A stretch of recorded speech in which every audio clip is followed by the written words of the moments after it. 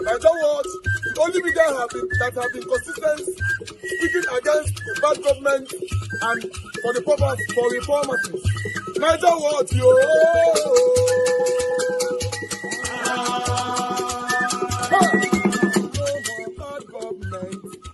No more bad government. Niger what? No more bad government. Niger what? No more bad government. The only media that have been speaking. No more bad government. The voice of the voiceless. No more bad government.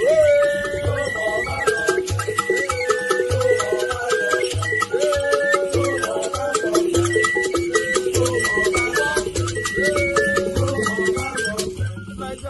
No more bad government. For the poor. No more bad government. Niger what? No more bad government. Niger what media. No more bad government. No more bad government. No more bad government. In Nigeria. No more bad government. No more bad government. No more bad government. The only media. No more bad government. The number one media in Nigeria. No more bad government. That have been speaking against government. No more bad government. Niger what? No more bad government.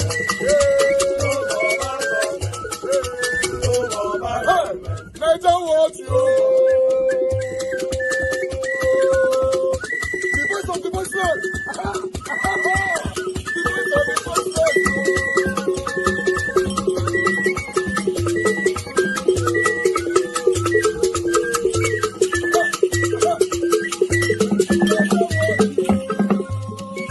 Voice for the voiceless. Voice for the voiceless. Niger what? Voice for the voiceless. Niger watch media. The only media that have been speaking against bad government. Being consistency since 1944. Voice for the voiceless. Voice for the voiceless. Umuwame. Voice for the voiceless. Umuwame. Voice for the voiceless. Voice for the voiceless. Voice for the voiceless. Voice for the voiceless. Voice for the voiceless. Voice for the voiceless. Niger watch you. We have been seeing all you guys have been doing, and he recommending to everyone in Nigeria, saying that you guys are the number one. Niger what you.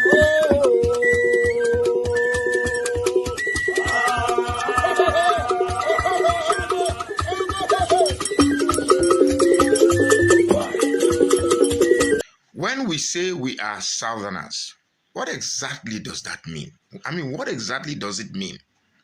Because I've come to realize lately that the division in the South is inbred.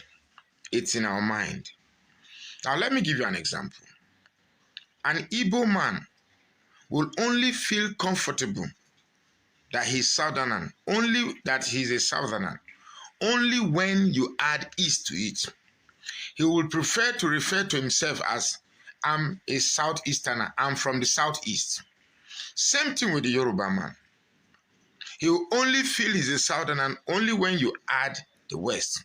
I'm from the Southwest. Then those from the South-South, I know, leave the argument of whether they're South-South or not. For now, for purpose of this video, let's distinguish that. I want to distinguish certain facts from this. Now, the people from the South-South feel comfortable to say I'm a Southerner because being a South-Southerner distinguishes them from the Igbos and from the Yorubas. Now tell me, how can we be united? Very, very impossible, right? Okay. But the flip side of it is, when it comes to politics, because all of my videos are geared towards actually politics. Now, I've noticed that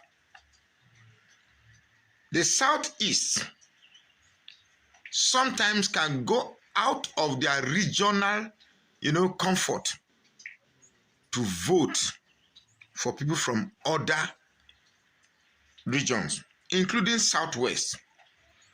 I recall that the Southeast, they voted massively for Obasanjo, right?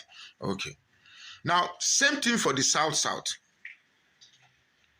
Like recently, they voted massively for the Southeast, and the South-South had voted massively for Southwest. But I just felt I should ask myself this question. When last, since independence, did the Southwest decided to vote massively for a candidate of the Southeast or the South-South? When last?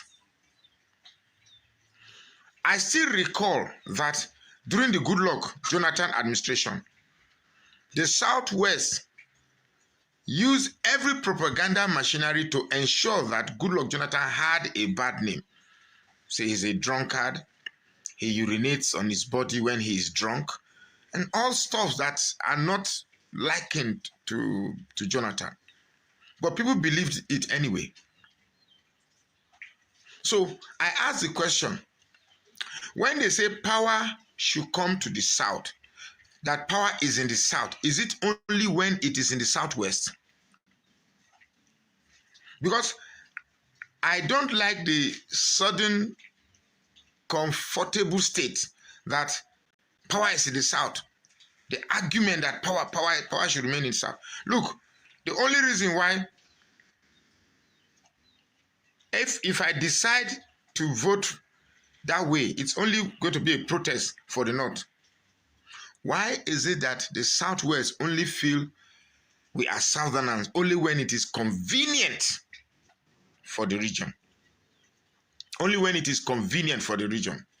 You see, I've come to the conclusion that the only reason why we are not united in the South is because of the Southwest. Forgive me, it's my opinion. I may be wrong. Please, if you have a superior argument, let me know, because I have to say these things the way they are. We have shied away too much from the truth. The only reason why we are not united in the South is the Southwest. Because I've noticed the Southwest hardly integrates with the rest of the region. Anytime there is a need to fight for the interest of the South, the Southwest most times exclude themselves. Or is it because of the penetration of Islam in the region, or is it because of hatred, or is it because of, I don't know. But hey, I don't know. Saying the truth is a very difficult job. Saying the truth is a very, very difficult job, but I have to say it anyway. So these are questions that have been looming in my head, and they need answers. Why is it that anytime we are fighting for the interests of the South, the Southwest hardly includes herself or itself? But whenever it is their own benefits, whenever it is conveniently their own benefit, they bring this, it's the turn of the South argument. Please let me see your arguments in the comment section. My name is Magnus Soraka. Please follow this page. During the war, which is to keep Nigeria one, is a task that must be done. That kind of sums up what you are trying to do. Is Nigeria one today? Well, is it? Are we still not Nigeria? I mean, in the real sense of a united country, united in a vision. Tell me which country is that absolutely united? Tell me, what it is that you do not have the different, viewpoints, etc. Yeah, but what would you advise?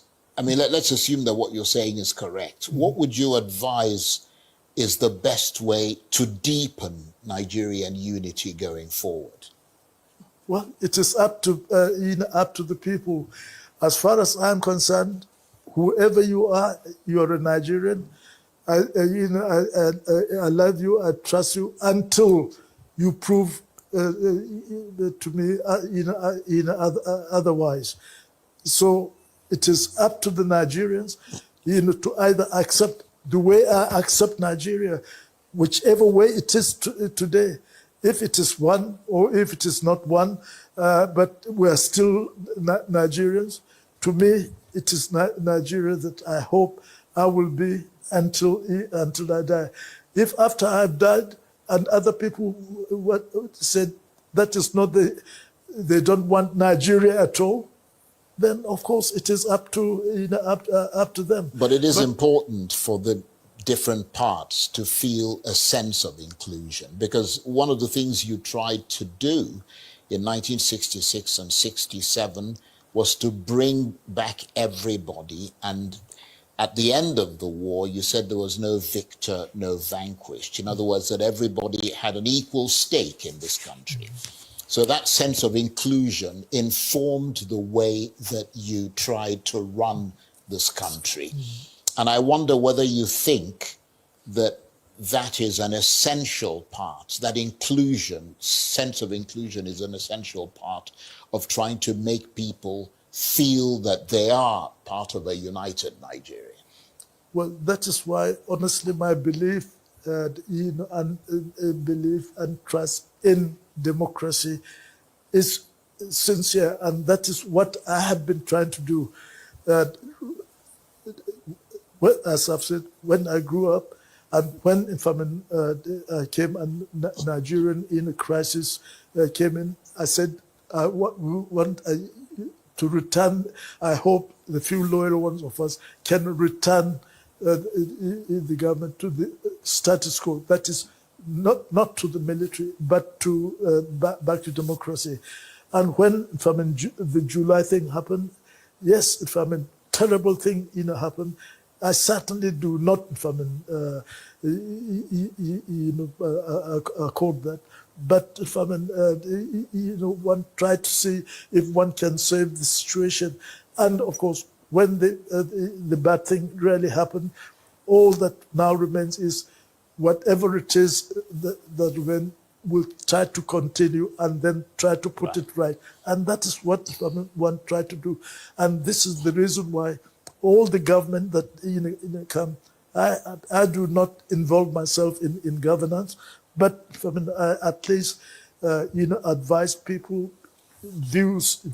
I express left, right, and center. We try to go almost to the precipice, but somehow the goodness of Nigerians, they will come back and continue to try to find the best way of living. Right.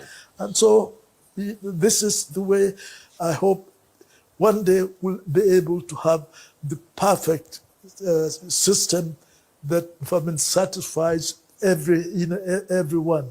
And General, we're almost at the end of this very interesting conversation. You've spoken about a lot of things, but let's speak finally about yourself. How would you like to be remembered?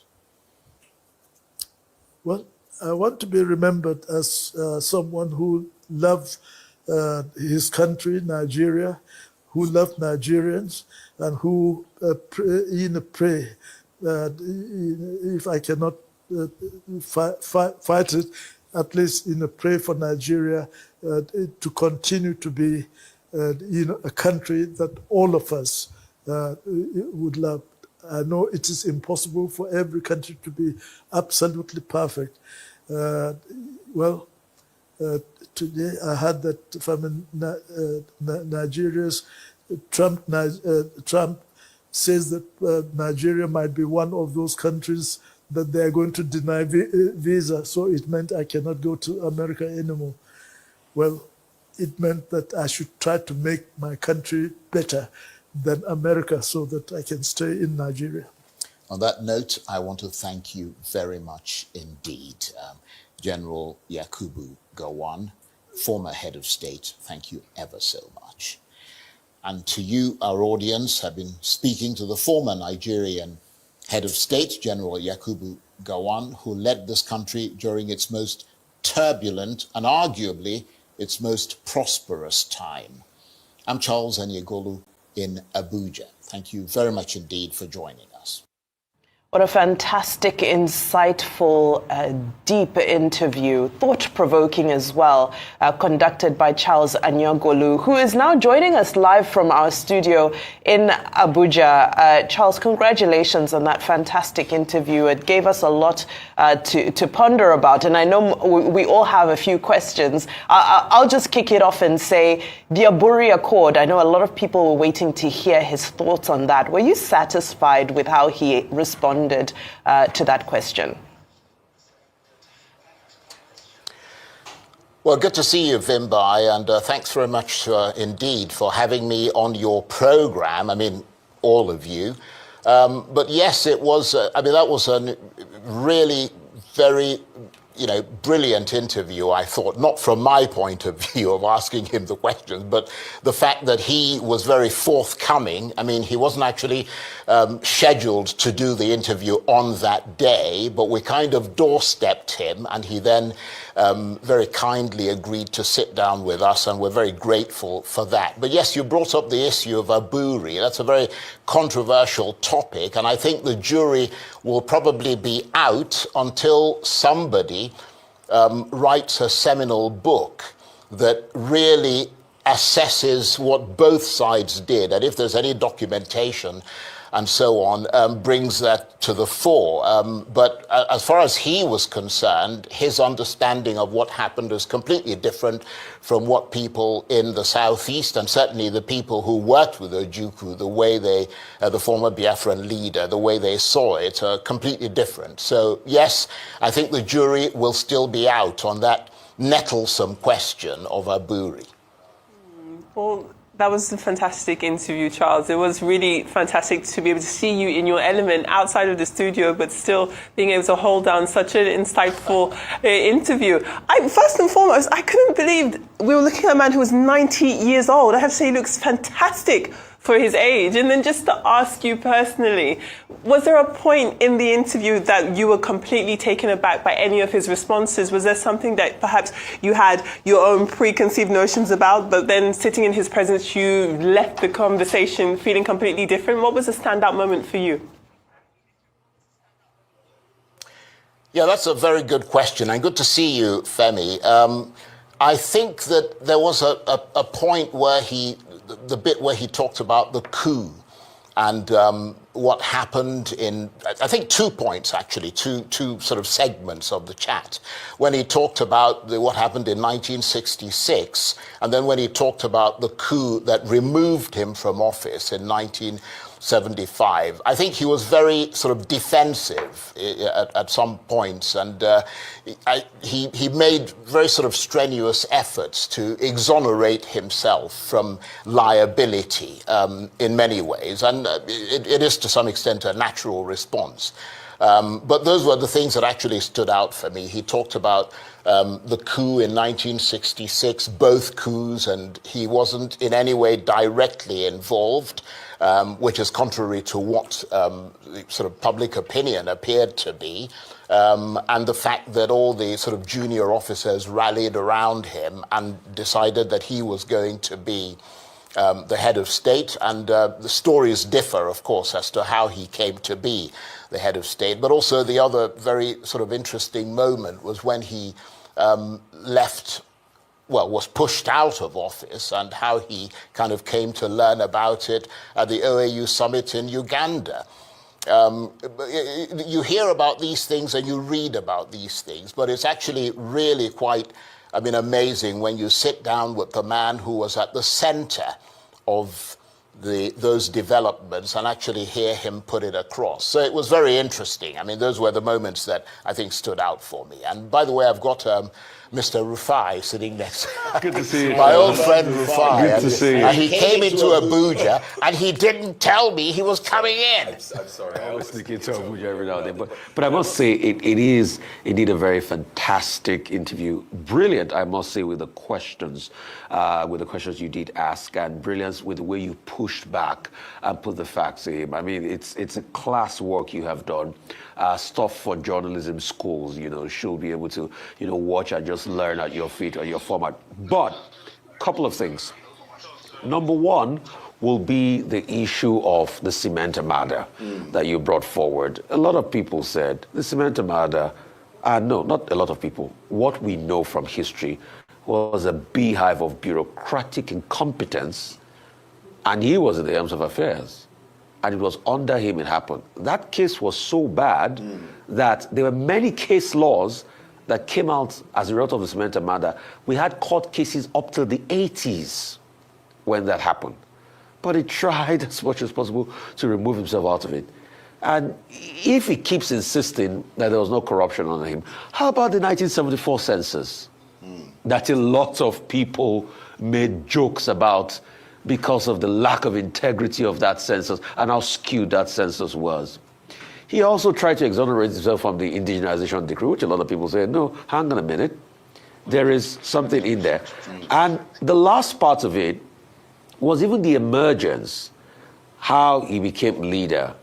The story he told there are many accounts. If you read the likes of Max Solion, if you read the likes of John Centaure's account, one of the most vivid and balanced accounts of the 60s, it's not the account he told there. That's why a lot of people are taken aback. In fact, while the interview was going on, somebody rang me up and did say they have a contrary account that they're going to release, even contrary recordings that they have. What would you say about, those times where he just tried to meander out of it? You asked a very critical question. You asked him, do you think we're healing now? But he just meandered through that question. Well, don't forget that, although to be honest, I found him to be an extraordinarily lucid man at the age of, he's just about to turn 91 in a few months in October. He was incredibly lucid for somebody that old. But you've also got to remember that he is somebody who's that old. He's heading on to being 91 years old. And that means that not only does he have foggy moments, possibly in his memory, although there was no evidence of that, but there can also be, a measure of sort of selective synchronization, let me put it that way. You see what I mean? Where people pick things that, they think leave them in a much better light. He's also a human being. We tend to see things from a subjective perspective.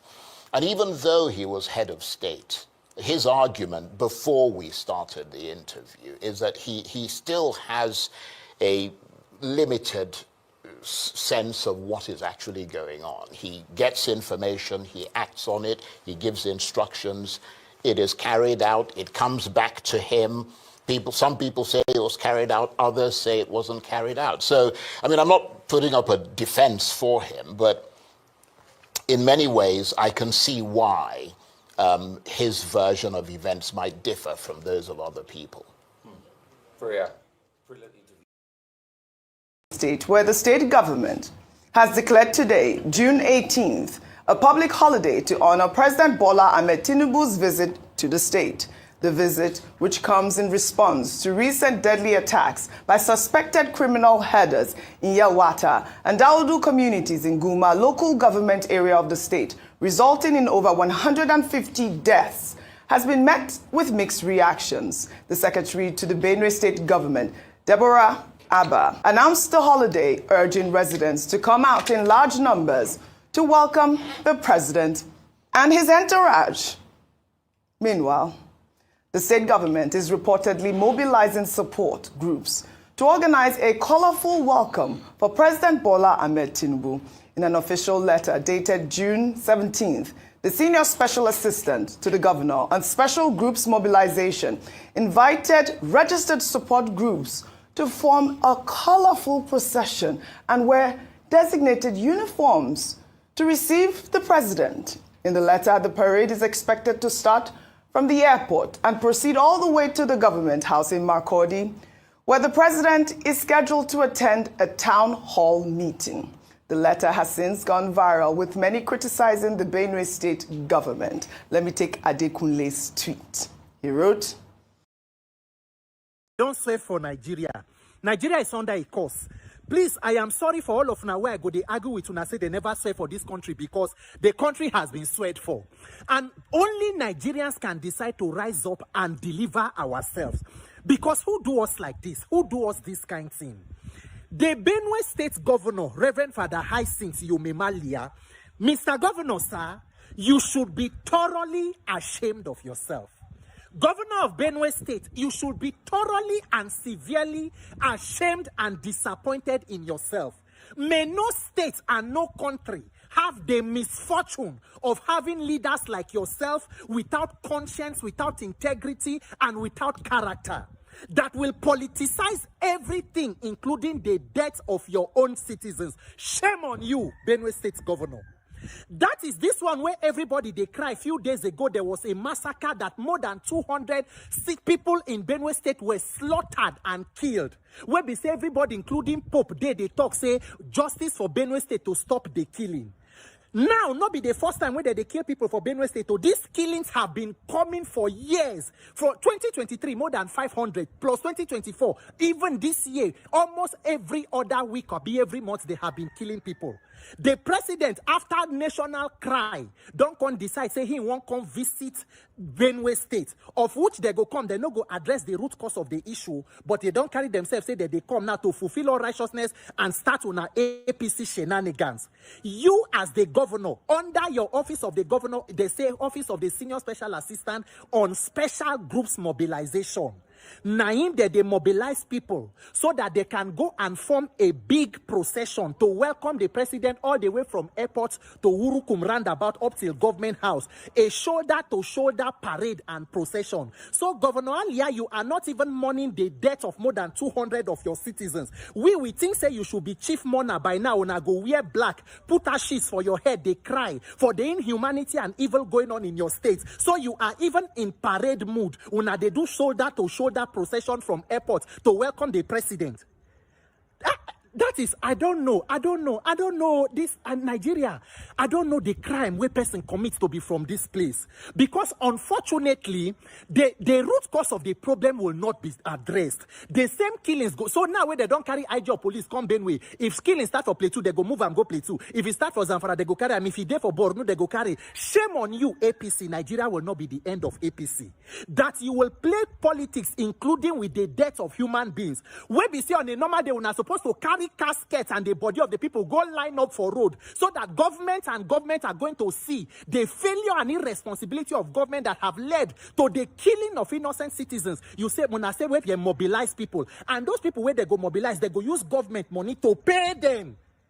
Hey, I be na me they mad. I don't know. Nigeria matter. Make I find visa. Because it's like this thing no dey better. Oh. Nigerians, I cannot even say my sympathies with the people of Benue State. It is with the whole of Nigeria. Benue State, some of una talk say, oh, that even if after everything we una see from Governor Samuel Otom, we been the APC, later defect, go PDP. They say because this one a Reverend Father, even if he the APC, they think no go. Naim una de so. Naim the state de so.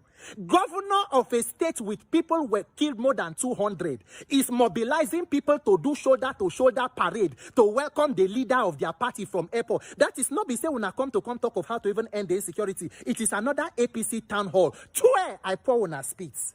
Ha! Governor Alia, that is the years, even if joining APC collect your conscience, the years you spent in the seminary as a Catholic priest before today you join politics, it no give you conscience to sympathize with the victims of those families, the families of those victims will die. Haba now, haba. Nigerians, make I tell you now. You see this stop the killing, stop the bloodshed, stop the this. All this one what they talk. So if we do not fix government and leadership by 2027 to real long, this thing why they talk. This thing why they talk. Because this one's where they do so the death of human beings don't mean anything to anybody. Oh. It is just numbers as they count them, it go. It is up to us to decide the value we want to put on our own life.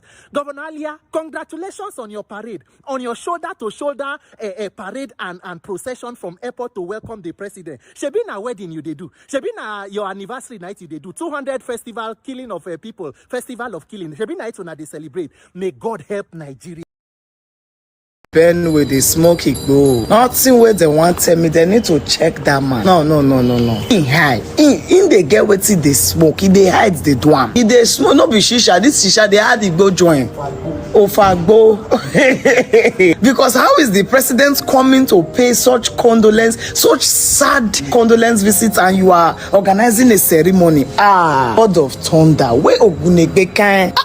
See oh God, I miss the days of who be that Ogi, that native doctor always strong well. Yeah, be the follow on. Yeah, those kind of days where we say as that kind man enter there, big go the chukuna inside. 200 people dead. You are coming to come and do ceremony for who wants to come and tell you sorry. This kind of twerking is epic twerking. You are twerking non-stop for Tinubu. This twerking is becoming disgusting. So your people, the people that lost their family members, will watch you set canopy, organize a party for the president. Shoulder to shoulder, colorful parade. Kai! I know, enough of Bini. See, and Bini people. Casket of the people. See, now the casket don't carry the dead body coming soon now. Surplus for road. Worry you. Well, worry you. Let me just breathe down. But see, until Nigerian people stand up and say enough of this bullshit, I keep saying this motherfuckers will not stop. But they go there now, go they visit. And they see military don't go, police don't go, IGP don't go, president they're ready to go. The Bible going to visit them. Hope you people are resolving the conflicts there, because protection of life and property is paramount. That is the fundamental responsibility of government. Primary responsibility. Some people they carry brokers up and down. They find who you want chase clouds with. You they find victims where you want chase, because most of you now are cloud chasers. Sorry, I don't mean to. This video was not supposed to go this way. Sorry, sir. Hey, Nigeria is such a big crime scene, a heartbreaking crime scene. Mr. Governor, if this is what you are planning, you should be so ashamed of yourself. And I blame the Benue people for allowing you to do this. I'm not inciting violence, so I'm just saying they have a right to say no, and you will not have anything to do. Look on, I want to end the video. First for my body. Good evening, trenches. Fundamentally wrong with our society. Unfortunately, it affects both the leaders and those appointed to work with them. How on earth will anyone endorse such a memo of funfair to welcome the president when it ought to be a gathering of sober reflection and action to prevent further massacre of Nigerians? Vimbai, have you heard of anything this absurd? This is quite ridiculous. I mean, I believe that this memo, the reason I brought up this story, is for the Benue state government to either debunk it or withdraw that absolute nonsense. Well, I'm sure we'll see visuals of the president arriving shortly, and we'll be able to see what they have in store. But this is so insensitive. It is deplorable. It is the worst possible choice that one can make at this particular juncture. Let's start with the public holiday. Why? First of all, families are in mourning. When you look at the number that have died, not just in this in the last spate of attacks, but in a broader sense, the number is in the thousands, which means that there's no family in Benue State that has not been affected by these killings, whether it be directly or indirectly. So this is supposed to be a time of grief and mourning. What we would expect is that even before the president came, the state maybe should have actually taken a day out to mourn, a day of grief, and a day to honor those who have lost their lives needlessly during these attacks. That's number one. Number two is, you know, this spirit of Ashwebi. Ashwebi is such a wonderful thing, but we really need to figure out when it's appropriate and when it's not appropriate. I know they're not calling for actual Ashwebi fabric, but the concept is, you know, different groups wearing different colors. It's the general concept of Ashwebi. And you know, we normally see Ashwebi, you know, when the children are kidnapped and they bring them back, they give them Ashwebi. It's misplaced. It's absolutely misplaced, and this is not the time nor the day. Let's not shift the conversation away from the things that matter. The citizens, yes, you're more than welcome. It's important for you to welcome your president and honor him as he is coming to show solidarity with you. But there's a reason why black is the color of grief, and that's the color that they would need to, so that the president can also understand how serious the issue is. I saw videos of people sweeping. That's another thing. They've now sent people to start cleaning the state. Why was your state not clean to begin with? You should have been consistent with the maintenance of it. Now you want to, you know, as Africans, I know I'll round up very quickly. I know you want to move on. But as Africans, we also have a major problem, because African homes, most times, no matter what we're going through, when we have visitors, we bring out our best cutlery, our best this, our best that, our best. It's African tradition to almost try to hide our shame. But this is not the time to do that. When your father, quote unquote, in the embodiment of the president is coming, is your time to cry at his feet. And this is our problem, not to, you know, put Vaseline on your face and make sure your face looks shiny so that he thinks that everything is in a better state than it. He needs to see the state for what it is. Absolutely, and I love your point. Black is the color of mourning, and that's what the people of Benue should have done while the president is there.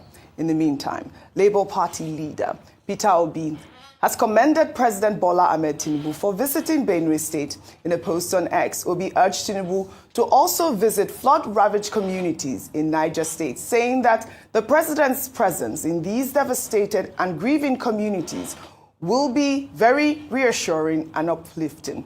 His post reads in part, both Benue and Niger states have lost over 200 lives each due to recent tragedies in Mokwa alone. More than 200 people were confirmed dead and over 1,000 are still missing following the floods. These are not just statistics. They are the lives of Nigerian families torn apart and their communities destroyed, highlighting that President Cyril Ramaphosa of South Africa recently visited flood victims in his country. Peter Obi stated that if the South African president could do it, we trust that you, as our own president, can do the same for your people. Let your visit to Mokwa send a strong message that all Nigerian lives matter and that no community, no matter how rural, is forgotten. Please also consider stepping up security across the country, especially in disaster-prone areas. We look forward to seeing not leadership by remote control, but proactive leadership that responds not just with words, but with compassion and action. Meanwhile, a video featuring a survivor of the deadly attack in Yelwata sharing his harrowing experience has gone viral. In the video, the survivor, Michael Aja, said he lost 20 members of his family. He recounted how their homes were set ablaze by suspected herdsmen, adding that 11 members of his family died in one house. Aja also lost all his goods and property during the attack. He spoke with News Central. Let's take a look. My whole family members that died yesterday, day before yesterday, on that very day, there were 20. That is my own family members. I'm not talking about any other thing. That is my own family members. This is my store. They burned my clothes. They burned everything. They burned our food. All my family members, what we kept out with is our clothes, what we wear. On that very day, rain started in the evening. So we entered. I slept there. So I was sleeping around 10:20. We had gunshot at back there. So before we could notice that something is happened, Fulani men, they entered this place. How are you sure they are Fulani men? Because they were speaking and I was inside the room and I heard them clearly. Not somebody told me. I was inside the room there and they surrounded that room. I escaped narrowly. My brothers born in this house.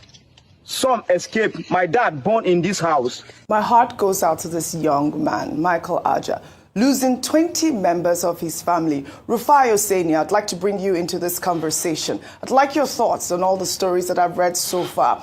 We're seeing that, the Benue state government is declaring a public holiday today, and that memo that went out asking, support groups to come adorned in colorful outfits, while we see Michael Aja here recounting his harrowing experience of how he lost 20 members of his family. Your thoughts? If the color of blood is red and the color of blood is everywhere in Benue because of the killing, isn't that enough need to introspect before the sycophancy that I see coming out of the state government? These are lives that you will never get back. Look at that man that said he lost 20 people in his family. Do you know the emotional trauma and pain he will live with for the rest of his life? Do you know the nightmare? Do you even care how he sleeps? And some people have the nerve to start a jamboree because the president is coming for a day of mourning. The president, please, is not coming to commission laudable projects of the Benue state government. The president is there to see the blood of the Benue people that washed their land because of the failure of their government and their country. The president is coming there because a country they pledge their allegiance to has failed them, not one, not two times. In the space of 2 years, over 1,000 people have been killed and millions, thousands have been displaced in that area. It is a day of sorrow. The blood of the people of Benue washes that ground they will be stepping on. But people are more concerned about Jamboree. For what they have done, to even think and attempt to do like a Jamboree, they have allowed the people in that area to die again. When are we going to stop this madness we do in our country? When are we going to stop this over-subservience to power when we need to solve the problem and speak truth to power? The reason for the problems in Benue can also be attributed to this sycophancy that we are seeing by these people. This same government that allegedly wrote that letter have not been able to tell us if they've gathered any intelligence as regards the people that perpetrated that heinous act. They are so quick to roll out the drum and declare public holiday. Did they declare a public holiday to mourn the people of Benue when they were killed? Did they declare a public holiday to mourn the people when they came out to protest? Didn't the security agents stop the people from protesting by shooting them with tear gas? What country are we running? When will this level of sycophancy stop? Well said, Rufai. Well, in the same vein, the Minister of Interior, Olubunmi Tunji-Ojo, has criticized the porous nature of Nigeria's borders and the underfunding of the police, identifying them as major threats to national security. Speaking at a recent event, Tunji-Ojo highlighted the inadequacy of the 10 billion naira allocated to the Nigerian Immigration Service to secure Nigeria's vast 4,024 square kilometer border, stating that such porous borders allow for easy infiltration of criminals and exacerbate existing security challenges. He emphasized the need for a realistic approach to tackling the issue, warning that if borders remain permeable, the efforts of the military in combating terrorism will be undermined by a continuous influx of new threats. Let's take a look before we come back for a discussion. If you look at the 2025 budget, how much do you even have for border security? That's the truth. The whole budget of Nigerian Immigration Service is less than, it's about, the capital budget is less than 10 billion or something naira. And you want to protect 4,024 square kilometers of our border space. Are we joking? One, you kill one terrorist and the border is porous, 20 will come in and the military are challenged. So for us, we need to be very realistic with ourselves. Do we want a system that works? Or we just want to play to the gallery? We have some of the most brilliant people in our DSS. We have our NIA doing fantastically well. You can see the kind of leadership that the NSA is providing. But the simple truth is that when we talk about security, internal security, the first thing that comes to a Nigerian mind is the military. That is a sign of failure of our internal security agencies. Let's tell ourselves the truth. I do not see a reason why our police, for instance, should even rely on budgetary allocation. Let's call a spade a spade. Let's call a spade a spade. I think Olubunmi Tunji-Ojo here makes a brilliant point. I mean, only recently we touched on the Benue State governor saying that, it's because of the lack of security within our borders, these people are coming and the threats are new threats. There need to be more funding for the security of our borders. Our international correspondent really quickly and then we move. No, On this one, is a very shocking one. It has gotten to a point where some of the people occupied over 200 people in Benue State. One of them don't come out, come threaten very dark man for giving awareness to the whole world on what they are doing to the Benue people, allegedly. This one, it shocked me. At this moment, what we are seeing now is that we don't have a country. Let's be honest to ourselves. These people are being prioritized by whoever, as we are talking. Remember, these guys are not covering their faces. They are speaking. They are very, very bold in their approach. On this particular video, the way the guy they talk, it means that the government know who this person be, who they be, but nobody's doing anything about it. Let's watch this quickly. I'm coming for more submission.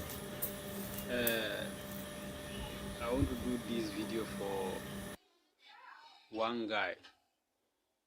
They are calling that guy very dark man. VDM as bandits strike your people. You go there and be saying rubbish. Warn your people. This is just the beginning, very dark man. Warn them. This is just the beginning. They never see something. And I want to tell you something. Fulani are not like government. I'm seeing you in social media abusing government, doing this. Fulani are not like government. You have to be very careful. You have to be very careful. Last month, I come meet with one video. Benue State people, they give Fulanis 14 days to come out in their states. That one is rubbish now. They don't have that right to chase all Fulani in their state. Whether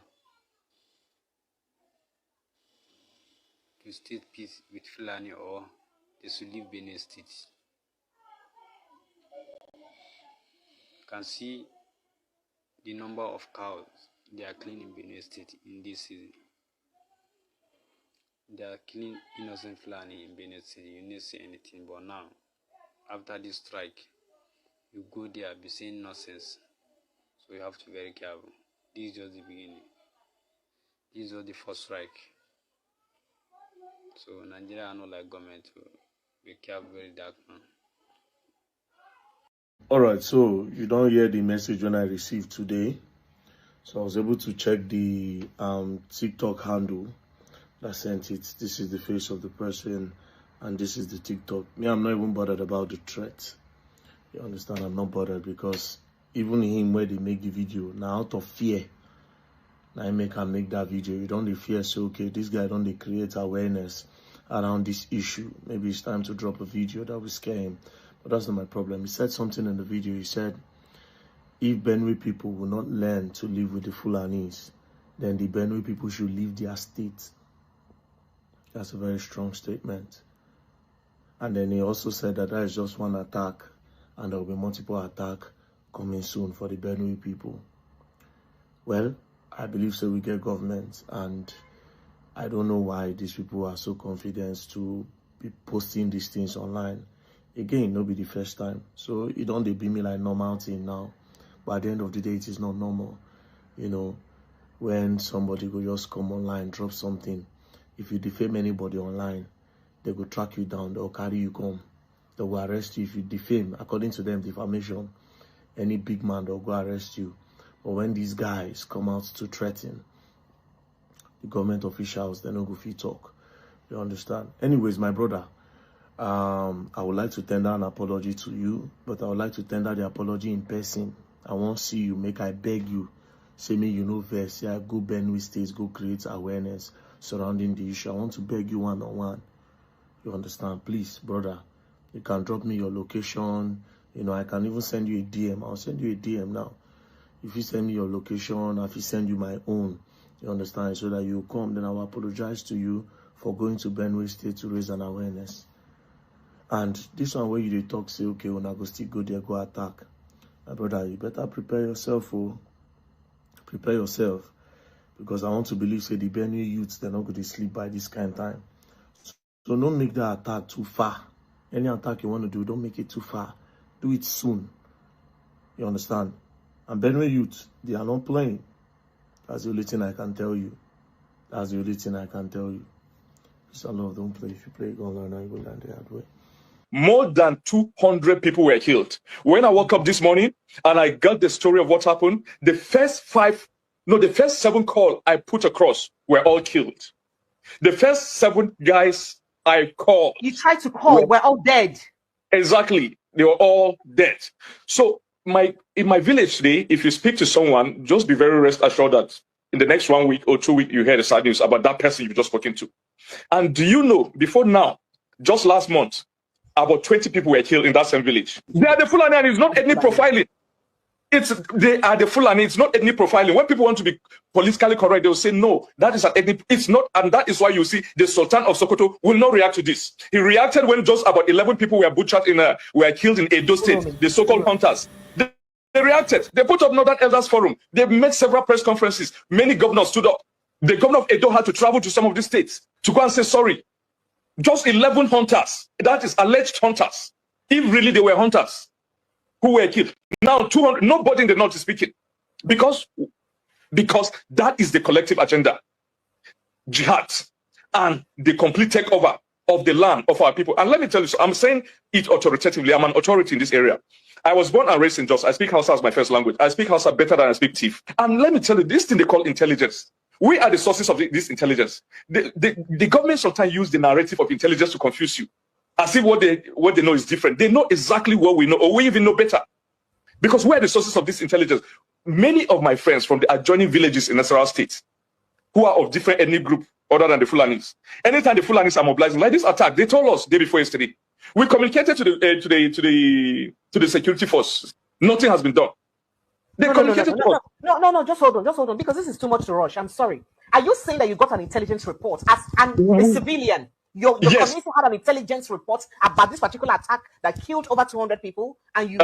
My sister, do you know the funny thing? It is no longer secret. It's just like the secret cultism in Nigeria. They gathered their AK-47 in a community called Giza in Nasarawa State, in the boundary between Nasarawa and Benue, in Giza and Kadorko. All our friends from there, and they come out in the open with their this and they hold a meeting openly. You know, they are going to strike in Hirota, and then some people begin to bid them farewell. Allah Kulafia. May God take you safely. May God take you safely. Yes, they came in more than 100 bites. Listen, but that is how your country has degenerated. That these things are done in broad daylight. It has degenerated. And let me tell you, let me also shock you. About 7 soldiers, I'm saying it as it is, about 7 soldiers joined them from the Giza, the community, are joining my own village. They arrested one who uttered all this, made this confession. You see, wait till they happen for Nigeria. I felt to can say our government allegedly they are aware of what is happening. That's why you see, when they massacre some people for Edo State, where they allegedly say they be hunters, you see the way everybody reacted. You see the way the top elites in Nigeria, most especially in the north, how they reacted. You see the way Tinubu talk say they should fish out the people who buy those Fulani herdsmen or hunters that time for Edo State. I remember this one. They show their face. We showed videos where they are sharing money, where they are sharing loot, kidnapping money or whatever is called, ransom money. That's what the word I was looking for and all that. We circulated all of them on social media with our government. They are not doing anything about it. At this point, it is obvious that some are prioritized, are more important than you and I. It's crazy. My people, Nigeria, we are in trouble. This is Nigeria Watch Media. Join us every day, 7 p.m. Nigerian time. Let's continue to talk about things as affected you and I. Take care, guys. I'm back for now. All right, guys. Good morning, good afternoon, good evening to you all. Another day. Today's Wednesday, 18th June 2025. I appreciate every one of you, my people, and God bless you. Mother for Mommy Diaspora, thank you very much, Mommy. Good evening to you. Thanks for all that you do. I appreciate you always for always being there for us. Thank you so much, everyone. Abu Aziz, thank you very much. I appreciate you. Thanks for always being there. Mr. Johnson, Emmanuel, Divine Cross, Stephen Shibuz, thank you very much. God bless you. Ariomi Abdul Mike Akyambari, thank you, my brother, and happy birthday to you once again. Debzi, I can see you right there. Bex Banks, I can see you. Second girl, I can see you, Mother Peg Modi, and many others, Dixie and Dagmo, and many others that I've already showcased on air. Didi Anthony, we can see you. Lara Wajua, Adioso, I can see you right there as well. George Blueshell, God bless you all. I would just like us to move on right now. We have a guest in the next 1 hour. So for those of you that want to join this broadcast, you need to come in on time so that we can take the questions together with our guests. With the situation that is going on in Nigeria is getting so tiring. It's getting so tiring, as you can see. You saw from the video that I just projected that one of these people who embarked on that satanic act, in Benue, just came out now threatening very dark man allegedly. It's crazy.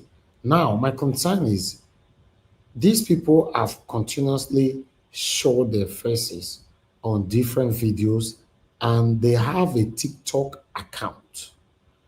This will not be say because normally in the past they do this thing secret, then you'll be looking for the people who did it, right? Now our government allegedly know who is doing this thing and they are not reacting to it. We have a long way to go right now. I've never seen this before. To be honest, I thought Buhari's regime was so bad. I never knew that what is coming ahead will be worse, ever. Tinubu have gotten that award now, the worst president in the history of Nigeria. That is what it's going to look like. It's crazy. It's shocking. It's so disheartening. Seeing this happening, just look at the smile on his face when he arrived in Benue.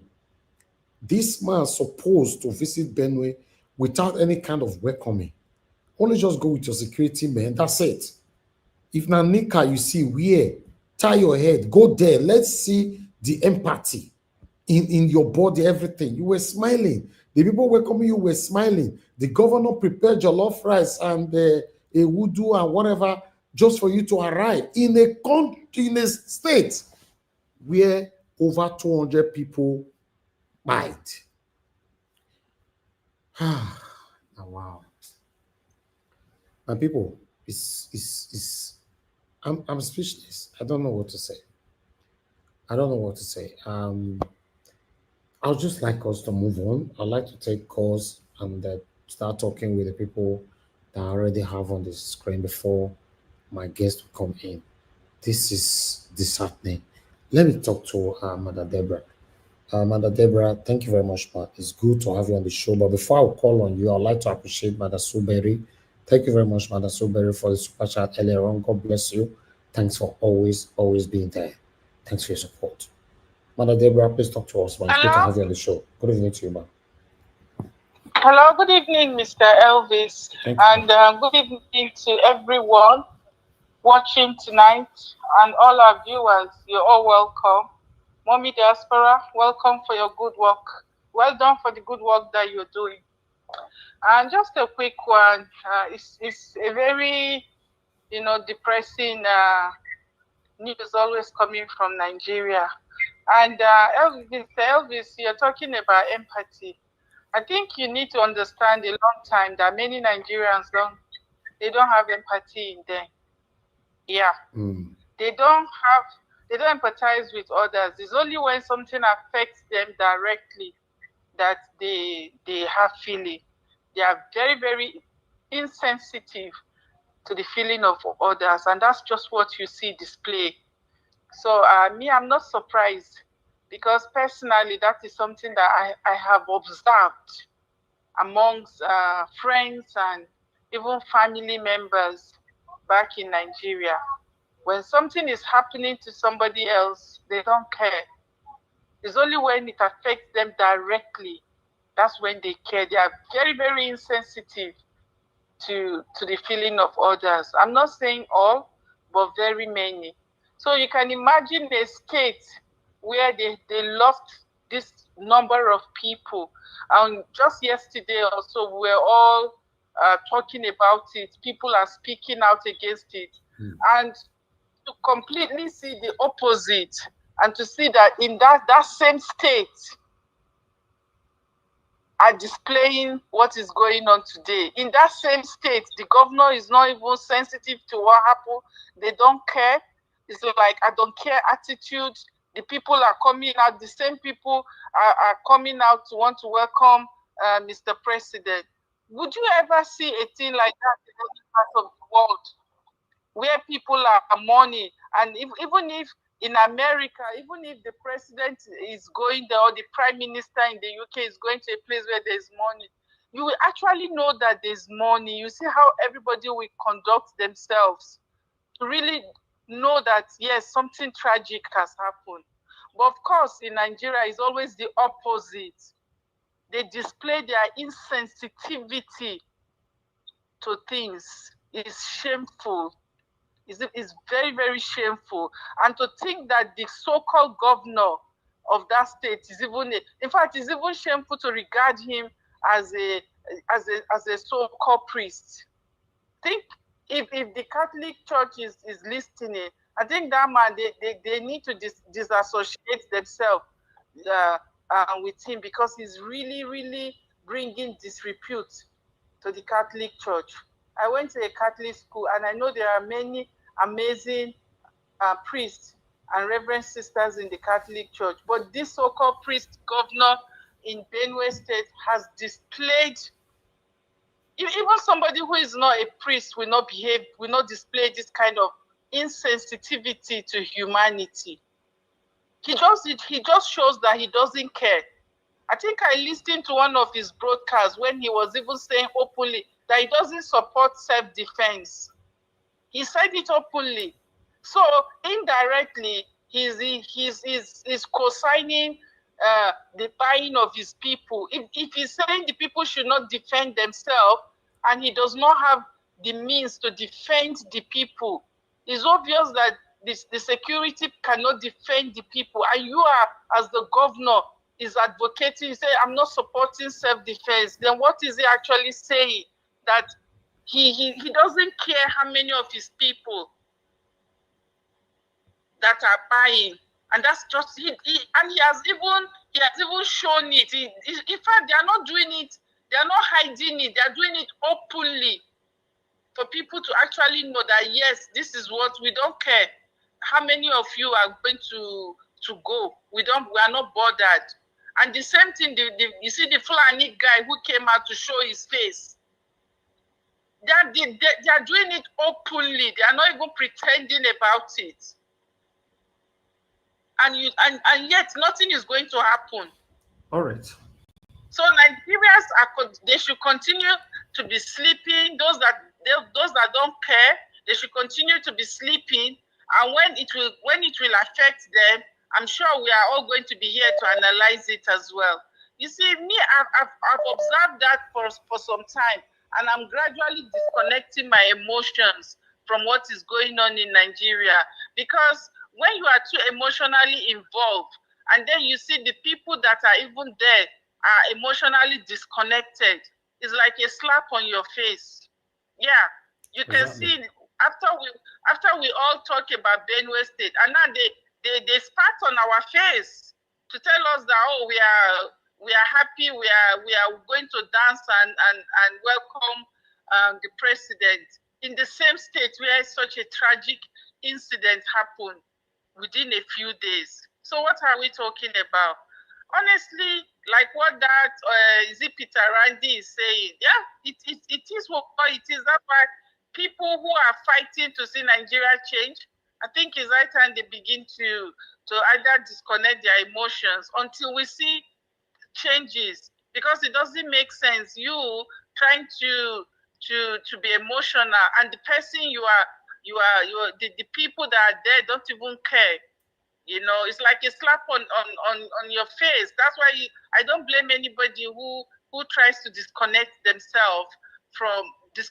emotions from what is currently happening. Because the people, you cannot save somebody who doesn't want to be saved. You cannot try to help people who are not willing. In fact, they don't even realize that there's a problem. Even those that realize there's a problem, they are not willing to do anything about it. They are not willing, they are not showing any sign that, yes, we are willing to do anything about it.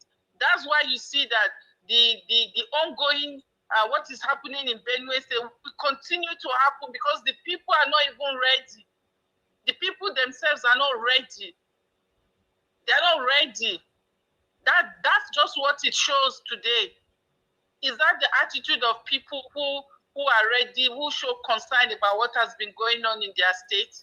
Okay. They are not ready. Thank you. So hopefully, maybe until they chase the process, and Fulani are now the ones they have taken over their state. Maybe that's what they indirectly want. Thank you, ma'am. It's a very, very sad situation. It is. So that then let me just quickly say something about the ex-president Gowon. You know, I'm sure he was the one that fought to keep Nigeria one, and I'm sure he's actually disappointed to see what is happening in Nigeria today. You see, sometimes no matter what you do in this life, if you don't do it based on justice and fairness, you always get the reward. So after fighting the war, I think he's happy now to see that the country that he fought to keep one, he can see how everything is turning out. So I'm sure he's disappointed. All right. Sadly, Thank you, ma'am. he is part of the problems that we have today. Thank you so much, Mr. Elvis. Thank you, ma'am. God bless you. Thank you, ma'am. Yeah, thanks for your submission. Nigeria situation is just God. Anyway, let me take another call quickly before I move on straight to my panelist. Tony Africa, please talk to us. Sir. Yeah, good evening, sir. Everybody, sir. Good evening. Thank you, sir. Yes. Thank you for your work, my brother. Thank you. I don't want to talk to that madam, first of all. I'm not abusing nobody. That woman should better pack up her load and go back home to go and face this oppressive regime. Which woman are you talking about? The people that are blaming our people. Our people are under pressure. We cannot be blaming them. So give your submission and leave others alone. Don't call into this platform aggressively. Okay, sir. Okay. You know, you don't do that. Okay, sir. Okay, I'm sorry, sir. So now, so that's it. So the system has collapsed since a long time ago. So our people are living under pressure, under duress. So when you see people coming out to come and welcome, they have to do it because it's just like an Iranian system or North Korea where you are forced to laugh, to pretend as if things are okay. You know what I'm saying? So we should stop blaming people. We should not tell people because we are not there. Actually, we ought to, that we really have that empathy. We have to go back home and they're ready to die for the nation. You know what I'm saying? Like you are doing now. You are back home. You are back home. You have right to challenge all of us. You have right, So the system has collapsed. So it's just too painful what is happening in that country. A country with no government, a country with no system, no governmental institutions, no nothing. And so I don't know why we still keep on. The other day I was recommending that in order to to cool down your head, it's better you start to showcase other programs. Whether normal programs, any program, whether about your promotion, about your business, your movie, something, I think it's better, or just something like that. Because this, when we are talking about government, it's like we are just wasting our time because this are nobody's there to listen. Because assuming that we have a bad government on ground, then we cannot start looking for how we can talk to them so that they can become good government. But in the system, in the Nigerian system, which is just in Africa, we have no system at all. So we're just talking to the breeze. You know what I'm saying? I'm just telling you the truth because I never see a country where the people have to be gingering the people that came out to contest or they are selected to be good president or governors and everything. Then at the end of the day, we have to be telling them to adjust this constitution, we have to tell them to do this, and then they are not doing nothing, and then you have no court. Look at the election that time. Look at what happened in how the people are jumping from one to the other, so the so-called party, they're just going there. Everybody go. The same job, they're just in our face. So that's what I'm trying to say, sir. You see that I'm also just kind of loss of. Look, I'm totally lost of something more positive about that country to see. I'm just I've just given it up. Just that I just want to wish you safety. In Nigeria, there I wish you good health. So just be careful. So just I think it's better you just just take care of yourself and your family there in Nigeria. Forget about the country for the meantime until all of us come back home and then come and participate in this, how to change the system. You know, because I never see a country where they'll be killing people, nobody is speaking. Even one single person dead, even a cat, a dog. So, but you'll be talking since now. You've not blamed anybody. Whenever you call here, fear not you let you mention Tinubu name. So who are you blaming now? Who are you blaming? Stop being tricky. What did I say to you? No, my brother, I'm not tricky. I told you that that since a long time I've been saying it every day. I said that Tinubu is a warlord. You know what? So a warlord is people like yesterday I said to you. I said that Tinubu is not a president, so it's not that you know when you have a president, you be talking to president. But this time around, Nigeria is being occupied by warlords. You have Adamu Alibu A.K. Oshomole as a warlord from Edo State. Look at how he was jumping into Kovio, you know, like monkey, you know. So and then look at Tinubu like a frog. You know what I mean? Frog. So, and then these are the people that you are talking to. These people, they are warlords. You don't talk to a warlord. You cannot handle, do any deal. But you'll be saying, you'll be calling for separation. How are we going to achieve that? Take us through it. Yes. Yeah, we really need to, that is what we are going to be working on towards. You know, that is the only alternative. Because first of all, we have to work towards having a donation. Because it's very difficult right now. And then the more we wait safe, the more everything is scatter. Okay. So that we don't have this unity. So you can see now that, please, my brother, give me some more time also. You get your time and I just have 3 minutes. So let me just talk for 1 more minute. 1 more minute, sir. Thank you. So, you see, the more we wait, the more the resources are being diverted away from the take care of the people, and then the more community hating each other. Can you just imagine Oromo local government have no single bank? The mother to all the resources in Edo State, number one oil producing state, local government and gas in Edo State. They have no nothing. So just imagine how people from Abudu, from Zanugogo, they will be thinking about people who are coming from Benin. You know what I'm saying? They look at these all one people that have no people in the government at all. You know, the Asian people, those one they can make their own way because they know how to take care of themselves, you know. But look at what about Ekoko Edo people? You know, so the resources is not there. All right. People are just taking all the money and I don't know. Organizer very soon now. You see that this kind of situation that is in Benue, we come to Akoko Edo local government. You know, because of the gold there, the gold. So Dangote is there, Boa is there. They will bring their people from the Sahel. They will come and destroy us. You know, and then Adamawa lives there as one of their offsprings of Ottoman Danfodio. It will help them. That's what we are talking about. So the earlier we start to separate ourselves from this entity, this contraction called Nigeria, the better for us. Nnamdi Kanu can never be right. He's a prophet. You know what I'm saying? All his prophecies are coming to pass. Koro. You know, God bless Nnamdi Kanu. Okay. Thank you, sir. Thank you. Thank you. God bless Organizer. God bless you, sir. Thank you, sir. Yes, sir. All right, my people, for callers, I'm done for now because we have a guest coming in. So I'm just going to come to my people on the panel. I'm going to take it round. Everybody going to have only for 5 minutes because I'm not going to do it as usual due to our guests. 9 p.m. is already around the corner. But let me come to Black Panther. Black Panther, is good to have you on the show. Good evening to you, my brother. Please talk to us. You have 5 minutes. Please go straight to the point. Naija Watch, thank you very much. You see, I think I sent you a video. Thank God you played that video. You see, I have not been able to talk really extensively on this Benue killing. I wanted to see, before I go ahead, I would like to greet everybody. Mommy in the house, may God bless you, Mommy. And it is very hard. I know it's very hard for a mother to see what happened in Benue. Today I was driving, when I was watching, tears rolled out of my eyes because I was thinking, after my due investigation, because I wanted to see a person from that land, go.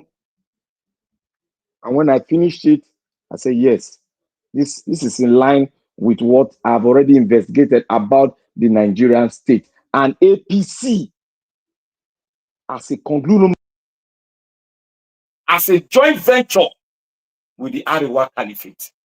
I want to thank everybody that is listening today. God bless every one of us.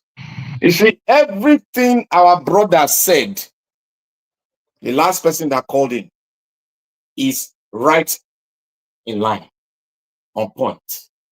Everything Madam Deborah said, right on point. Now, how are we going to put those 2 points together to make a strong way forward? It's not the problem. Our thinking faculty and our in-depth analysis of what is happening to us, that is how we can forge ahead. Sometimes we come here, I don't talk for talking's sake. I'm not trained like that just to come out, see a topic, and start blabbing on it. And because I don't know anything about I can never do that, and I will never do it. Because if one question comes forward, I will land on the ground flat. You see this burning issue? They are saying farmers, elders, bull crap. Sorry for my language. You see the Sultan. You see them? They are silent. You see why I always call on the Arewa? Because I know who formed that conglomerate. I know the formation of Arewa. I have their history in my head. That's why when I point the light at them, I know what I'm saying.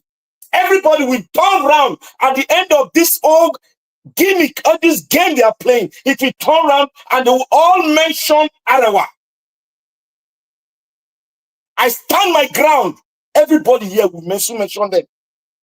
When I said Nigeria is not a country, you thought I was joking. Somebody abused me here. He called from England.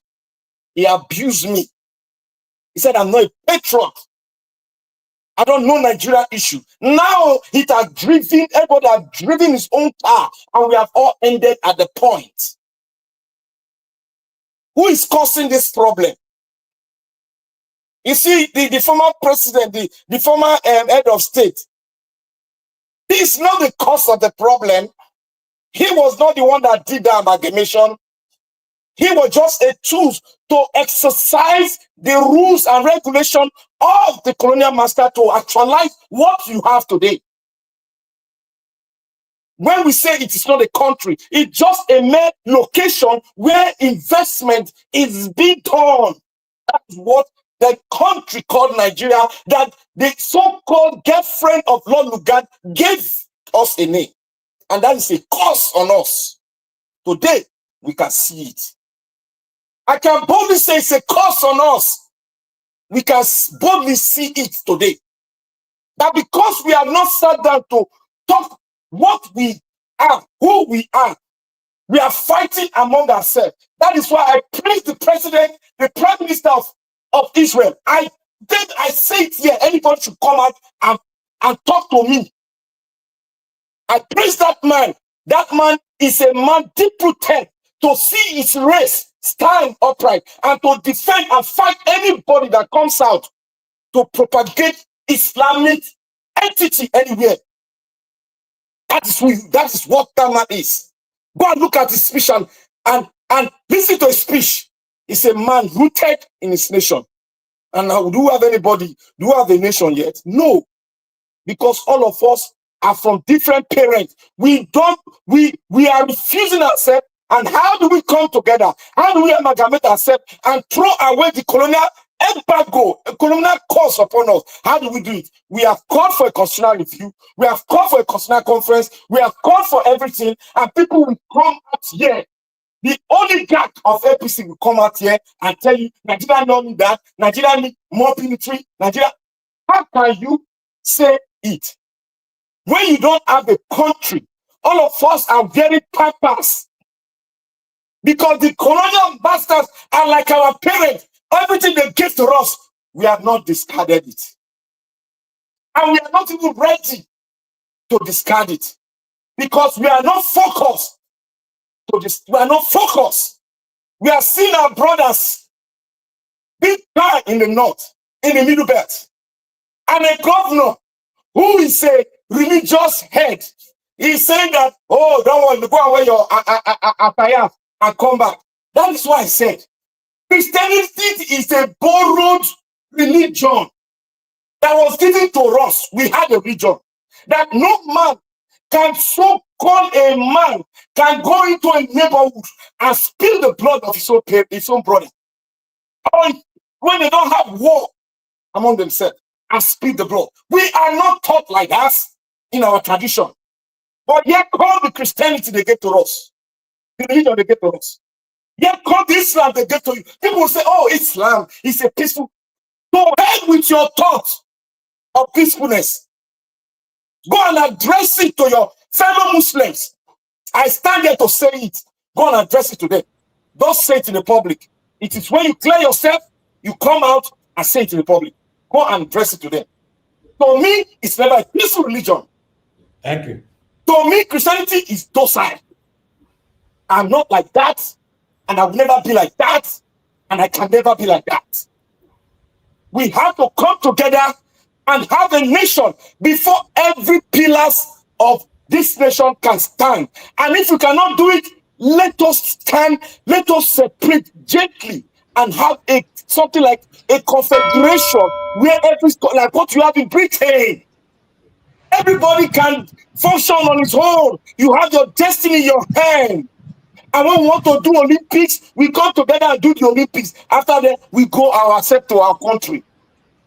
And it's not supposed to be in a country where you have more than 200 languages, where you have more than 200 parents. Thank you, Black Panther. Thank you, my brother. God bless you, sir.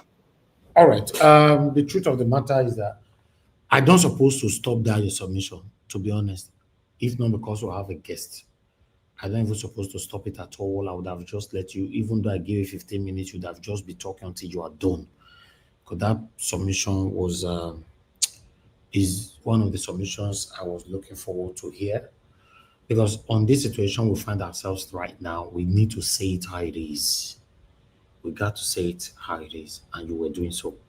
Thank you, my brother, for that submission. Mr. Jonathan, please talk to us in 5 minutes. Okay, Mr. Elvis, thank you very much. I really appreciate it. I greet you once again today. Thanks for the good job we are doing. God bless you. And my fellow panelists, I greet you all. God bless you all greatly. Mommy Diaspora, once again, good evening. God bless you greatly. And all the commenters and all the callers, I greet you all. God bless you all. Welcome. You see, I always say, I will say it again. I'm not going to be tired of saying that because it is the truth. Nigeria is not a normal country. Everybody knows that. The baby in the womb know that. Even those that are not even conceived yet, they know that Nigeria is not a normal country. And again, nations are made up, nations, all nations made up of people. It is people that made up countries. Yes. And therefore, it is the people, largely the people that resides in Nigeria that are not normal. We need to call ourselves. We have to know, you must know who you are. You must know who you are until when you begin to be ashamed of yourself, just perhaps you will start doing the correct. You will start doing the needful. Maybe when we sit down, we look at ourselves and we start getting ashamed of ourselves that we are not normal, because people think that they are normal, but they are not. They are not. And until they come to that reality, that fact that I'm not normal, something is wrong somewhere, I need to do something about it. And we need to be calling ourselves out. Nigeria is not a normal country. The people residing in that country largely are not normal. To take that further, every government that emerges in a country is a reflection of the people that are living or residing in that country at that material time. It's a reflection. There's no difference. It's a reflection. That is why the event today in Benue, people are talking about the president. He went there with his Babariga. You know, people are clapping. They declare a public holiday. It is a testament of abnormality. Period. They are not normal. And there is something that we also call wisdom. There is no respect for human life. Where is wisdom? Where is it? They are only self-centered people. Self-centered. And psychophancy have taken wisdom away. When a man is self-centered and that he only and hypocritical every step of the way, he will have no, even the minimum of it, the minimum level of wisdom. He won't have it. And that is what we have in Nigeria right now. It is self-centered people that are superintending over the nation. Abnormal people. If you don't know the definition of abnormality, just contrast the event that occurred in Benue this past weekend in the last 3-4 days with the event of today and the people that are involved in both. The people that are involved in Benue State, the people that buy, that are mourning, that are in sorrow, juxtapose it with the people that showed up today, smiling, declaring public holiday. Then you will know what abnormality is. When a governor said he doesn't support self-defense in this situation, in these current circumstances, it's another testament of abnormality. It's not normal. It's not a normal person. He might think it's normal. He needs an evaluation, a mental one, a serious one. You might think you are the governor. You are carrying yourself up and down. You are not a normal person. You need a mental evaluation. And until such a governor will come out himself and say, I don't have cows. For me, I believe you have cows. You also have cows. It is only you and you alone that will come out to the whole world and say it openly to the whole world that I, Governor Ilya, I don't have cows. I don't have investment in cows. But for now, you do. Because I'm only adding up the event. I'm adding up your statement, your misdemeanor, the way you are presenting yourself, what you are saying in the public, to come to that conclusion. It is only you that will say it is not so. And I will have no reason not to believe you because I'm not there to see. But based on the information that are publicly available, you have cows. In fact, you have them in their hundreds. These are the people that are superintending over the nation Nigeria. It's unfortunate. We don't even have a president. If you like, call it whatever you want to call it. We don't have. We only have a self-centered man. A man who has no empathy of any kind. No empathy of any kind. How will you describe the event of today? Is that a man that has even compassion for people? You're supposed to go there. Look for the material, the kind of clothing, your clothing. Who are the people that are advising you? The way you will appear will show that you are with them. You are mourning with them. You will go there to comfort them. What country is this? What is happening? When will this stop? Where are we going? No respect for human lives. Absolutely none. No compassion of any kind. And they are displaying it in broad daylight. They care less. They don't give a damn.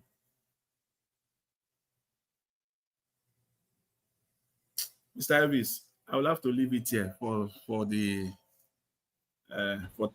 sake of time. I appreciate it. Thank you very much. Thank you very much, Mr. Jonathan. God bless you. Thanks for your submission. Hopefully, we can have more time to expatiate on this after our guests have left. Okay, let me come to Mr. Alabo. Mr. Alabo, it's good to have you on the show. Good evening to you, sir. Please, you have 5 minutes, talk to us. Thank you, Mr. Niger Watch. Thank you, Nigerians. Good evening, Mommy Diaspora. Good evening, the panelists. Good evening, Nigerians.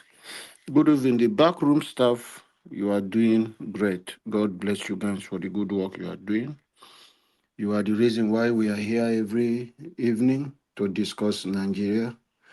The work you are doing at that back room is what is making us to have this opportunity talking without failing. We can discuss without any crack. We know you are fighting a battle behind there. Keep the good work, and God will bless you guys for us. A new Nigeria is possible for us. Like I will always say, let us keep believing in the Nigeria. It's quite unfortunate that we find the wrong people leading the country, be it governor, be it your House of Assemblies member, be it your president. That is the problem we have in Nigeria. It's leadership problem. People like this, people fall. That is why we're telling you, don't vote because of religion. Those people you are seeing as your bishop, reverend father, before the face of God, before God Almighty, you yourself who think you are a sinner, you are even much better and more pure and cleaner than those people you see. If you know what they do behind when they remove those clothes from their body after they finish from church, you will hate them and spit. If little girls in Nigeria will come out to confess sincerely, they will expose some of them who will tell you we are this. I'm not trying to talk down on some of them, but our religious leader have really failed us. I have to be sincere. I'm not just talking about Christianity. I'm talking about Christianity and this Islam. All of them, they have failed us in their way. This is a man people vote because he said, I'm a reverend father, I am this. A day like this, a day of mourning, you saw it as an avenue for you to do your political bid for 2027. You want to impress, you want to impress President Tinubu because you are having challenges with the secretary to the federal government. So you want to do everything. You just all about power. You are not concerned. My question I'm asking, imagine a man counting over 20 people from his family, my brother. I'm just looking at the psychological effect. I'm looking at the trauma that young man is going through. Where is he going to start? But you see these people, all they think about is their politics. You play politics with life. A day you are supposed to gather people of Benue. Let us express our grievances to the president. Let us show them that we are grieved. That is a day you turn into celebration of death. As if those people that died at their 120 years. Innocent children born and buried. No, it's so sad, my brother. I wept. This is not fair for our country. How can people just be thinking of politics and playing politics with people's life? You are arranging a Shebi to dance and welcome a man, and Nigeria has to cry to come and beg him to come and visit. He now visit, he turned the visit he want to turn into APC political campaign and campaign for 2027. This is so sad. The governor of Benue said should bury his face in shame. Nigerians don't fall for these people who will come because of religion. They are dirty. If you know what they do behind, you will hate them. Most of these people, they are dirty behind. There are a lot of them who will live where they are. If where they are popular is in Abuja, they will leave Abuja and fly to Port Harcourt, have fun and go back. They exchange yourself. And these people are the people who will come. You depend on them. Some of you will even abandon your husband because of the advice. You abandon your wife because of advice from these wicked people in disguise because of the name of religion. They have given him governorship today. He's the governor of Benue State. What is he doing with all the thing he campaigned to say, I'm a pastor, I'm going to solve the problem? Or Tom fell, this one happened. Is he doing the thing? Is he living up to it? These are the wrong people we have. Imagine people who stay. Mr. Elvis, across the world, even if it is 2 people, you will see in Chicago, you will see in Northampton, you will see in everywhere, press conference. The mayor will come and stand. Even the county, they will come and begin press conference step by step. The step they are taking, we have identified social person, though the investigation is going on. Citizens will be aware of the step they are doing, but in Nigeria, no, it's a fun. If you go to Benue State today, you will not see the IGP. It's in Abuja having fun with one small person by their side. They are not concerned, but they will pretend as if they are doing the job. Nigeria, enough is enough. This is time for us to buckle up and take back our country. These people don't care about you. All they care about is their selfish desire, what they want to achieve for themselves. God bless you, Nigeria. God bless you, Nigeria Watch. Thank you. Thank you, Mr. Alabo. God bless you, sir. Thank you. Mother Patricia, it's good to have you on the show. Good evening to you, man. Please talk to us. 5 minutes. Good evening, Mr. Elvis. Okay, Good go ahead, ma'am. evening, Nigerians. Thank you for having me. Yes, Mommy Diaspora, good evening. Please like and share. It's important. I gave my submission here, which I think was 2 days or 3 days ago when I said that they want all of us dead. I said it, and I mean what I said. Whether they are from Bende, former Bende, or from what they call the new states or the old one, all these so-called leaders, they are all the same. They are there to destroy the rest of Nigerians. I can say so because why? Have you ever heard them talk about? Have you ever heard any of them call out all these people? I've never heard any of them. If you have heard, let me know. I've not heard Ibori, for example, talk about the killings. I've not heard Okowa. I've not heard Udwaga.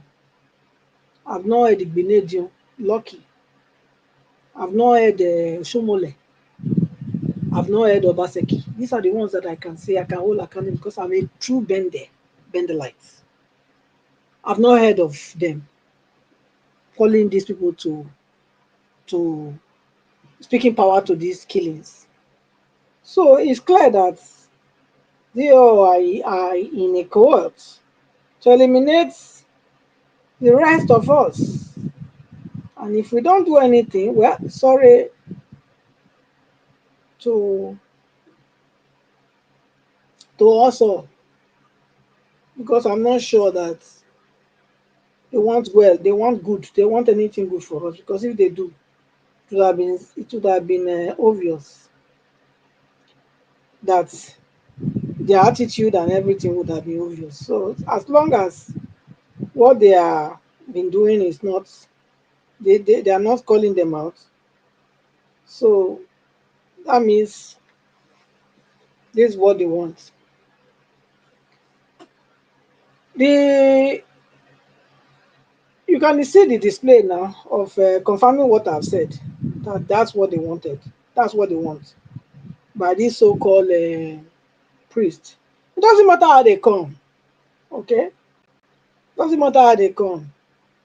Even they come as a what they call it, a traditional ruler, pastor, politician, the one that say that professional politician. It doesn't matter. The fact is that they are all in cohorts to eliminate the Nigerians. That's what I can say. Look at what's happened now. They went to be dancing and praising instead of money, instead of wearing rag clothes and pouring ashes on their head to show that, yes, to mourn the celebration of a display of money. That's what they're supposed to display. But that's not what they did today. You're all dancing. Go look at. That's why I say sometimes, if I dey talk here, go be like say I don't know what they talk. To fight for Nigerians. especially those ones that they, eh? Be like say we dey waste our time. Make we just tell ourselves the truth. Because if you talk, they go say make you come, and you can start the thing. But not me, not be face am. Not be me they suffer am, na them they suffer am. But yet they are not willing. You can imagine the people that went out. You see, okay, the governor gave order that they should come out. You know, people should come out and welcome him and what they call it, these people that know how to what's the name, the different groups, you know, that the government will pay. Was it the the government did not force them now? They can reject that offer and say, "Oh, shame on you, governor. We are not coming there to do that. We are coming there as a citizen to show our displeasure for our people that have been buyed." But that's not what they did. They collected the money. They went to be dancing and smiling. So now me wait there for Europe. Me when we say I not come for Nigeria for long, long, long. And they go there, and they see what is wrong, and they talk to, and they try to call out what the wrongs, and they say no, it's fine with them. I mean, na me, now I want to do it. I don't want to do it. So, you know, if Nigeria no split, nothing can change, because the thing is that people are not feeling one. That's the whole thing. As long as you don't feel one, you will be managing yourself until when the country ready to split. Go on when he come out today, they deny everything, or they try to accelerate itself from everything. You know, we see I hear. We hear I hear everything when he talk. You know, and when they talk for years saying that Benin I get the most destruction, people they can't argue with me. He also said it today. Because they said that they go fight Hausa, but now Benin they can't make battlefront. What will they talk about? So make anybody not come here on the, you know, deceive people. Now waiting we know now with the talk. Now waiting I know now the talk. I know they carry the talk. If you have not made your own research to that place, then go take my word, go on research and come back and tell me that I'm lying. Okay? So Mr. Ives, I'll leave my here. I don't use my energy for this at the moment. Thank you. I'll day here they wash. All right, Mother Patricia, thank you very much, ma, for your submission. God bless you. Okay, Mr. Odua, please talk to us, sir. Good evening to you. 5 minutes. Good evening, Mr. Najawash. Thank you. Thank you. Good evening, everyone. And good evening, Moment Diaspora. Well, I will talk based on the summation I met, because really I did not watch anything. I just came in. Well, I heard one thing our Black Panther was saying about religion. So that is where I will emphasize. You see, black man believe on things that is not chasing him, that is what is chasing him. If no foolishness, how will person bring a book that was written by a white man? It is a book. God himself is a spirit. Then why people are now relying on hope on the book and tell you have not read Quran in this position, you have not read Bible in this verse, you have not read on this. Now the man that is telling you that you go to heaven, or the one that is where your life savings, life, everything you need to put it. That man will be building houses upon houses, we buying car upon car, we send their children to best school, but he's telling you to live a dirty life, to live a hungry life, to live one useless life, that where you go and enjoy it is in a place called heaven. Why him is enjoying physical things here? We tell you, I give you the spirit, then you give me the physical. Is it not the person that know road will show person? Then why must you give me the spirit and me giving you physical? You that know that heaven, take the spirit, let me use my physical. But because black people, they are very, I don't really know how to describe their brain. That is why a religion that love violence, we tell you, we are peaceful people. Did you know that Muslim person, if they hear a bomb in one country, and they will just be happy?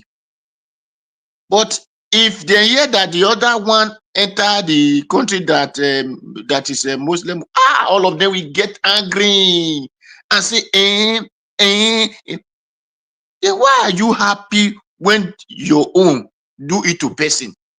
And you are not crying when it happened to you. If it is a peaceful religion, why must you be happy when you hear that your person cut person hand? You will have be criticizing that your person, so that everybody will know that really this thing that your person is doing is very bad. These two religions that came from these white people, because black man believe on things that is not chasing him, that we think that is what chasing. That is why we now carry those things in our head more than the black man and more than the person that bring the book for us. In the white here now, I've never seen white Arab counting what is this bead on the street, but go everywhere, you will see the black people. They always carry the bead along, counting everywhere. Likely the Christianity on Sunday here is where people we used to go to church. It is old people that will go to church. But our own Christianity, on Monday you will be in church, Tuesday you will be in church, Wednesday you will be in church. Then you will start crying that the country is not good. There is no work, hungry everywhere. Why won't you be hungry the time you're supposed to be working? So we have really, black man has problem that nobody can describe. Until we change that mentality and know that what we are having, what we work for is on this earth. It is only those who died cannot talk what they see in another world, if that place really exists. But since there is nobody who have go there and return back to come and describe how that place look like, then automatically we are let you understand that those people that bring those things for you, they are false, they are liars. Because if heaven were to be real, the way the white man treat black here, they will have not give you those people. They will have not allowed you. So that is for that. Then for the country, for me, that governor that declared today public holiday because Tinubu is coming doesn't know what he's doing. That because Tinubu is coming today public holiday. No. A good person, which is a president, if it is really good person, supposed to know that when something happens in his country, he has to be there. And he's supposed to give automatic order that these people who did this thing has to be featured. But what did he say to them? He said, go and live in peace with your people. The governor is, me, if I were to be governor, I will ask him question. Did you know these people? So that you can describe them for us, for we to live in peace with them. But those people that are there, they are just there because of their stomach infrastructure. Because they are not care. They are not there because of their own people. Because anybody that is there because of his own people, when something happens to your brother, you'll be touched. And you will be finding how solution come immediately and make sure that you revenge. If I were to be governor in that state, I'll tell you, everybody must be a security. If that is why I'm asking, where is the federal government? Where is the state called federal government? Where is the person called federal government? My state is not there, your state is not there. There's no federal government.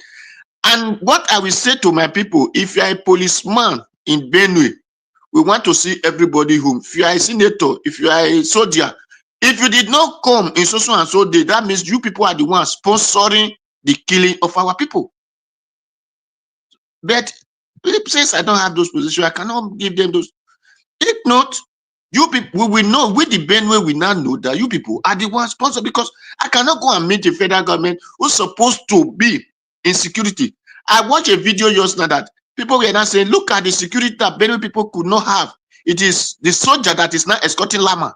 So Lama now have VIP security more than the human in Benue, more than Benue people.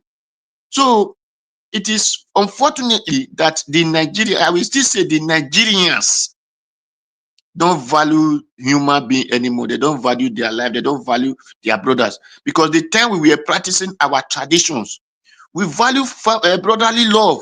If something happened in the next village, all the village we gather and make sure that thing never happen again, because that is why we use it in parable that what is happening now never happened before. It is the parable of a stranger. So, but today, everybody have become one thing or another because we want to go to that place called heaven. Unfortunately. So, thank you, Mr. Najawosh. Thank you. Thank you very much. All right, Mr. Odua, thank you, sir. Thank you very much. I'm happy that everybody managed to give their submission as we're still waiting for our guest. But you mentioned something concerning how these people were guiding animals, cows. Yes, let me tally up with this video. See as Army the guide Nama. Army the guide Nama for Fulani, and then if you guide Benue people. The security the locals couldn't get is what cows are getting in VIP format. That's sad. But when Tinubu arrived today, according to this report by his own TV, that the flood truncated them heavily. Saboda fasa wannan ruwan yana zaman da wani abu.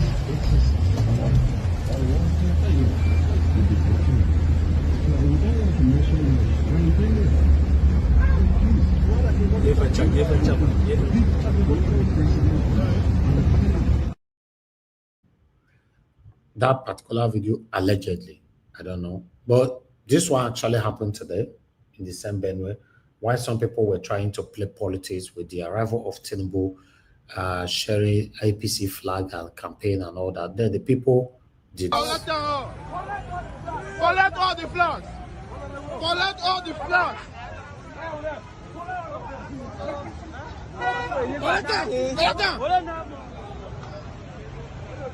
Collect all the flags. Na gone. Omo guy. Who give them gone? We no go agree. They're protesting, no. I'm telling you. Guy, Omo. Na gone. Omo guy. Okay, now calm down. Here. Sit down. Oh!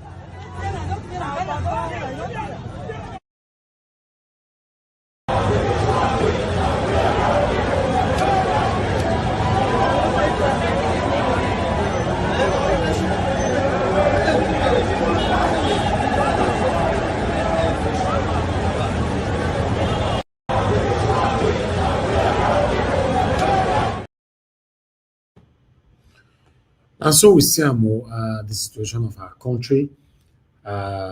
Yeah. But meanwhile, while we wait for our guest to come in, it's already 9 o'clock now. So wait for a little bit more. I would like to pass it all over again. Go to Black Panther. Black Panther, you can talk to us. Yes, sorry, sorry. Yes, ma'am. Do you mean that the procession not go on? For me, I don't know. Anything can happen within these people. Somebody told me that there was somebody that said they watched. I don't know which one they watched. He said they dance with colorful dresses and everything. I don't know. Shall not see it. Yeah. Anything can happen. No, I don't know what is happening there, man. It can happen. Nigeria is stressful. Go ahead, my brother. Thank you, Nigeria. You are tired for now. I'm just tired. Let die like animals. No. And let anyone not be tired. You see, there is what we call there is a return. That's when you are moving forward, something is about to rebuke you backward. That is what is happening to many people. But don't let it happen to us. Let me give you an example now, today. Let every Nigerian know today. I said one thing when I was on China. I said, Iran was never an Islamic state. I said it here. I wanted people to go and do their own diligent investigation. I throw that card. They were never an Islamic state. Guess what? The number of Muslims in Iran is 25%. What happened? The lies were spread. The lies were spread against the king. And the Islamic people took that opportunity to rise up. And when they rose up, they were thinking, the people were thinking it's for their own brothers, were doing it for the emancipation of the country. What happened? Ayatollah came in, and that was all. Okay, Black now Panther. the Nigerian state. Okay. Can you hear me, sir? Yeah. Thank you. All right. Our guest is here, so I would like us to have our guest in so that we'll take it from here. Appreciate every one of you. Dr. Yunusa, please turn on your camera so that I can confirm that is you on the backstage. Then we can bring you in, sir. If you can do that for us, we need to be sure who is behind your name, as we have a lot of impersonators here in this country, in this our platform. Okay, we can't see your face though. I can see you. It looks like you turn it on, but if I see your face, I will know. Okay, that's our leader there. Yes, that's fine, sir. Thank you, sir. All right, ladies and gentlemen, we have. Okay. Yes, thank you very much, Dr. I may not be able to use the camera. Hello. Yes, sir. We can hear you. Hello. Yes, I can hear you. Can you hear me? Yes. Okay. I can. Yeah. Is the camera okay? Yeah, it's good. It's good. Yeah. Do you want to turn it? Is the camera okay? Yeah, your camera is good. Yeah. I think your network is. Yes, I can turn it off so that for me to have some flexibility. Okay. Yes. Turn it off. Because I'm not stationed where I am at the moment. Yeah, turn it off, sir. That's fine. Turn it off. Okay. Thank you. Thank you very much, sir. It's good to have you on the show. Yes, ladies and gentlemen, we have Dr. Yunusa Tanko with us here, the Obidient Movement Interim National Coordinator currently. So we are very happy to have you here, sir. We're going to be taking more questions from a lot of people here. This is Nigeria Watch Media. We have been here. Let me give a little bit of introduction about us. We have been here since 2022. So, those platforms on air for the past 12 years now, if I'm not mistaken.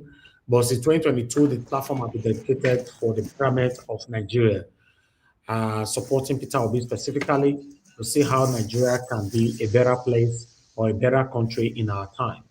So we all have been seeing what you're doing, you specifically, supporting our principal everywhere he goes. We are pleased to have you on the show today, sir. So I would like you to reintroduce yourself to the people listening to you right now. We currently have over 300 people listening to you. Please talk to us, sir. Thank you.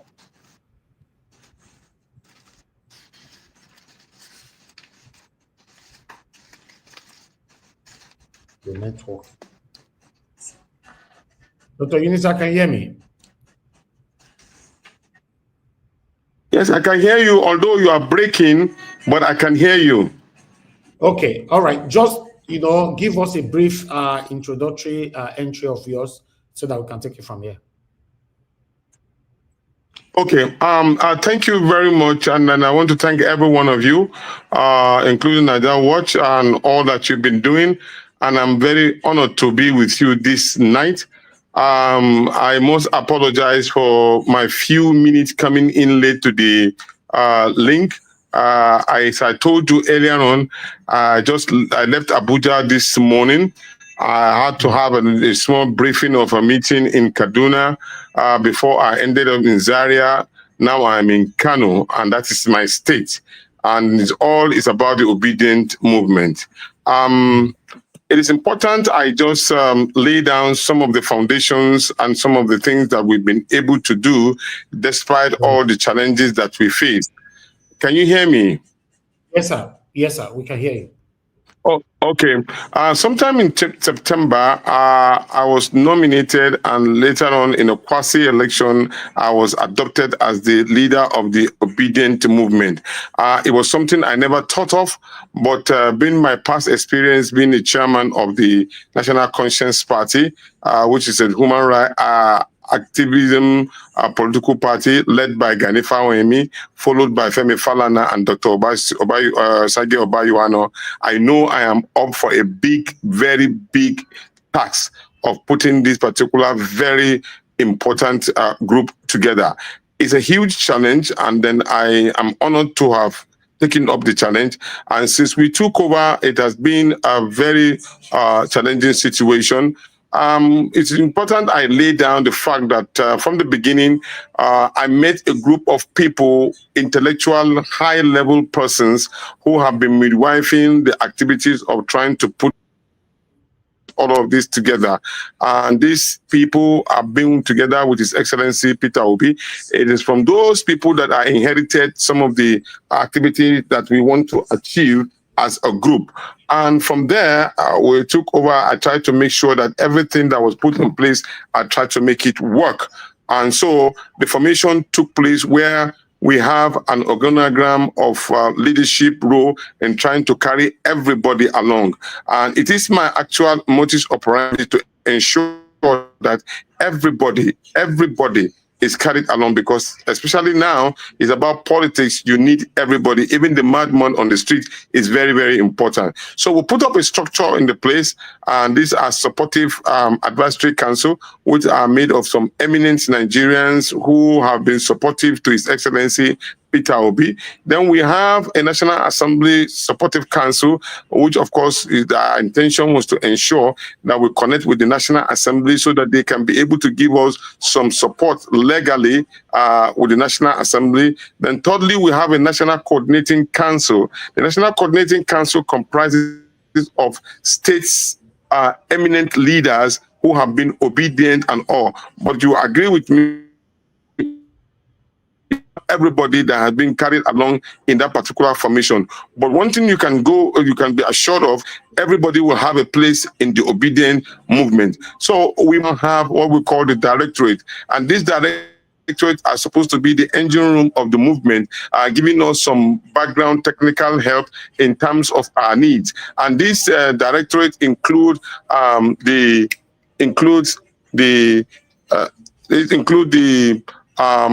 Mobilization Directorate, the ICT Technology, Legal, we have Strategy, we have also Media and Comms Department, and then we have a Political Engagement Directorate. So we moved to work within that period, and then we were able to ensure that this directorate and the National Coordinating Council are up and running. And to God's glory, we were able to awaken the spirit of the Obidient movement despite the challenges that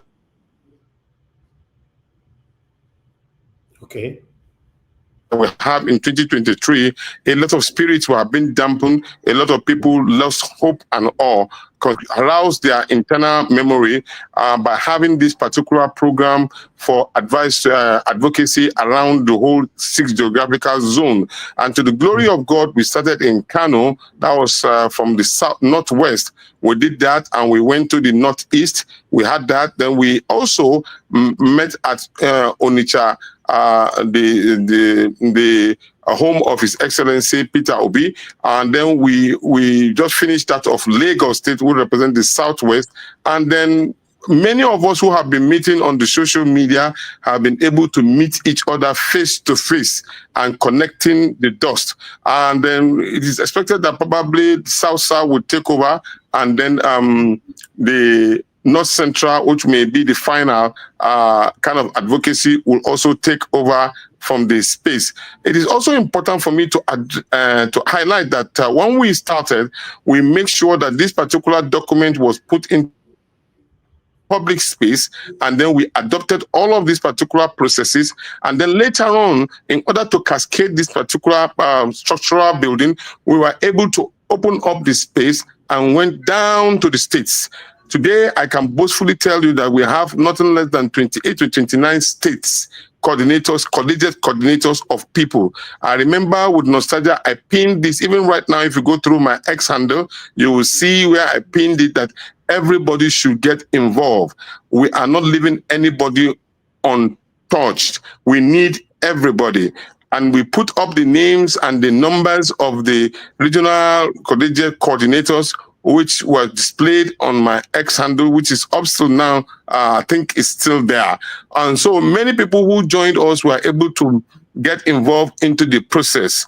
And then we have now 28 to 29 states. These states already have cascaded also to the local government. To the glory of God, we have 540 local government already up and running, and you are connecting the dots. So the remaining states, which are about five, the entire southeast, and then 2 states from the southwest, we are still working because of the peculiar nature of Lagos and Ogun. We are trying to ensure that we have a large house that can carry everybody along. In order to midwife all of us together, we were able to launch our portal for registration, though it was a dummy presentation, and which has gathered a lot of response. Now we are going back. If you notice that the portal is actually down for now, because we've gotten a lot of feedback from a lot of persons, and we're trying to make sure that we correct those particular responses that we got. We are glad that we got all those responses. Then, in order to ensure that we connect with the existing structure, you know, the Obidient movement is an amorphous organization with a lot of volunteerism, and the volunteerism actually is the strength of the Obidient movement. We did not want to tamper with the what I will call the support group. So what we did recently when we are launching Peter Obi's book, was written by Ike Aboyin.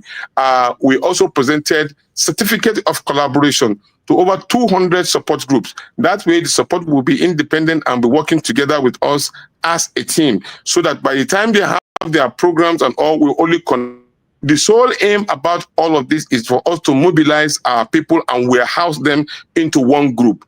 And the target is 176,000 polling units, which you agree with me is not a child's play. It needs everybody to be together for us to achieve that.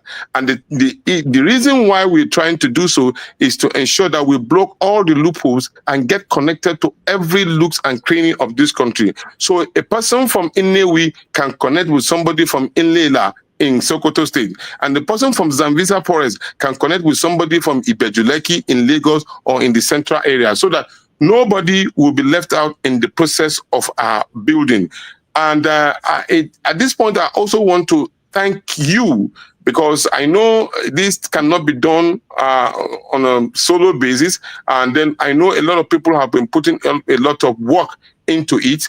But what I want to let everybody know is that we are open for a lot of constructive criticisms. The enemy is outside, it's not within us. The more we collaborate and think of best ideas on how to achieve this, will be the better for us. Because these people are ready to submerge us like submarine. Our ability to work together as a team is what makes us strong. Today, it may be some of us who are and saddled with the responsibility of leadership.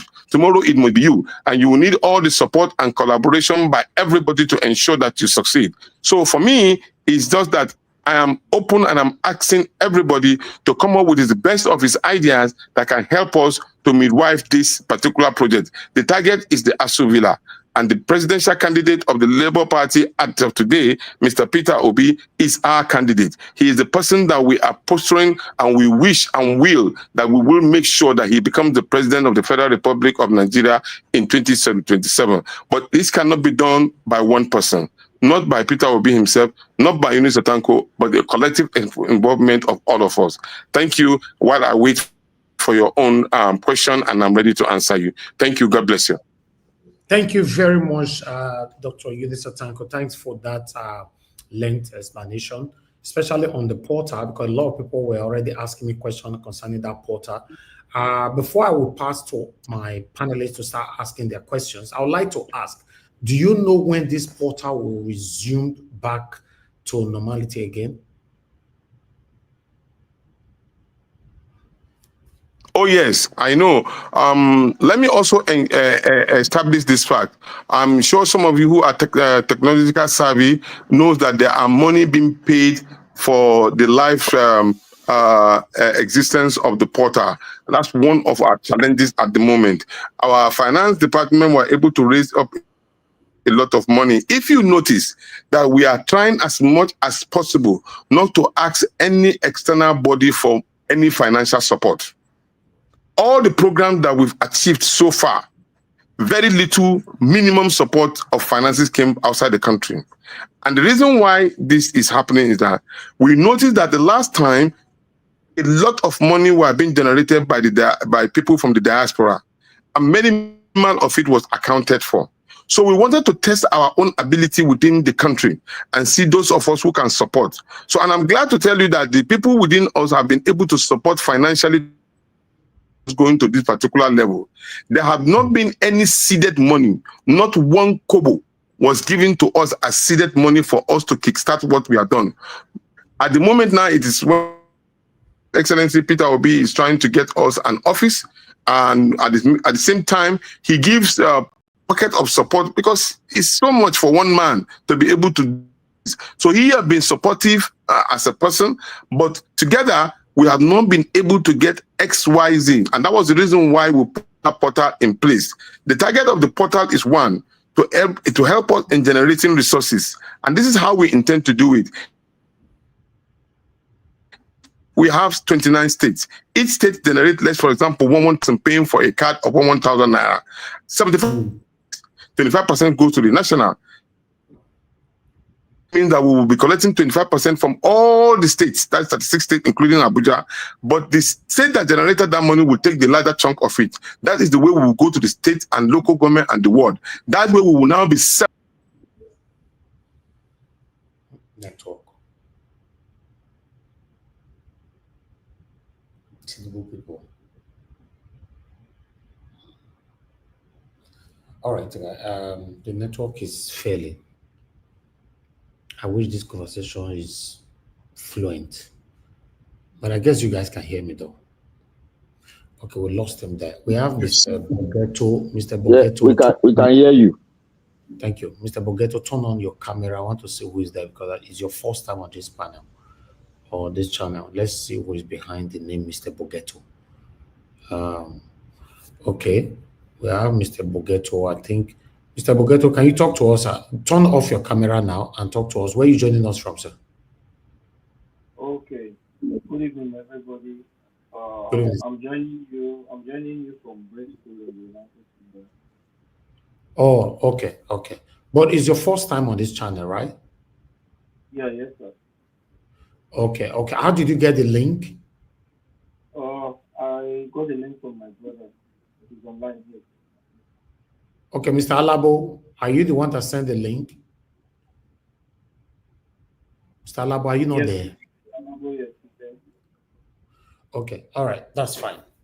We'll take it from there. We are looking forward to having Dr. Yunusa back again. Please, guys, put your questions together and only one question. I understand some of us on this platform, we have the habit of asking one question, ask the second one, ask the third one. If possible, put your two questions together in one go. You cannot wait for Dr. Yunusa to finish answering your question, then you want to ask another one. It doesn't work like that. Maybe before he gets to others, he said he want to go, and it's not nice. Please, let's try to work with our time when you're asking questions, because all the questions that some of you have been asking me here, or we have been asking ourselves here, this is the opportunity for you to ask him directly now. You know, if Peter Obi go contest again, if you go contest other Labour Party, or if you go contest other party, or if he's going to create party, all the questions should be passed now, but let it be in one go, so we take it from there. But with what is submitted so far, anybody have anything to say on that before we have him back? Yes. Okay, go ahead, sir, quickly. Now, he is talking about creating a portal. Now, the highest illiterate we have in the country is based in the north. How will that portal bring the people in the north when they have the Arewa organization that is sponsoring the destiny of the North? How will it help the North to come in limelight with what the South knows about? Because the South is much more aware than the people in the North. So how is going to put them together and make a strong organization? All right. Thank you, Dr. Yunusa, for we have you back again. I guess you can hear me.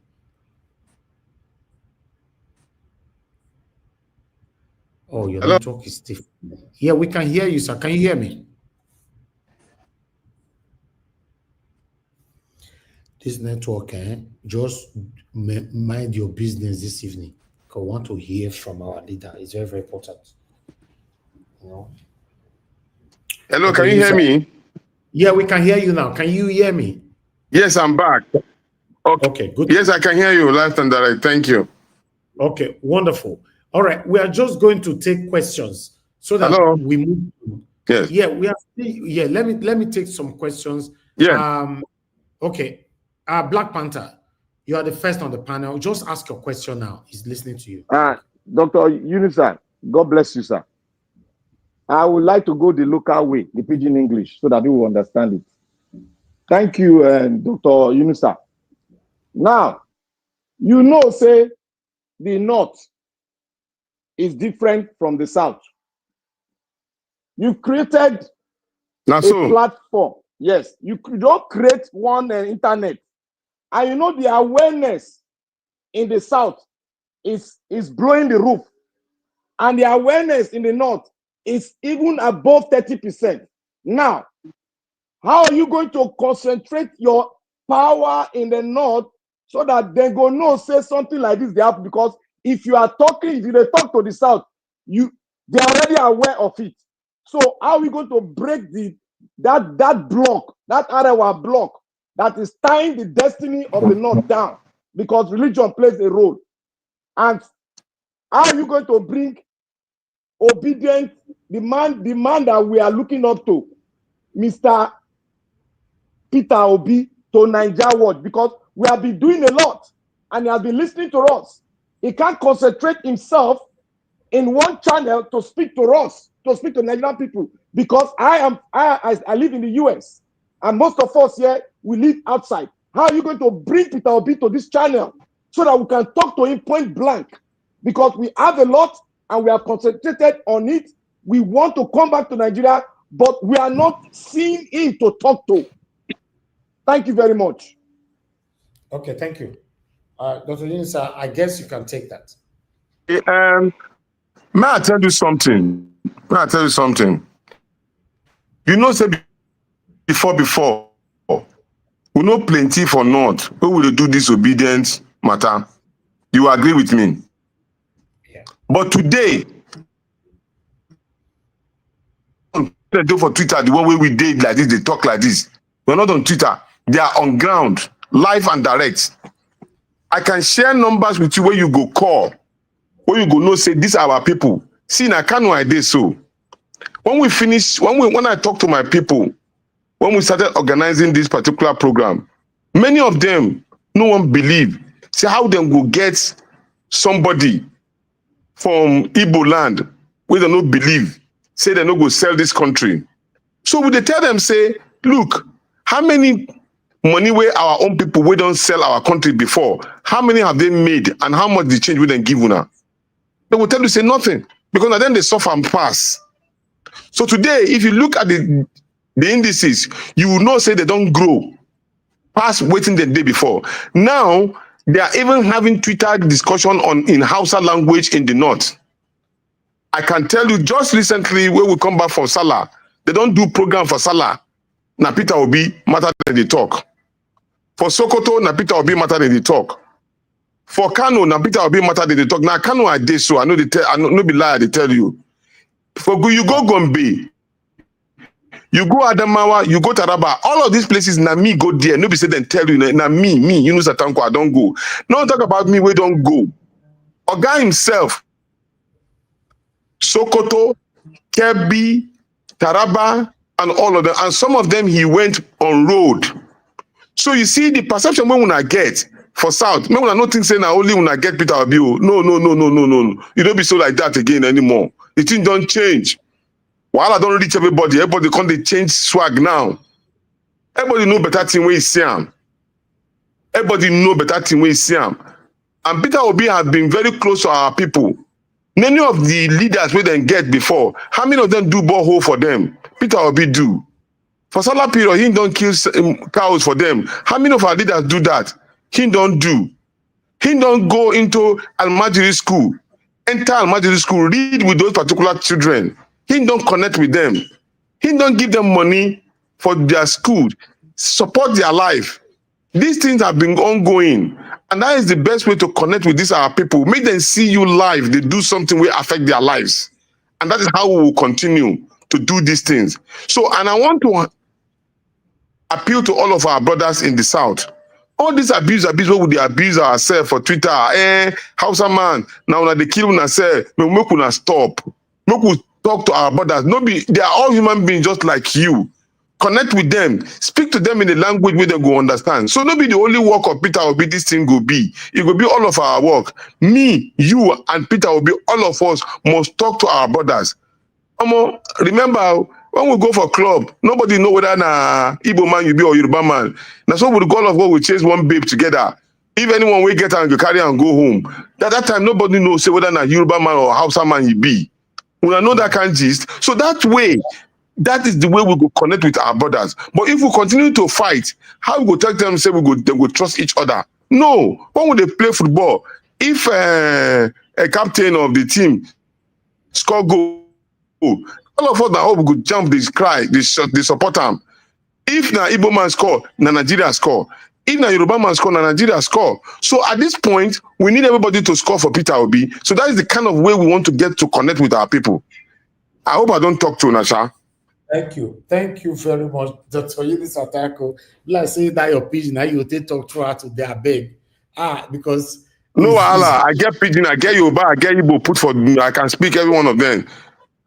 Shy, that pigeon will just need that beg so that it can get to our mama with this side village where some of them are listening to us right now with their radio and every other thing. So it's very, very important.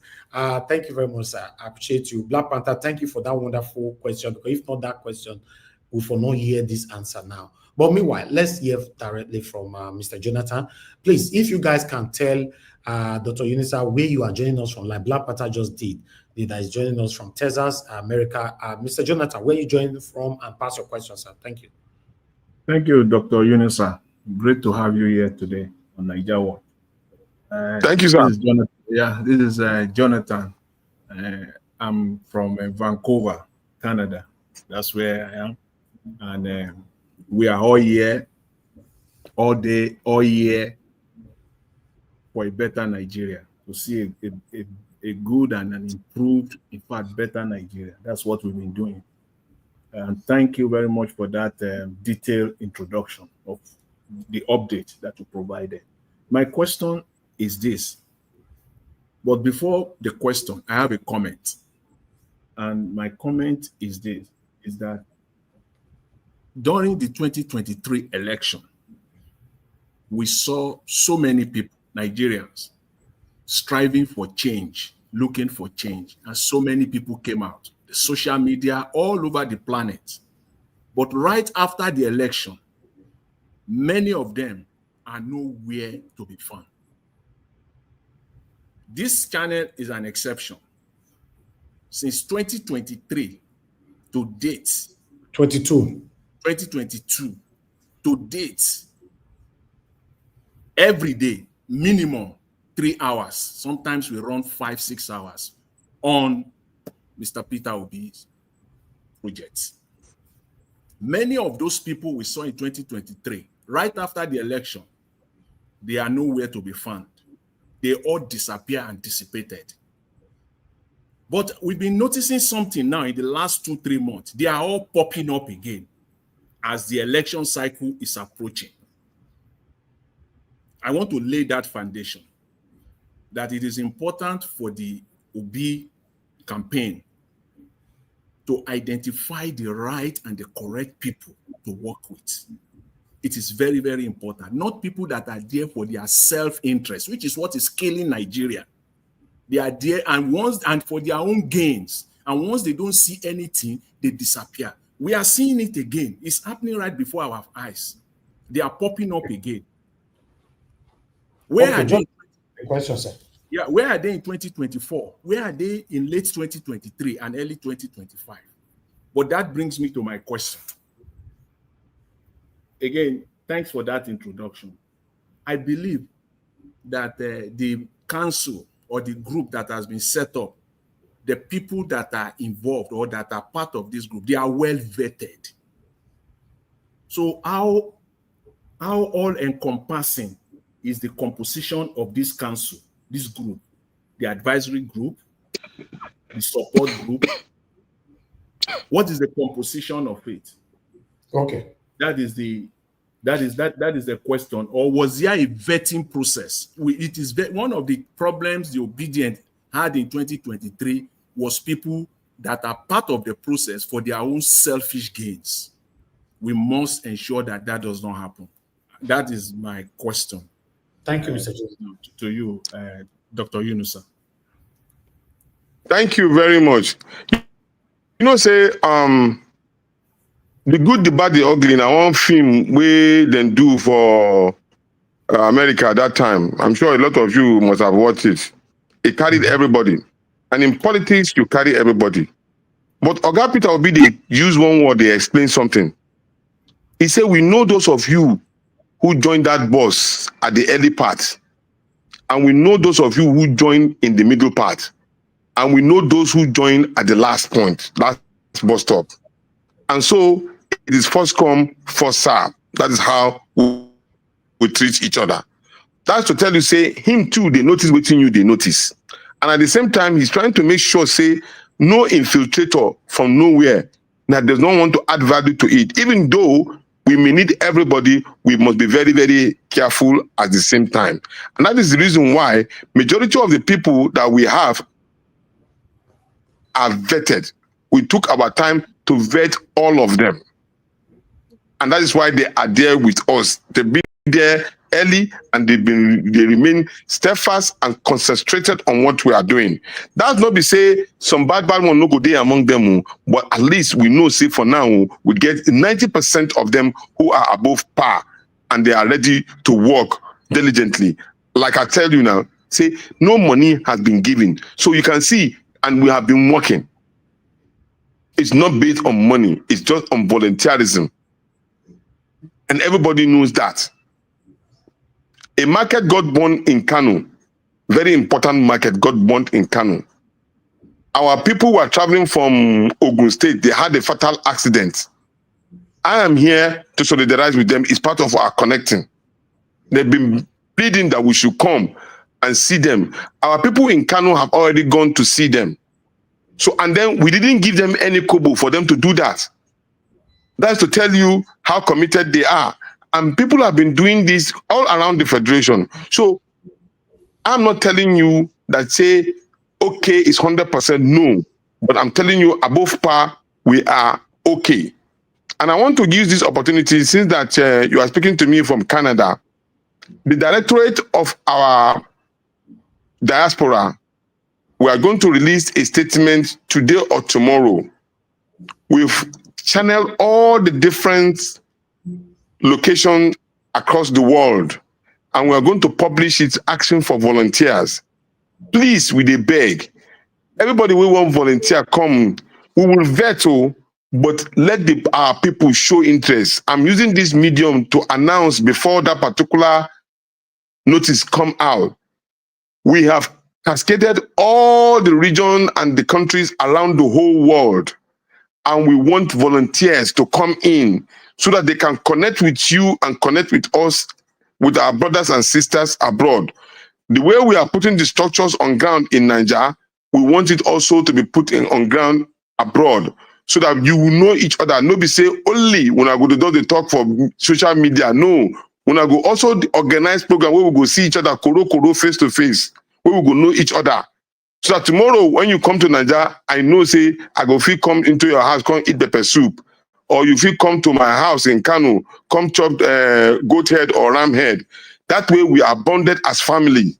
Because this matter, it pass the matter we be say we go only dey talk on social media.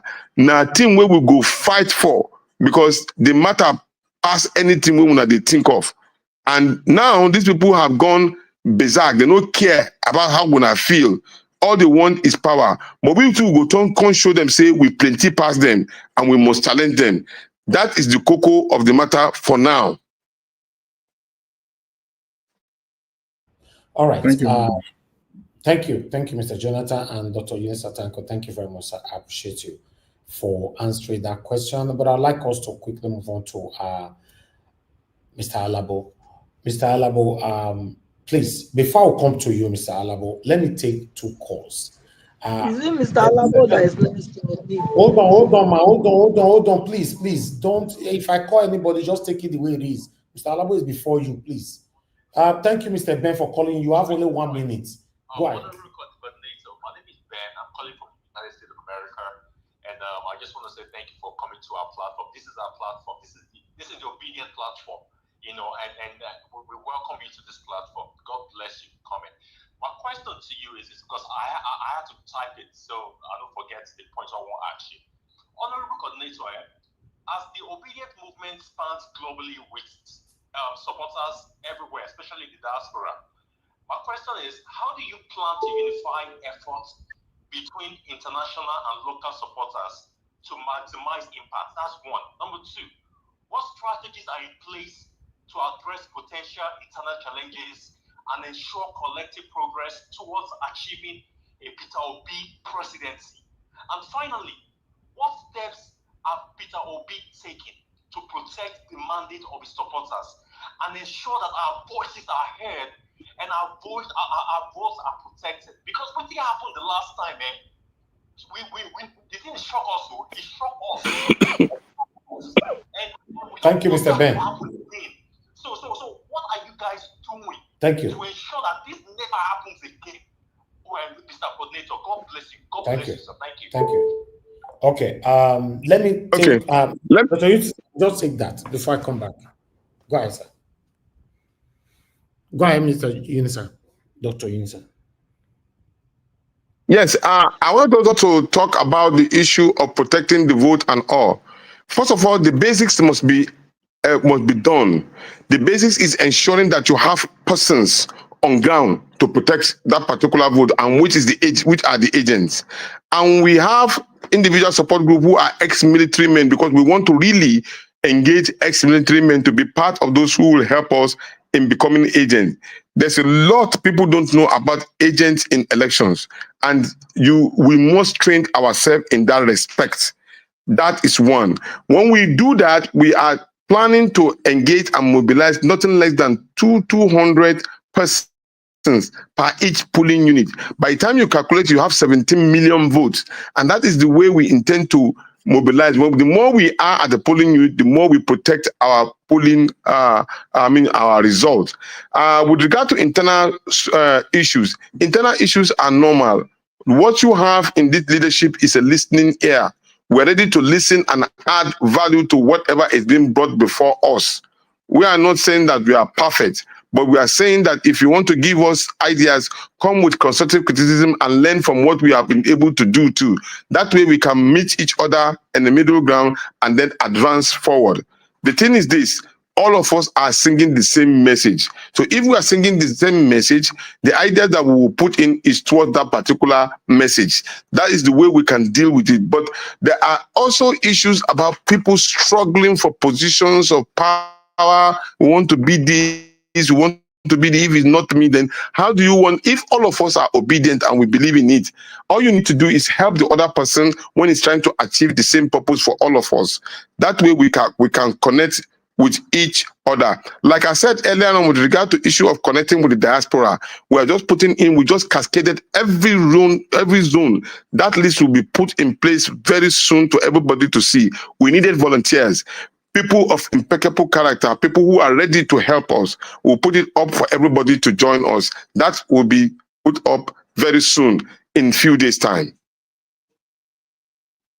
All right, thank you very much, Dr. Yunusa. I would like us to move on now. Alabo, the third time we are calling you today. Are you there? Yes, I'm here because you Okay. said you want to take a call. Okay, go ahead, sir. Talk to us. Good evening to you. Your question. All right, doctor, thank you for coming. Thank you, sir. Yeah.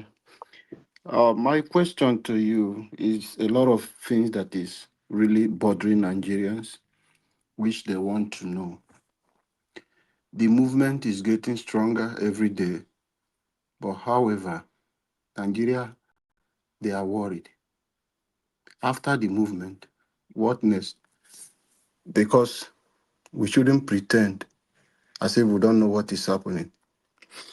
Akpabio and Wike, they have this diagnosis, which is a What's your social problem.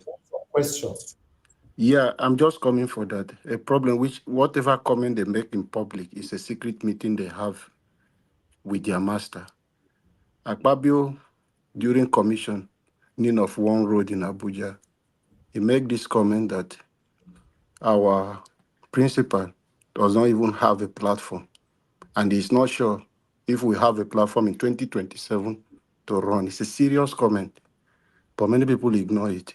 So Nigerians are worried outside the movement we are making, because we cannot use this movement to win, to go for election, because it's not a political party.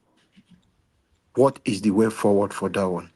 And secondly, if you check on the comment section, there are a lot of concern people because of this platform is dedicated for obedient movement and how Nigeria will move forward. The question they are asking, if you look at the comment section, is when is our principal coming to address them? But thank you so much for coming today. Thank you. I must confess to you, this particular platform was brought to my notice just within 1 week or 2 weeks by our comrades there from Rivers State. He brought it to my notice. And then I promised him that I was going to join this particular platform to speak to ourselves, we can speak to ourselves within a week. And I had done so.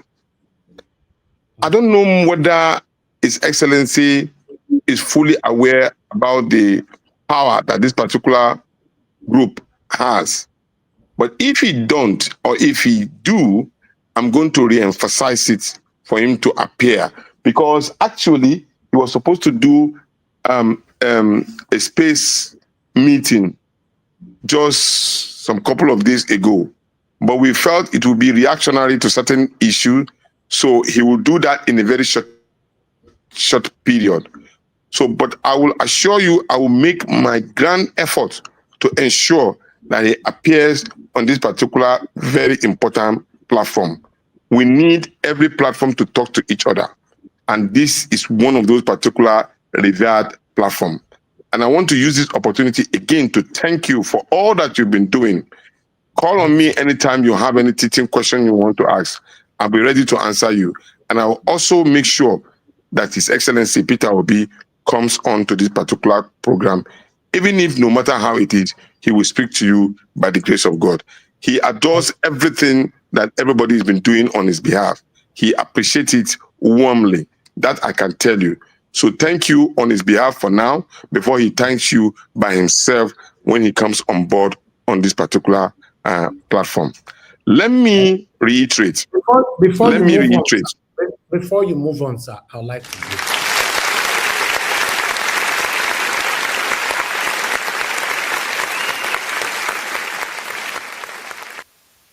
Thank you, sir. Thank you. Thank you. Thank you. Now, let me reiterate. The whole idea behind the Obidient movement organizing itself into structure is to warehouse ourselves, getting ready when they announce whichever platform we are going to use. I can assure you for one thing, if you look at all the permutation, have you ever heard that Peter Obi was not mentioned in any of the permutation? And do you know why? It's because of us, the Obidient. We are the powerhouse. We are the numbers. We are the determining force. Without us, even he, His Excellency Peter Obi, may not want to run for election. So we are his strength. The more we grow, the more we organize ourselves, the more he gets strength and the more he's being valued among all other peers of his. He's not the only one seeking to be the president of the Federal Republic of Nigeria. We should all know that. But we have allocated vote of 6 million, which we know is more than 10 million.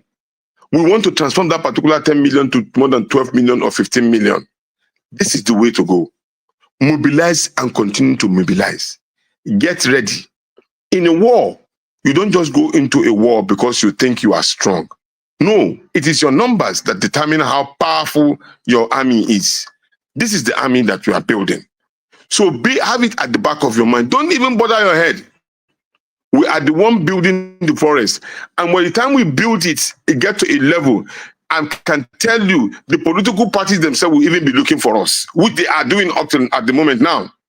The political party will be looking for us because we have the winning formula. But if we don't mobilize ourselves, we don't organize ourselves, we don't structurally put ourselves in place, don't let us be asking for political party. Look, it's just like you wanting to marry a girl.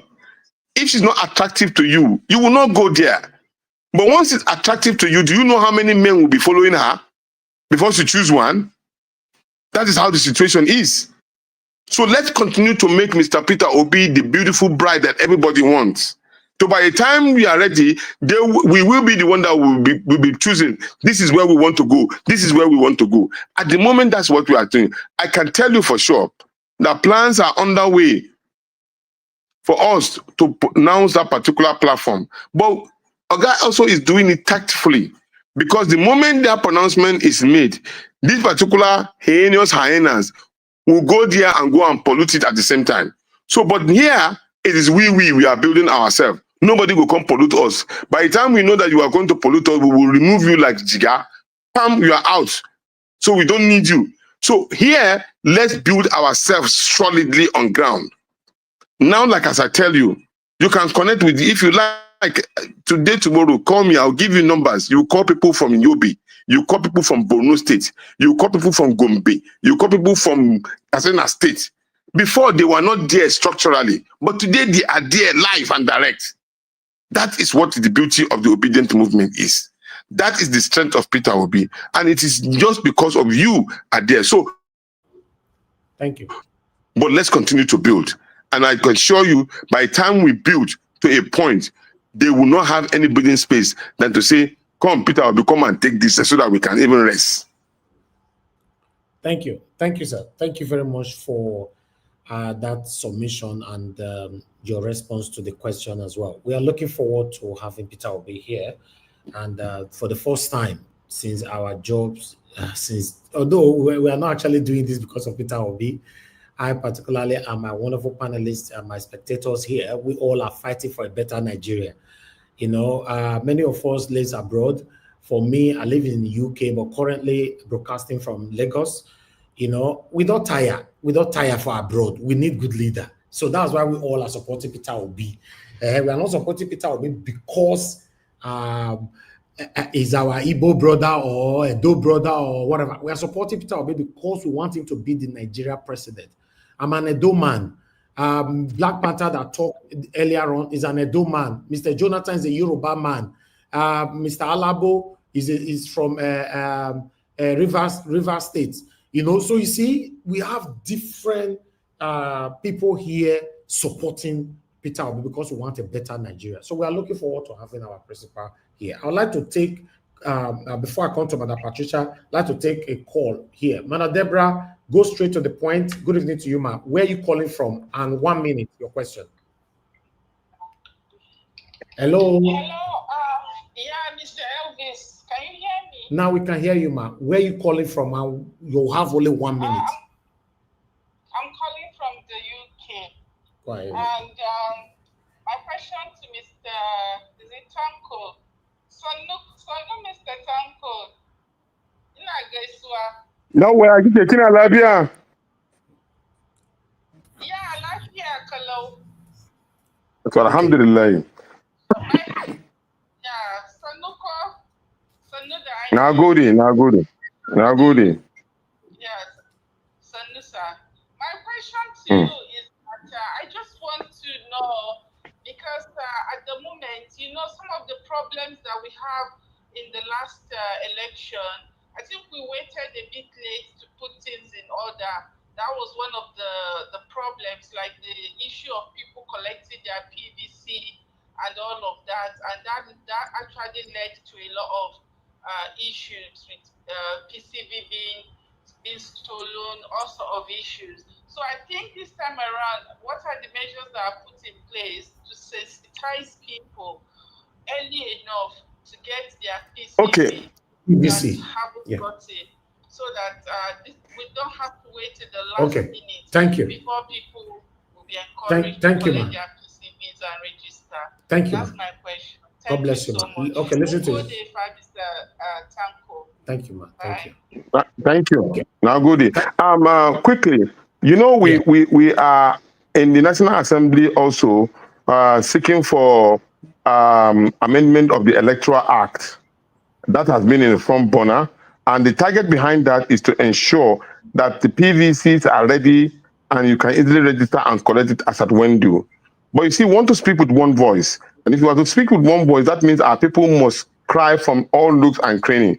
That's why we are putting all of these things in place, and we have enough time now. We are starting early to ensure that once you collect your PVC, you can easily vote at any place of your domicile. And that particular registration and voting should be able to translate into the voting in the area in which you want it being transferred to, so that we don't need to wait. Can you imagine? India has a population way above us, about 1 billion or so, and they had about 98 million registered voters. And India was able to conduct an election on the same day, and the result came out on the same day. 98 million. We only have 93 million or so. Yes, 93, 98. But we couldn't conduct an election. That's to tell you that we have problem with our electoral system, and that's why we are putting it on challenge. We want to move our people in everywhere so that they can be able to put up the challenge that is required. It is that database that we are building that will help us. We are working with INEC timetable so that to ensure, and their database to ensure that we have all of our people on ground, to ensure also that we can collect our PVC as at when due. That we will take up as a challenge, inshallah. Thank you, my dear sister. Thank you. Thank you very much, sir. God bless you. Okay, Mother Patricia, please, where you join us from and your question, just less than 1 minute. Good evening to you, ma. Okay, good evening, Mr. Dr. Tanko. Welcome to the channel. Good evening, ma'am. Thank you for taking out time to try to enlighten us on the work that you guys are doing behind the scene. It's a call to service. Thank you. My own question is about how will our vote count?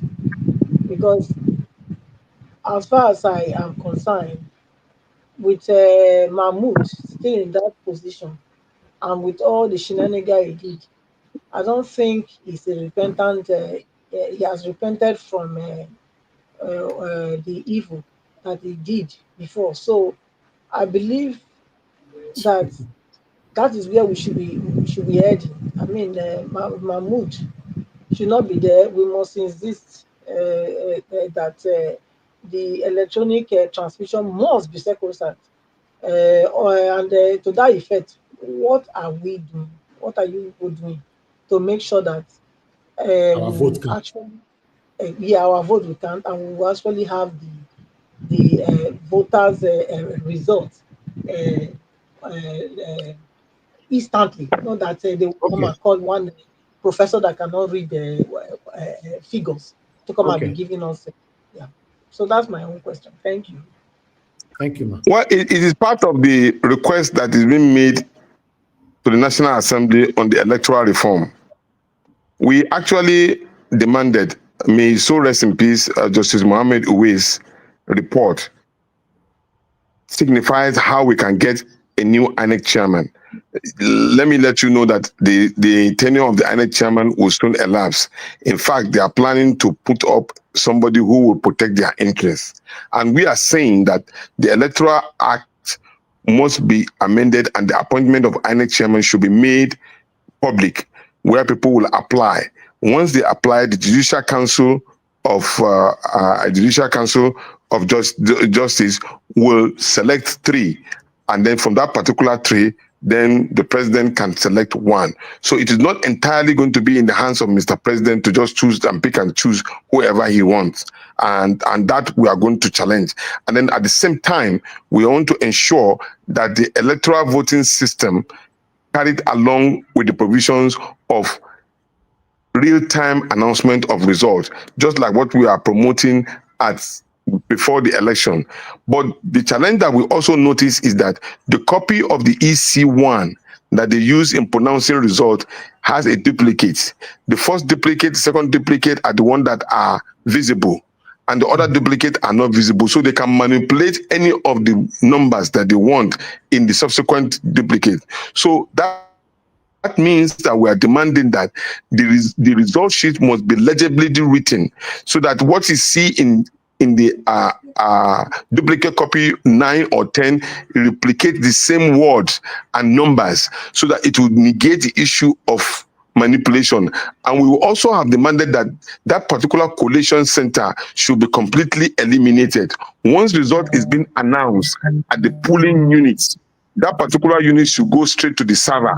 And that particular server should also have a monitoring server, meaning that once the result is being pushed on one, it should replicate on the other, so that there's no manipulation. So these are the things that in place as regards on the electoral. Okay. Done on the.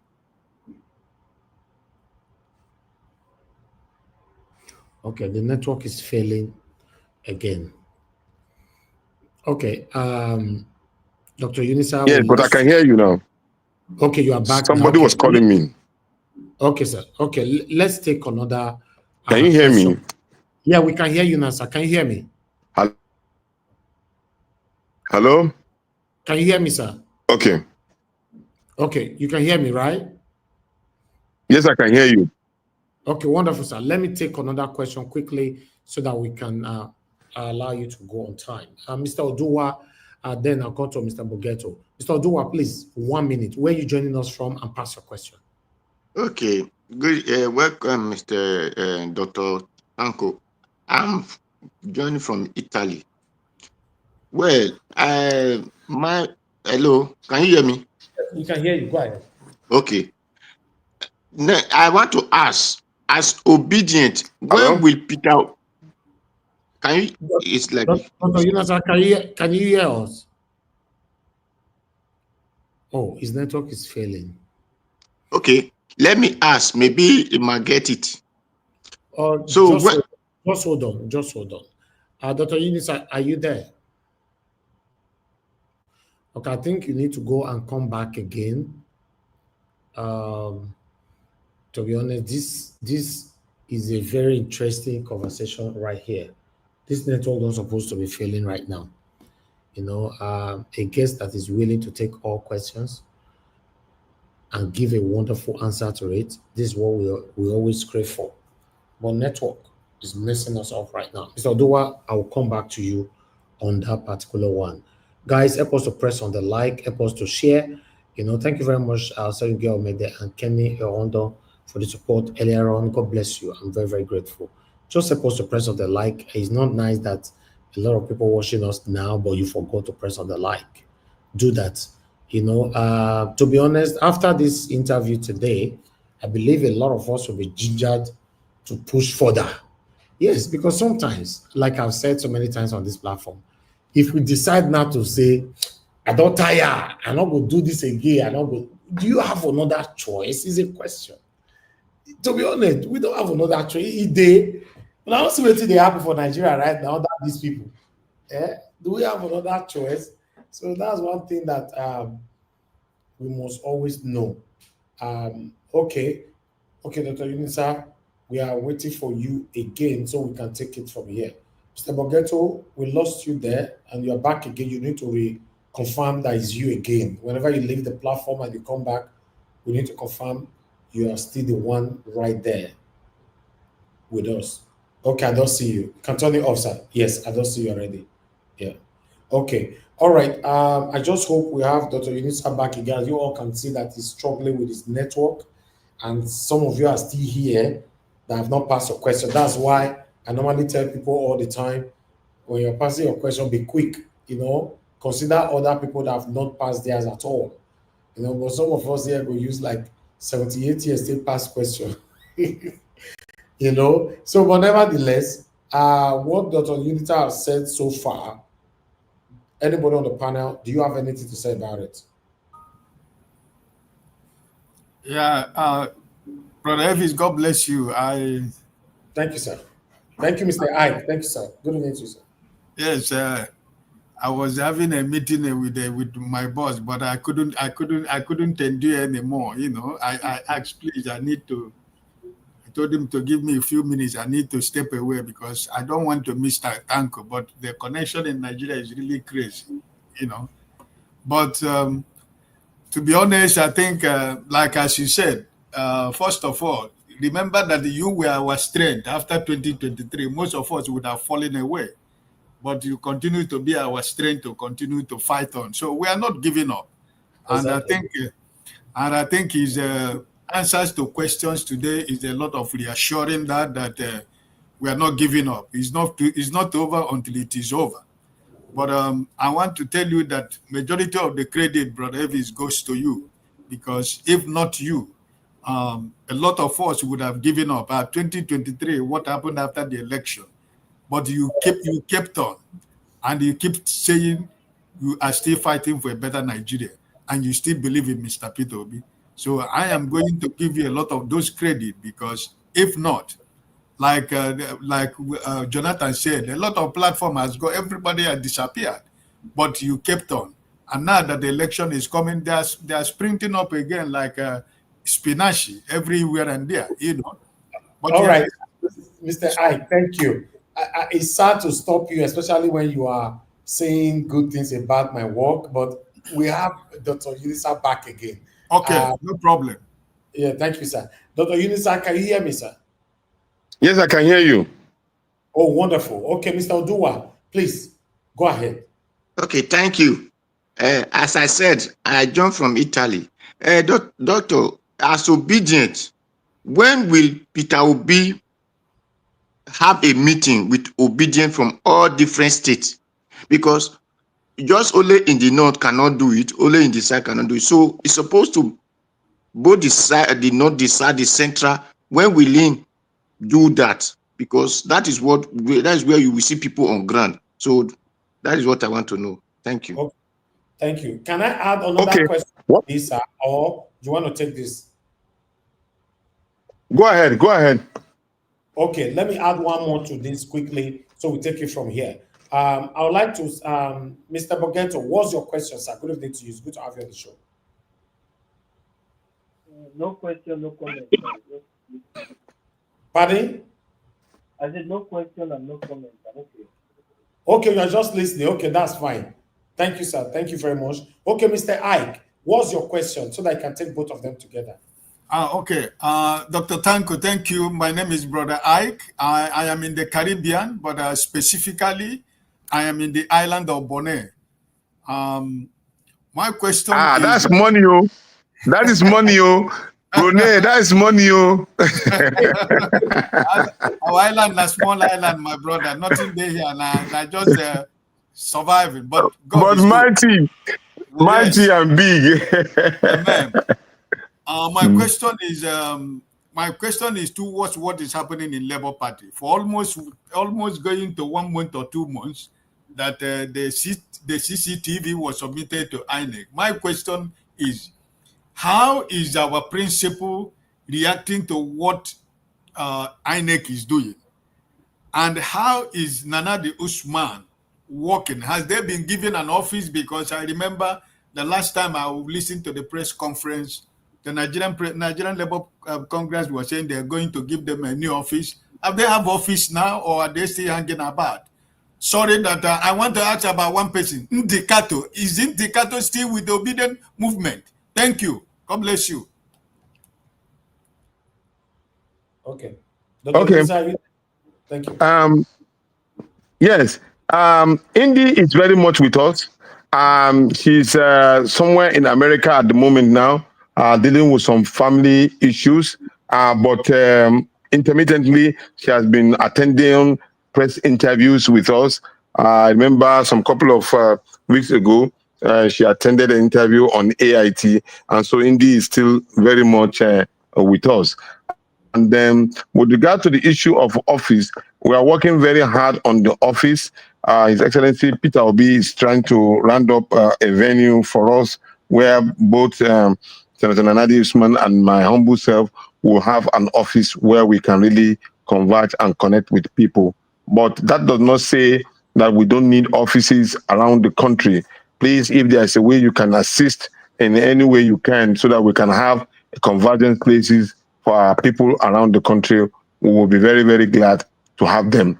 At that point, I can also refer that the honorable member of the Federal House of Representatives representing Ojo, who happened to be a regional coordinator of our people in the Southwest, donated 5 offices across the Federation in the Southwest. And also, Mr. Chris Iyawai has also donated 1 office for us in Delta State, and then there is another office being donated to us in Bayelsa State.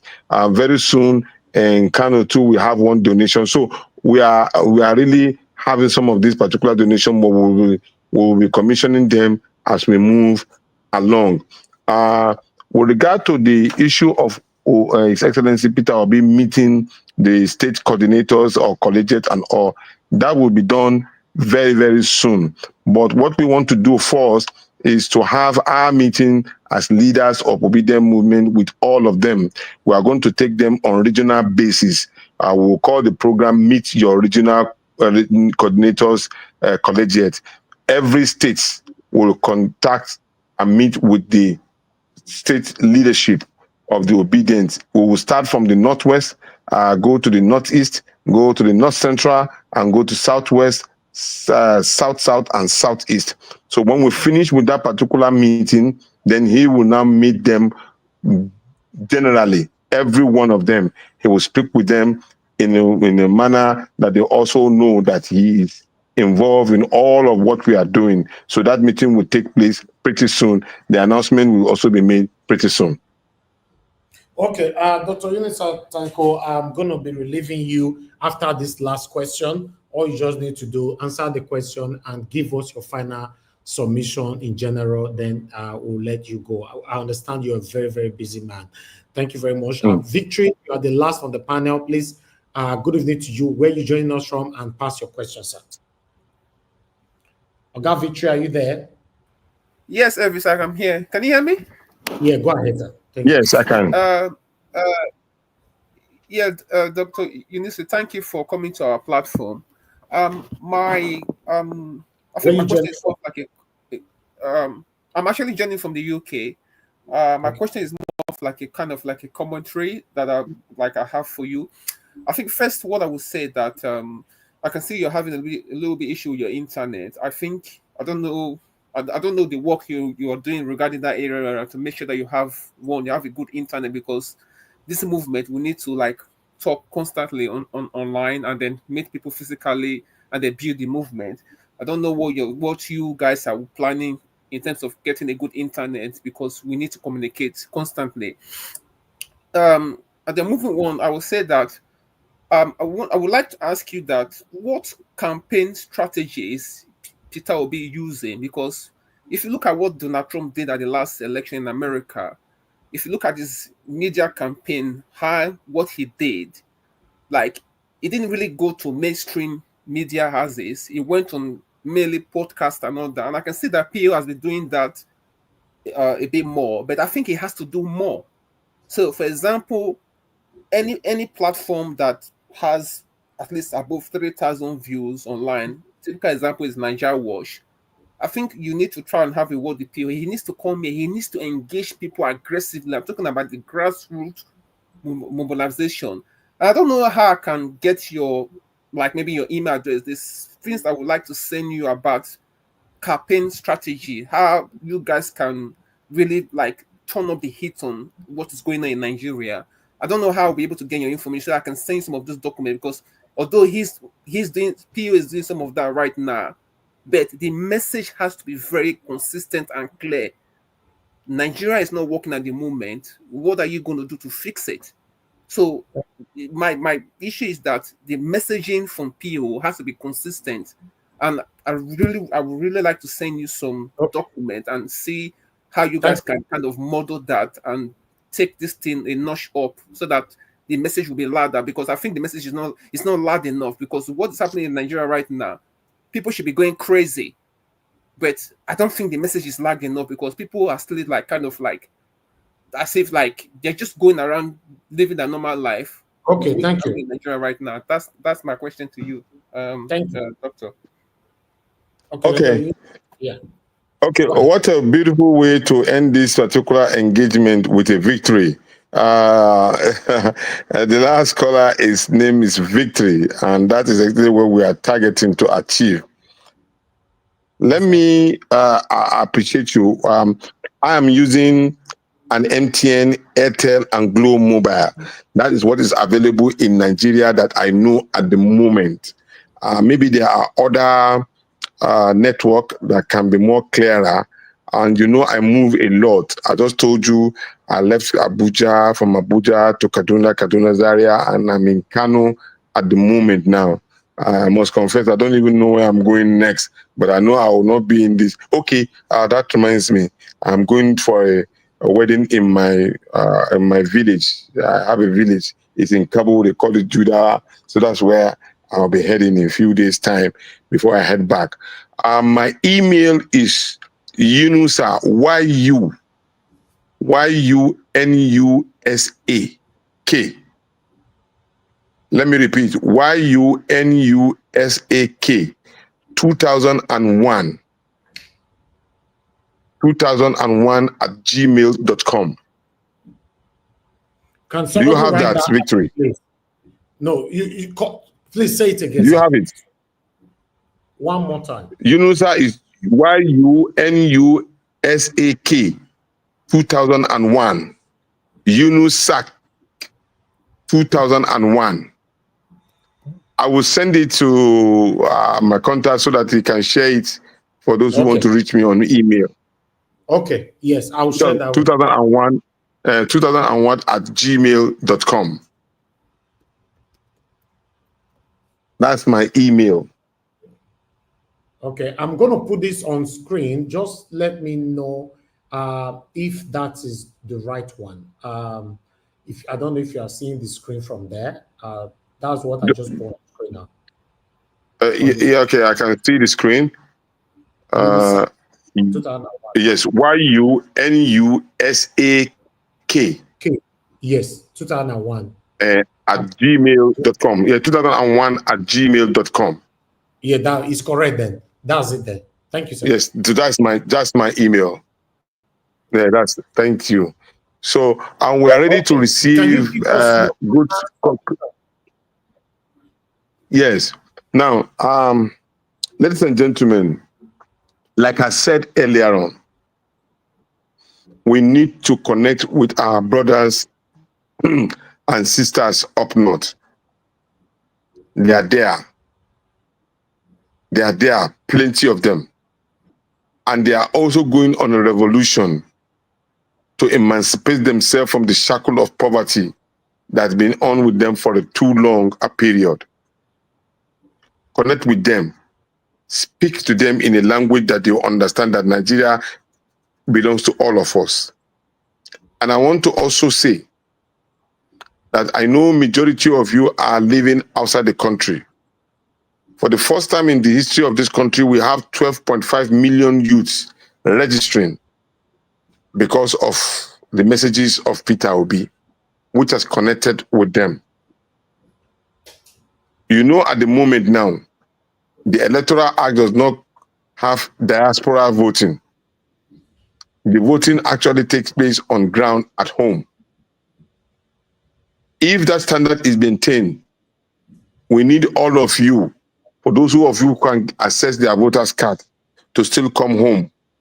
But most importantly, you need to do a lot of work for us at home in your own domain. Like I just told you, I'm going to my village. I'm going to speak to them about Peter Obi, and I'm going to connect with them there. You should also do that to every of your village and every of your polling unit at home. That is the major way you can help us. While we also put up all the strategy that can help to protect the votes, so that our struggle and our labor will not be in vain. Remember, also, there's no enemy inside us. The only enemy that we have inside us are those who do not want Peter Obi to become president, and maybe they are Moors. That is the only enemy. The major enemy are those who are outside, who have held every one of us in perpetual poverty, and who have forced majority of you to leave this country, not because of your will, but because you are also consistent in believing that you want a better Nigeria. That is why you are doing what you are doing. And I want to assure you that for some of us who have been in the trenches for too long, I started very early. I'm not supporting Peter Obi because he's Peter Obi. I'm supporting him because I know he has the capacity, character, and competency to lead this country. And I'm also supporting him because I also believe that he has everything that can make us unite this country. I've been a presidential candidate myself. People also accuse me of being a boy. I'll be glad to wash a toilet if that will be what will make Peter Obi become the president of the Federal Republic of Nigeria. Please take this home. Let's work together as a team. Let's build a new Nigeria. And I believe that a new Nigeria under Peter Obi is very much possible. God bless you. And I'm always ready. Anytime, call me, I will respond to you. Thank you. Thank you very much, Mr. Or rather, Dr. Yunusa Tanko. I'm very, very, very pleased having you here today. The way you flow with every one of us here, I want to say may God bless you and protect our principal. Is the only hope that we have right now. We don't need to trick ourselves. Is the only man that we have right now. Look at where we are today. You know, if we all can stay away from ethnicism, tribalism, you know, then why not? 2027 is our year. Thank you, sir. God bless you. I'll let you go now. God bless you. Have a good day. Thank you. Thank you. Thank you very much. I appreciate you all. Thank you. Thank you, sir. Bye for now. Wow. That was a wonderful one. For a while now, having people on the panel for interview, this particular one, you see, sometimes this is very, very important. For some of us that already started sleeping, giving up, and all that, sometimes you just wake up, say, this is very, very energizing. You know, it energizes your body, everything, your soul, you know, to make you realize that if you have to backslide, you know, in that statement, then where to, right? Is a question. You know, so for me, like I've always said, if Peter will come to this platform, I'll be the happiest person. But if not, I will still continue to do my job. We've been doing this since 2022, April till now. Peter Obi have not been here. Have you ever seen my work stopped or I have shaked? No. So if you come here, it's a good thing because it's my principal. I'm not the day inside back of door to say that my principal. I've always said it everywhere. I've put in everything that I own into this. But coming in or not, if, for example, we have to verse, say, okay, make we verse. Peter Obi not on this platform. We know they do again. Let's assume. Then, what are you going to do if you know they do again? That question, can we answer that? It's a question. See where we did for Nigeria. We're in big trouble. For any reason, God forbid. Why is it joining God forbid, some small. for any reason, God forbid, say Tinubu, they not bond and come up for there. Maybe they pull, maybe Peter Obi come in for a better Nigeria. That would be a mountain to climb. For me, I often take a whole 4 years out of Nigeria. 4 years. I don't go there yet. A whole 4 years, I'll not there abroad from that side. They do my broadcast or do any other thing. Because it's tiring. It's tiring. Normally, if we need to be honest to ourselves, Tinubu don't deserve at all, in every ramification, don't deserve a second term. Normally, safe. Tinubu don't deserve the remaining 2 years. If we want to be honest, the remaining 2 years all the way may he complete. So based on constitution, you don't deserve him, because if he's a working country, he's supposed to be impeached and thrown out. Boy, him and vice president. But unfortunately, in our country, you see governors are pledging loyalties. All of them are becoming very, very hypocritical in their approach, like the one Benue State governor just did, putting a red carpet all over the state for Tinubu to land and all that. He was not doing that because he loved Tinubu. He was doing that because what happened to Fubara make it not happen to Ram. Simple. So we're in trouble. Let's join our head together. Let us you say, like Igbo people. Let us you say, if you like those people, my voice, you hear my voice and you don't like me. But at this moment now, we must fight for that common goal. And what is that common goal? To have a better Nigeria. You and I know there is no way you can have a better Nigeria under Tinubu or anybody APC will produce. You see, Dr. Yunusa Tanko coming here today have energizes not just me, many of us listening right now, to know that better Nigeria is possible, as our principal they talk about. Sometimes, like I've said, everybody needs encouragement. If you don't encourage the best person in your life, you will lose that person. You don't need to necessarily encourage that person with money or whatever, kind words. Some of my people here, when I come to the comment section, they get to word where they feel they write for comment section. That pushed me to take, to take whatever that comes in for the whole day. Encourage people. If not, you will lose that people. See, just Dr. Yunusa Tanko coming in now. I've reactivated some. My God, I don't know. May not come like Silver say make her calm down. But I'm not saying my energy. No, they calm down. If I might feel with me, our principal confess. Get what I go talk after I don't come on for the panel. Now from there, go to. Una know IDP. Una know what we do for 2023 election. Now back to back. We were doing 12 hours straight here. All my wonderful panelists here, when I'm tired, they take over. My workers, everybody were working. Una remember, that energy needs to be encouraged at all times. Some of you now, when they come here, sometimes they say, if you not do, make you rest. Say, don't go make mistake when some of my adult people make, where would they beat land grabber, they beat all these people, they thief land, do everything. I'm talking about top people. Some of them come step on my toes. They can't say, if you not do rest, then we can't rest. They can't face wahala. That wahala, now they still date it tomorrow. Yes.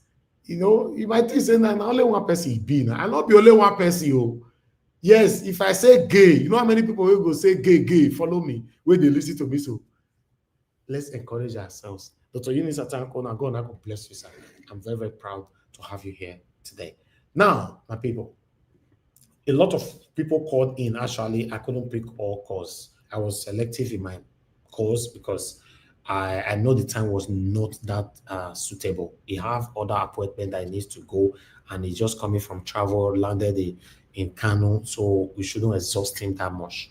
That's why I was very, very selective. But in case you have anything to say, we're always here. You can still pass it on, and they are listening. I would like us to have just 4 minutes to round up this show. We're already 3 hours, 30 minutes. I'd like to go back straight to Black Panther if he's still with us. Black Panther, are you still there? Yeah, he's here with us. Black Panther, 4 minutes. Final submission. I'm still here. Thank you, my brother. Final submission, 4 minutes. Sir. Yeah, I want to thank you. Black Panther, I want to thank you. I want to thank you for what you've done today. And thank every one of us that are here. That is why I said we should always keep the flame burning. Wake up in the morning, put gas on that flame, let it keep burning. We have to do it.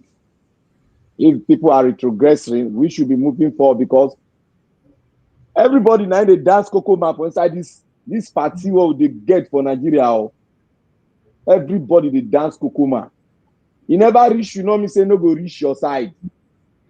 We have to protect and speak for those that speak for those and mourn with those, because they are our brothers and sisters, despite we are from different ethnicity. That is why we are still preaching brothers and sisters, because we still need to come together, because we are from different parents, and talk. But in talking, let us keep on addressing ourselves as brothers and sisters until we solidify that bond between us.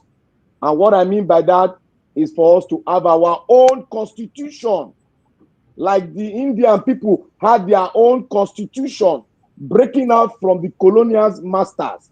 We need to do that, because as it is now, their politicians are just gatekeepers to the people that we think that have left. They've not gone. The same thing is happening to Cameroon, Republic of Cameroon. It's the same approach our politicians are taking now. Only that the France were taking with the French, we're having central bank. The Cameroon were having their central bank in France. But now the people that came here to desecrate our land, they are still in charge of our political system, because the system they let us with is what is still in operational. That is why we are bringing down our brothers and sisters, because we want to stay in a land that we don't own, land that God gave us, that we should cherish and live together in peace. We are now fighting ourselves, all in the name of religion and tribalism. You can see how bad we have become. You can see how lukewarm and careless we have become. I will beseech every Nigerian, as an individual now, stay clear from your distractors. Stay clear from those that they are using to recolonize us. And these are your politicians. They are not your family members. They are your enemy. Nigeria, 90% of Nigerian politicians are there for their selfish extension. We have to realize and pick out of them the best. And the best that mean well for us is Mr. Peter Obi. I am not campaigning for him. I am convinced he's the best among the dirty ones we have. And if you have the best one, please come outside, give it to me, and I will make an appraisal and make a change. Thank you all, and let's all keep the flag flying. We have no other country, but thank you. The one we have today. Thank you very much. Thank you. God bless you. Hello, good evening to you. Your name and where you calling us from? Hello, good evening. Yes, sir. Good evening to you, sir. Where are you calling from and your name? Yeah, my name is Tunde. So, I'm calling regarding you don't ask question. Yeah, when Tanko was talking, I thought you will ask the questions. Which people does they have in the rep and senate that will push what he's saying? Which people? Why did you call in, sir, to pass this question? Why did you call in? Hello, sir. Hello. Why did you call in? No. Now we did not ask the question. Why did you get out? Get out from here. Get out. Don't need people like you here, man. You know, if you don't know how to ask questions, don't call into this show. It isn't everybody. What is this? You said what, sir? What is this saying? What is this? You say which people does this one are Bado people. But that question, if I got him right, he said which people? Which people? He's talking about that they should ask Tanko that which senator and rep do we have to push Peter Obi for 2027. That's what he was trying to say. But his Oh, aggressiveness okay. and all that, you know, if even though you want to ask those kind of questions, there's a way you will call in and appreciate what we are doing here first. Then, why did you call in to do it? Now today they follow me. You never hear why they talk and say, where my sense na there they talk. Naija watch. From he no get senator for in constituency. Where you go meet and hold am for waist. He dey find Obidient to do that work for am. Not in Nigeria we call am. As Nigeria will worry, so they are still supporting Satanism. That's the problem. Let me shock you, Mr. Elvis, and our panelists and fellow listeners. You know that today, because of this guy that you brought to the platform today, some people came to the platform just to come and they didn't say anything. So they are just on the side. They are just to listen. These are the type of people. Some of them did not say anything. I know crazy. That you know. To be honest, to be honest, the mood this Yeye Mate call in. Where are you calling for? He refused. What's your name? He refused.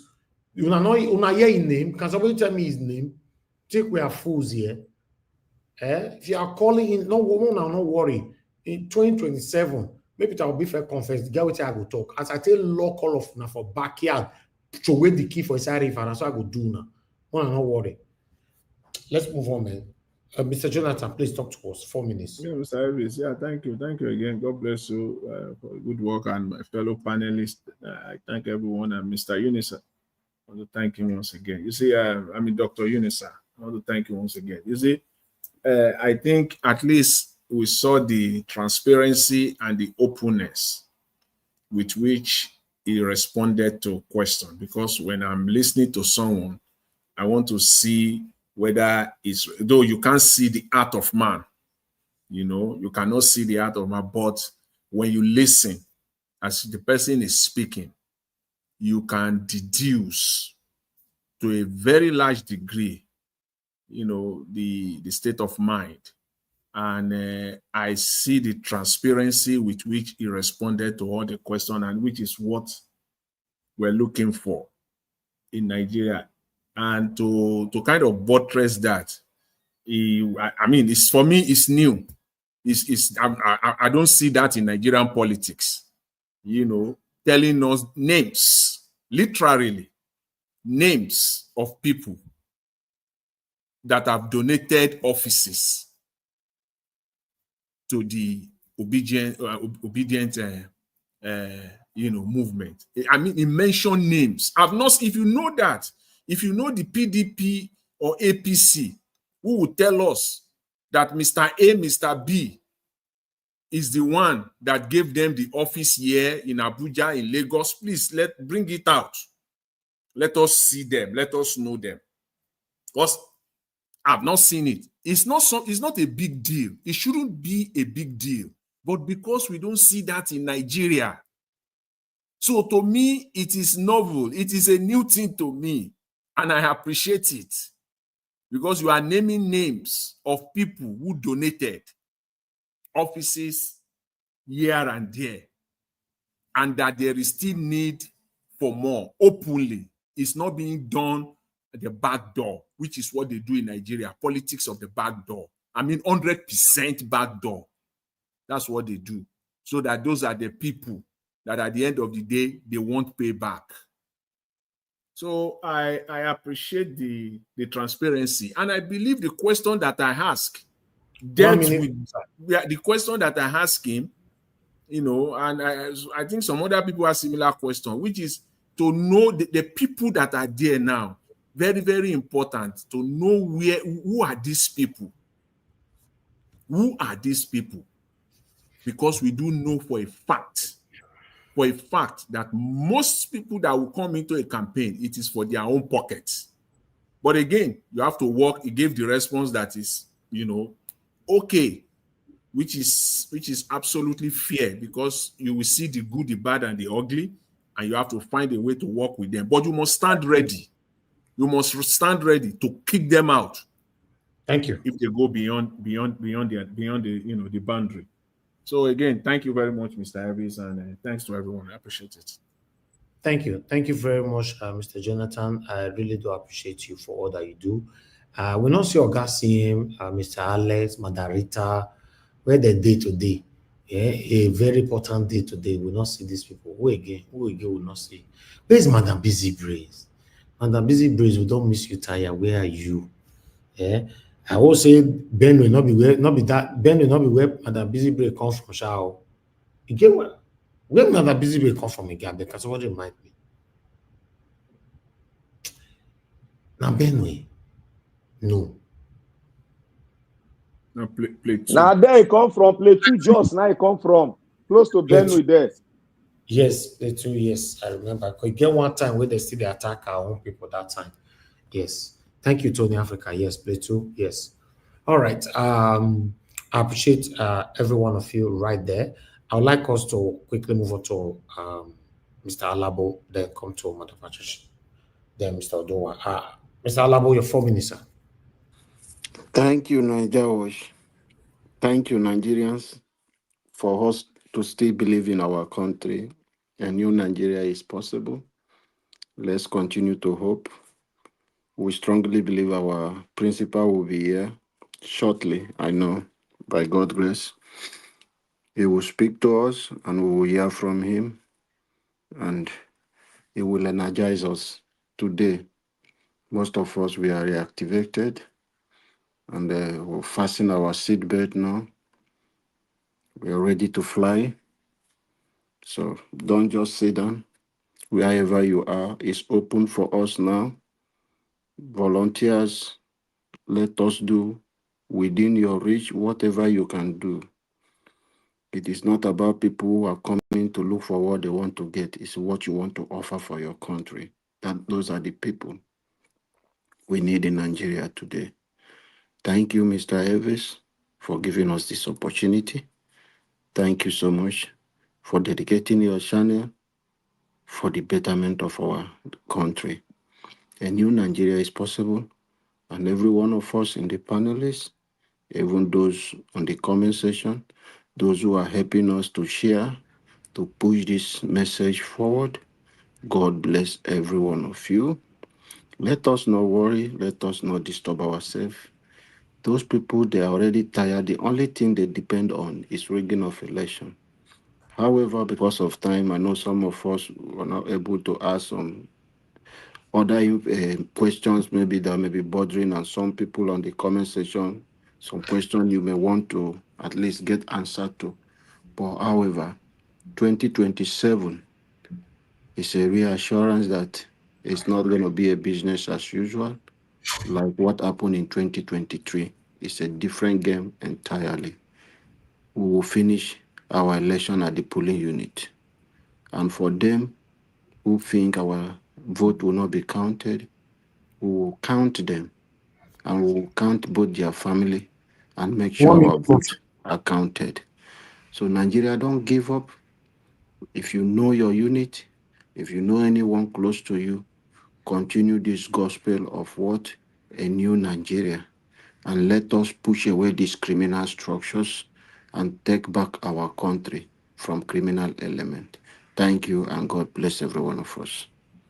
Mr. Alabo, thank you very much. I really do appreciate you. Thanks for all that you do, both on air and off air.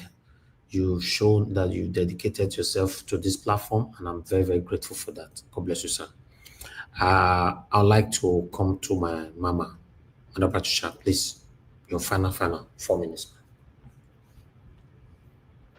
Mr. Ives, I want to apologize for my interruption. Then I think Oh, no, I that's was in that's place. I thought I was number after Mr. Jonathan that I was to speak. So, but anyway, yeah, I want to go back to Yakubu Gowon's interview today. It was so annoying hearing him, after all the problems he put Nigeria through, trying to, distance himself from what he was directly, responsible for. For people like me, I was really, really. angry hearing him today.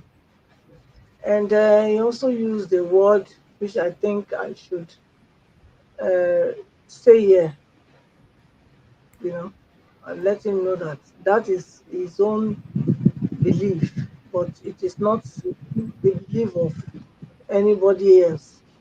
Majority of Nigerians today, you know. He said that one Nigeria, because Charles, I asked him whether can he tell us whether Nigeria is one today. He said, you know, he silently said yes, you know, in that regard.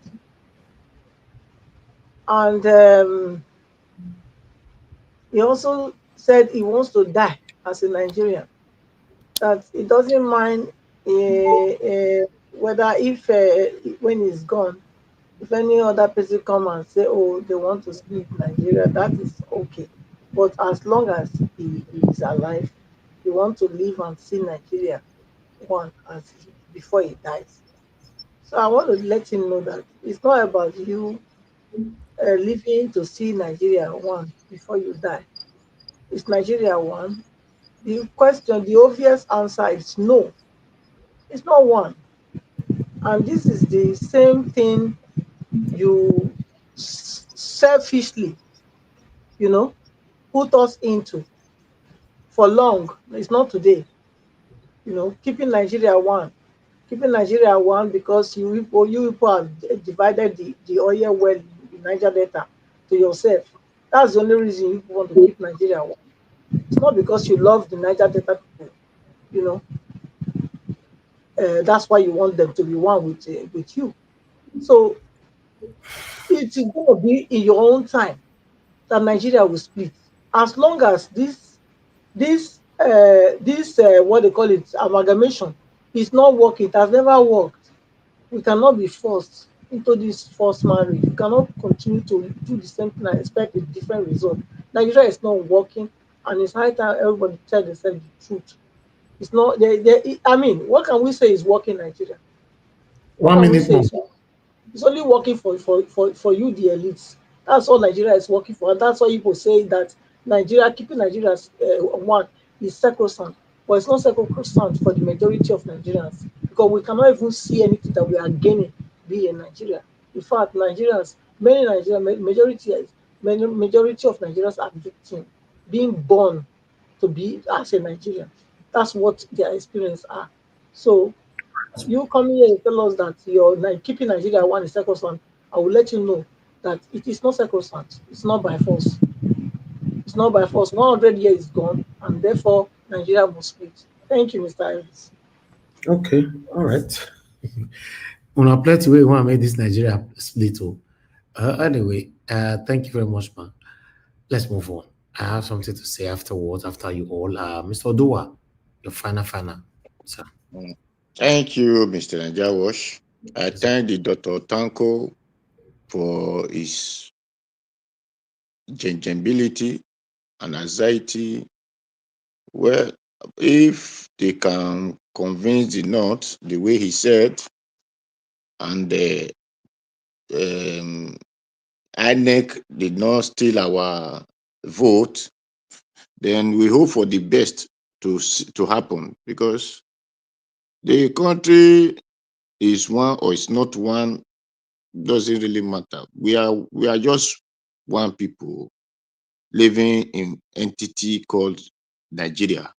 But what matters to me is you maintain your home, I maintain my home. So that is only what I know. That is what exists in every country. But it is unfortunately that we don't have good people who are leading the country, because the bad leaders are in every part, whether it's the north, in the south, in the east, in the west, in the center. The bad people are the one who occupy the so-called government. So that is what we are facing. And this crying of here and there today, I believe when we were small, although people that were before us did not face this cry. So that time that go one said that there is money, you don't know what to do with the money. So people were not facing the cry. It is because The greedy one, I say, okay, since there was money, you don't know what to do with, we know what to do with them. Those one, I start packing it, heaping it in borehole, hitting it in this, heaping in the Saudi, heading with. This is where the problem come from. And that is where then I say, okay, the oil of the Niger Delta is where this money came from. If that everybody is producing the way they scheduled before, where they use cocoa oil, use the other one, they were producing with timbers and all in their different regions. All these things will not be happening today. It is Agüero now put everybody in one cup and say this is this direction. That is what lead to all these things that break down. And this one, Nigeria is 1, Nigeria is 2, Nigeria is 3, is 5. It's not the problem. Let live. My own is you live, I live. Let's live in peace. Don't force your whatever on me. I will not force my own on you. That's all. Thank you, Mr. Najawash. Thank you, Dr. Tanko. Thank you, everybody, for your submission and your view. Thank you. All right, Mr. Odowa, God bless you, sir. Thank you. Oga Victory, please, your final, sir. Thank you. Yeah, thank you, Mr. Elvis. I would like to thank you for the good work you've been doing for the past few years and the consistency you've put into this this program. It's not an easy task coming on every day. May God bless you and strengthen you, and Mommy Diaspora as well. Thank you for the support behind the scene. I think it has been a good show today. Mr. Tanko said a lot. It was I would say it was honest. You can tell that he wasn't thinking about the question that deeply, like a typical politician that would give a political answer, in a way.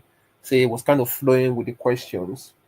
And I suppose for me, there's quite a few things that people are looking to like give information, like back to the people that are heading the PO's campaign, so they can kind of adjust, because there's lots of ideas out there that people want to pass across. So I think it was a good thing for him to drop his email today.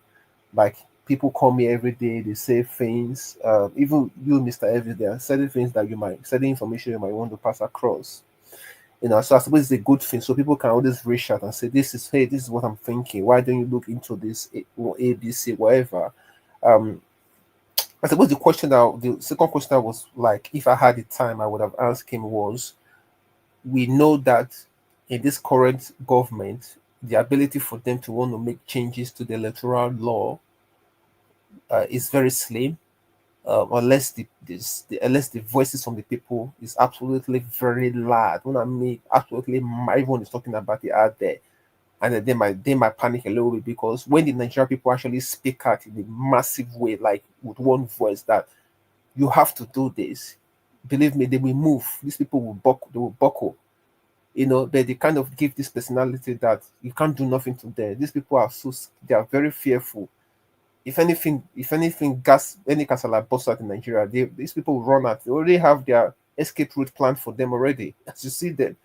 But it's just that the Nigerian people don't know the power that they will, and it's more of like they use, obviously, the military and the police to intimidate people and just beat people into submission.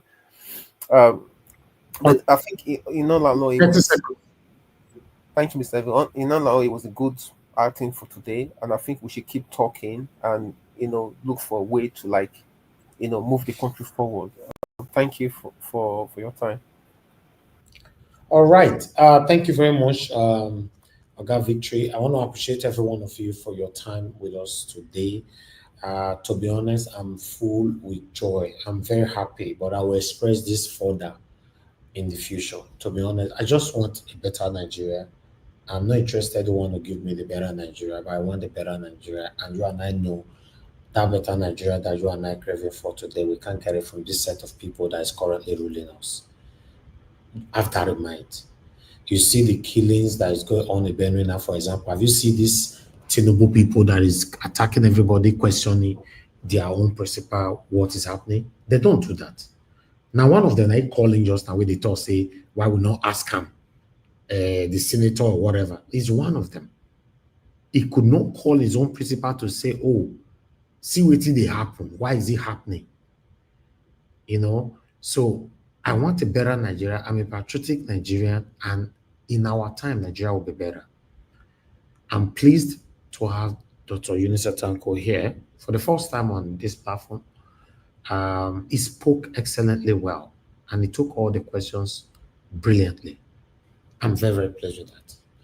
I want to appreciate every one of you. Thank you so much. And I'd like to come to Blessed Lady. Blessed Lady, you kept writing that I should take this off and all that. Not just you, everybody, you know, saying that I should take this off and all that. So even my mom will be telling me to take this off. Yeah, to be honest, sometimes I need it. I need it. I'm just a human being, you know. I would like to tell everybody today now that for now, we are going to scrap weekend, you know. We are not scrapping it 100%. It means that every Saturday or Sunday now is going to be random coming out. If you see me out, you know, yeah. But if you don't see me, don't be disappointed, right? Henceforth, from this weekend, every Saturday or Sunday, I want to listen to my fans because a lot of them have, you know, like Mother Blessed Lady, they can see, she have wrote it more than 4 times there or 3 times, I don't know, you know, and many others. Even myself, know that I don't know. But henceforth, we're going to come out, except if I see, if we have a very, very important topic and it falls on Saturday or Sunday, will come out. Yes. Once people like Black Panther, Mr. Jonathan, and my other wonderful people here reach out to me that Naija was where you did, we must talk this Saturday or Sunday, then I'll come out. And for me, randomly, yes. So our coming out now is going to be fixed from Monday to Friday. Why Saturday or Sunday now will not be random coming out. Is that okay? Let me ask the people on the panel. Are you guys okay with that? Or should I put out a quick poll for that? Should I put that a quick poll? Mr. Najawaj. Yes, sir. Yeah, it's a good one, but if you can adjust it to like making some important conversation, put it there like you put out your premier ones, you can still do. And I just want to appeal to you that today also this conversation, cut it out and no, we'll post it again tomorrow. Yes. Okay. And some people that were just on the platform, I just appeal to you. Sorry about that. Some of them did not make. They are fully obedient. They just came to listen. They are not. They are already. They can't be talking when a doctor is talking. So that was why. So sorry about that. It's okay, sir. You know, another question, another stuff you should let us experiment on. I would love us to experiment on it. Is a question and answer session with the people out there. Call from Nigeria, from every other country. Let us try to exercise that part. Let's experiment on it before we get to the main issue of the Nigerian space when it's coming out by next year. So let us try as much as possible to see if we can experiment on question and answers from every corners of the earth, Nigerians, so that at least we'll get a brief preview of the mindset of some Nigerians, and let us see how well going to be directing us to. Thank you. Now another submission, you'll be 1 year later. So when they give you chance, you enter Jack too. I'm not. Now suggestion I they make to you so that you go understand. Black Panther don't do. The last time I listened to it, it was very, very interesting. All right. Thank you. Thank you. I put out a poll right there. A quick poll. Since we are rounding up, is a quick one. Just click on the poll. Only on Naija Watch. For those of you watching us from another platform, it's only on Naija Watch, the poll. I know somebody asked me the other day, say, they always say you put poll out. Where it did? Now, whenever I put out a poll, it's on Naija Watch, not other places. Because people watching me now on Twitter and our other two, Naija Watch and blog, YouTube, I do Naija Watch as well. So, yes. Just put it there and let's think about it. Because I want to make Saturday or Sunday not random. We could still be coming out. And if I'm not coming out, someone else might come out. But we are going to make it random. In case nobody come out, you just used to it that, oh, it's a normal thing. You know? Yes. Not just this I'm doing. I'm a very busy person. I've said this so many times. You know, running this, running here and there, and doing all that is not too easy for us. You know, so having a day off or two is not so bad. You know, that poll. Let me see the poll. Hi, on our way there, the poll. I don't too plenty for one side. All right, before the poll will come in, some of you be asking us, especially Madarita, she's not here now. Many of you right there, you know, I've told you guys before that, yes, this is what I do. I'm always, you know, making movies here and there and all that. You know, I study film and media. Many of you already are aware of that. And I'm practicing both of them at the same time. Coming here every blessed day, you know, every blessed day is not easy. And guess what? 5 days a week for inside this every blessed day when they come here. So, you know, now till they run my movies, you know, being on set, doing this and that, not be small thing at all. You know, it's not easy for us to be doing everything at the same time. You know, but sometimes it's good when you do understand what we are doing and how we are doing it. You know, for me, if I have my way, I would like people to do our broadcast for only one day, only one day in the whole week. Yes, some people might say that only one day. No, yes, because it's really, really draining. People on the panel, and I will not contribute to that apart from Mr. Alabo. You know, quickly say one or two things about that. Okay, let me re-echo this particular video first before you say something. For those of you who want to see how we work on set, you can watch that.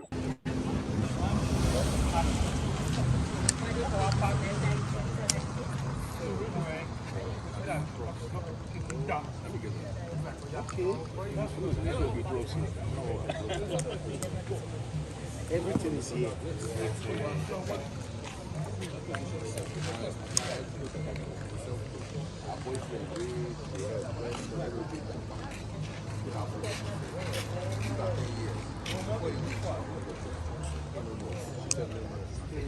You don't do 4 times? No, 10 years. The castings, we don't do all the castings.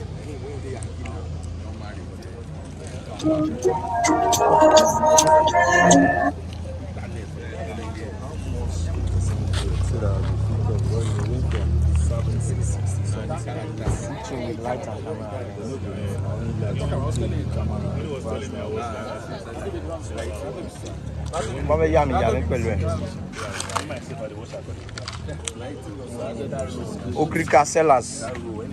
Our market. Who they here? Come and buy 7%. No, sir, don't come. It's Nancy. And she gets money. You get better vibes.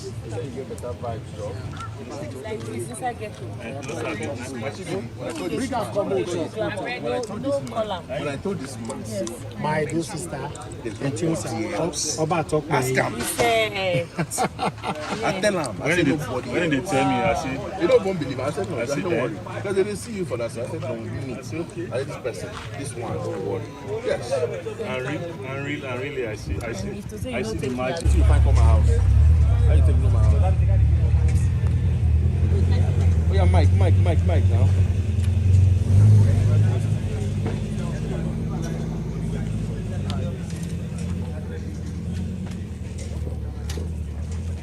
I won't show. He won't show. I'm gonna be here. I won't show you in the back. You're facing on. Yeah.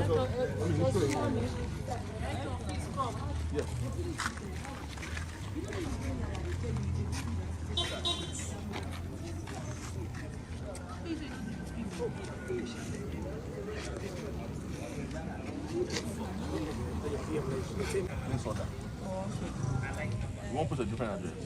Because it's my house address right there, so I want to change it to this place.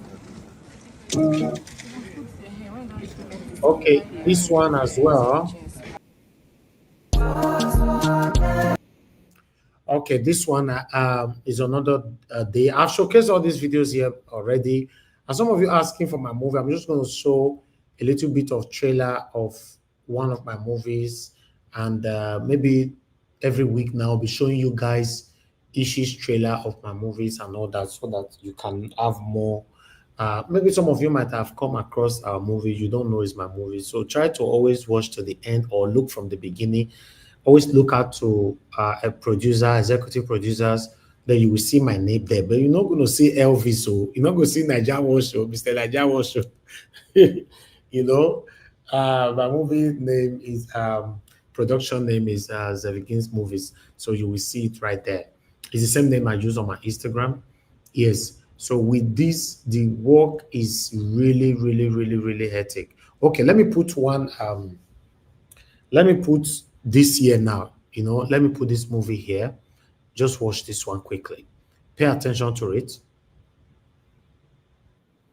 Just that you should be ready to move in with me. Oh yes, she needs a change of environment. Make new friends, and then she'll go to school from home. And a lot of new things will happen in our life. Who will take care of my mom? Don't worry about your mom. What I'll do is that I will arrange for a maid for your mom. I'll put the maid on salary, so we'll have a paid maid that will take good care of your mom, at least until you finish your education. Okay. That one is good. That one is good. Thank you so much. It's okay, it's not big deal. Thank you so much. Thanks for your kindness. This sounds very arranged and planned. I need to think about it. Adonai? Why is Adonai so rebellious? Má worry. Ọmọdé ló ń ṣe. She's only a child. I will speak with her. Don't worry. It's okay. Thank you so much, It's all right. for everything.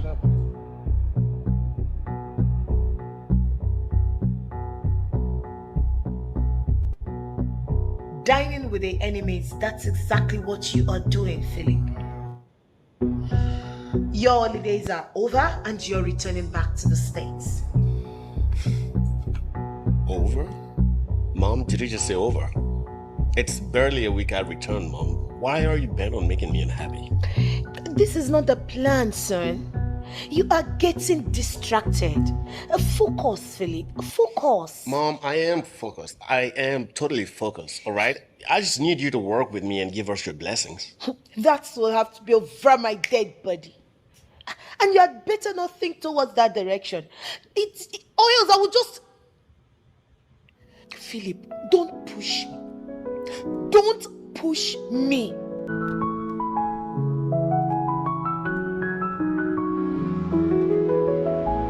Guy, what is wrong with you?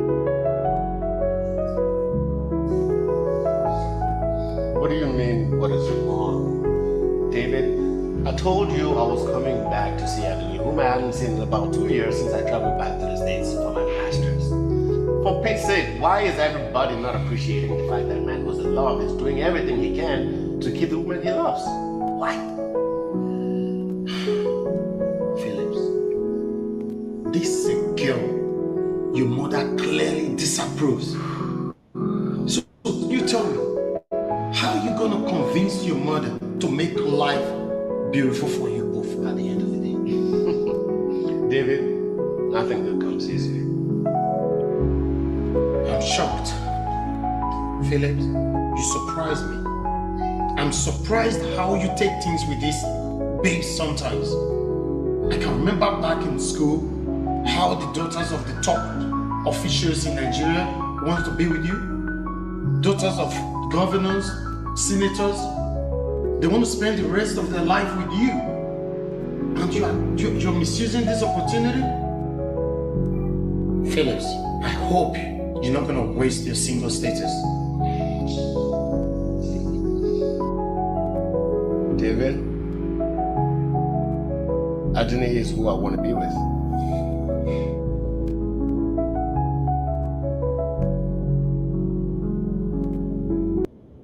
Philip, you've been away for hours. What's it about this girl? Mom, please, I'm just not in the mood. Can I have your car keys? What for? Excuse me, Philip. I am your mother. Besides, I bought that car for you. Oh, yeah, you bought me the car with my dad's money. And the company that you're equally sitting over as CEO belongs to my father, which, by the way, I cannot wait to inherit. How dare you speak to me in that manner? Mom. Can I have the car keys now?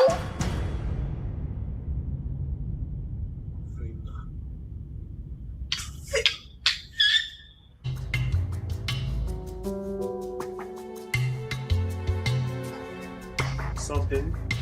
David, I hope you haven't come here to start running your mouth about our assumption. David, I was just kidding. Does it mean you're not going to America tomorrow? Dude, what did I tell you over the phone? Oh, welcome, son. Good day, Mom. How are you? I'm good. Thank you. Here we are, David. Thank you so This much. is exactly what I promised. Thank you. It's just to add to your pocket allowance. I'm so much grateful. Thank you, Mom. You're welcome, Daddy. Philip, I'll see you in the airport tomorrow, yeah? All right, darling. Bye-bye. Son, go freshen up and let's go do your own shopping. Mom, actually, I intend on staying back for a week to enable me to tidy things up. Can you hear yourself? Can you just hear yourself, Philip? Is it because of that good for nothing girl? Mom, please, before you start calling her names, it's entirely my decision to stay back, and it's just for a week. You are a fool.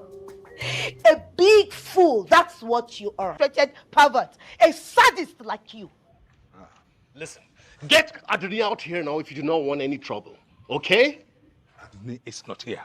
Son. Yes, Mom? Search the entire house. Search my house? Yeah. Search my house. Come here. Tijani, leave my son. Tijani, you can't do. Tijani, leave my son alone. Tijani, leave my son alone. No.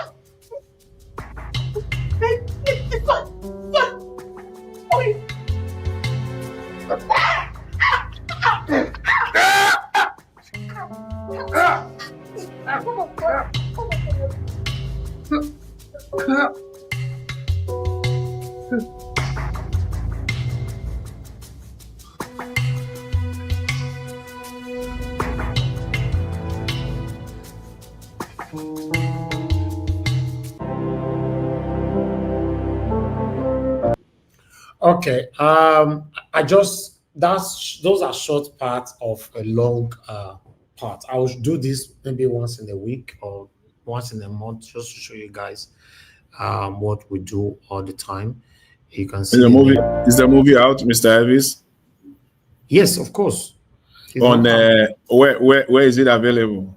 I've done 12 movies, and this particular one is on YouTube already. What we do when it comes out, we sell it for an external marketer. Then it takes about, depend on the duration we agreed, it takes 2 years or 3 years with them to use it how they like. After that, they give it back to me. The masters there, I'll now put it back on YouTube. But this particular one is already on YouTube. I'll post the link. I've been waiting for your movie. I've been waiting for your movie for God knows when. My movies I already have.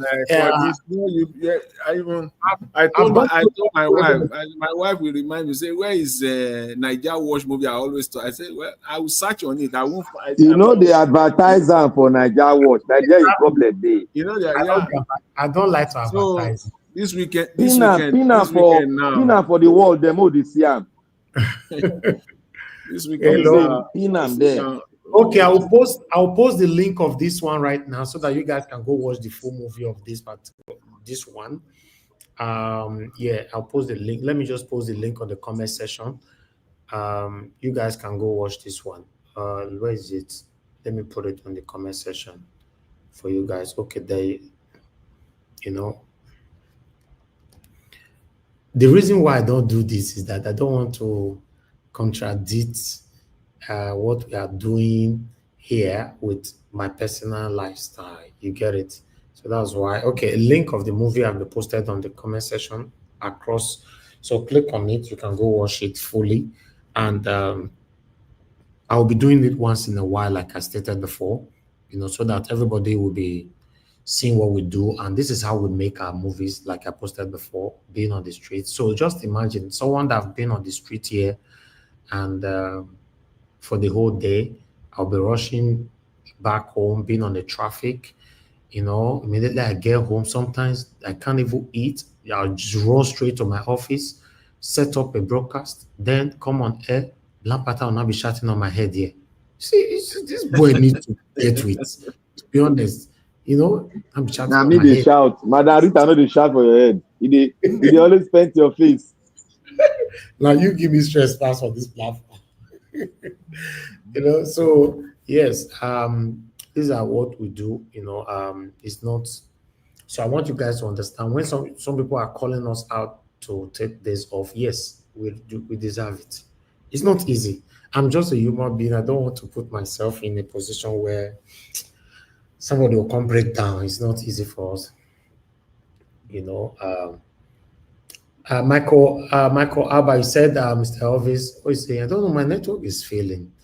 He said, Mr. Elvis, I would like you to be off, but that will bring about low turnout at Nigeria Watch. Your presence means a lot. At the same time, you need rest. So I don't know which button to press. Michael Alba, you are a very, very honest person. Because at the moment you are confused, you don't know what to press. You want me to be on air 7 days a week, but you want me to have days off. But now I like that. So to be honest, for me, I wish I can do it. I will be here every day, but it's not easy, man, my people. It's not easy. Maybe I understand. Let's leave weekend as random. Which one be that one? Nah, Okrika be that. Yes. Atiosa was selling Okrika. In that movie, right?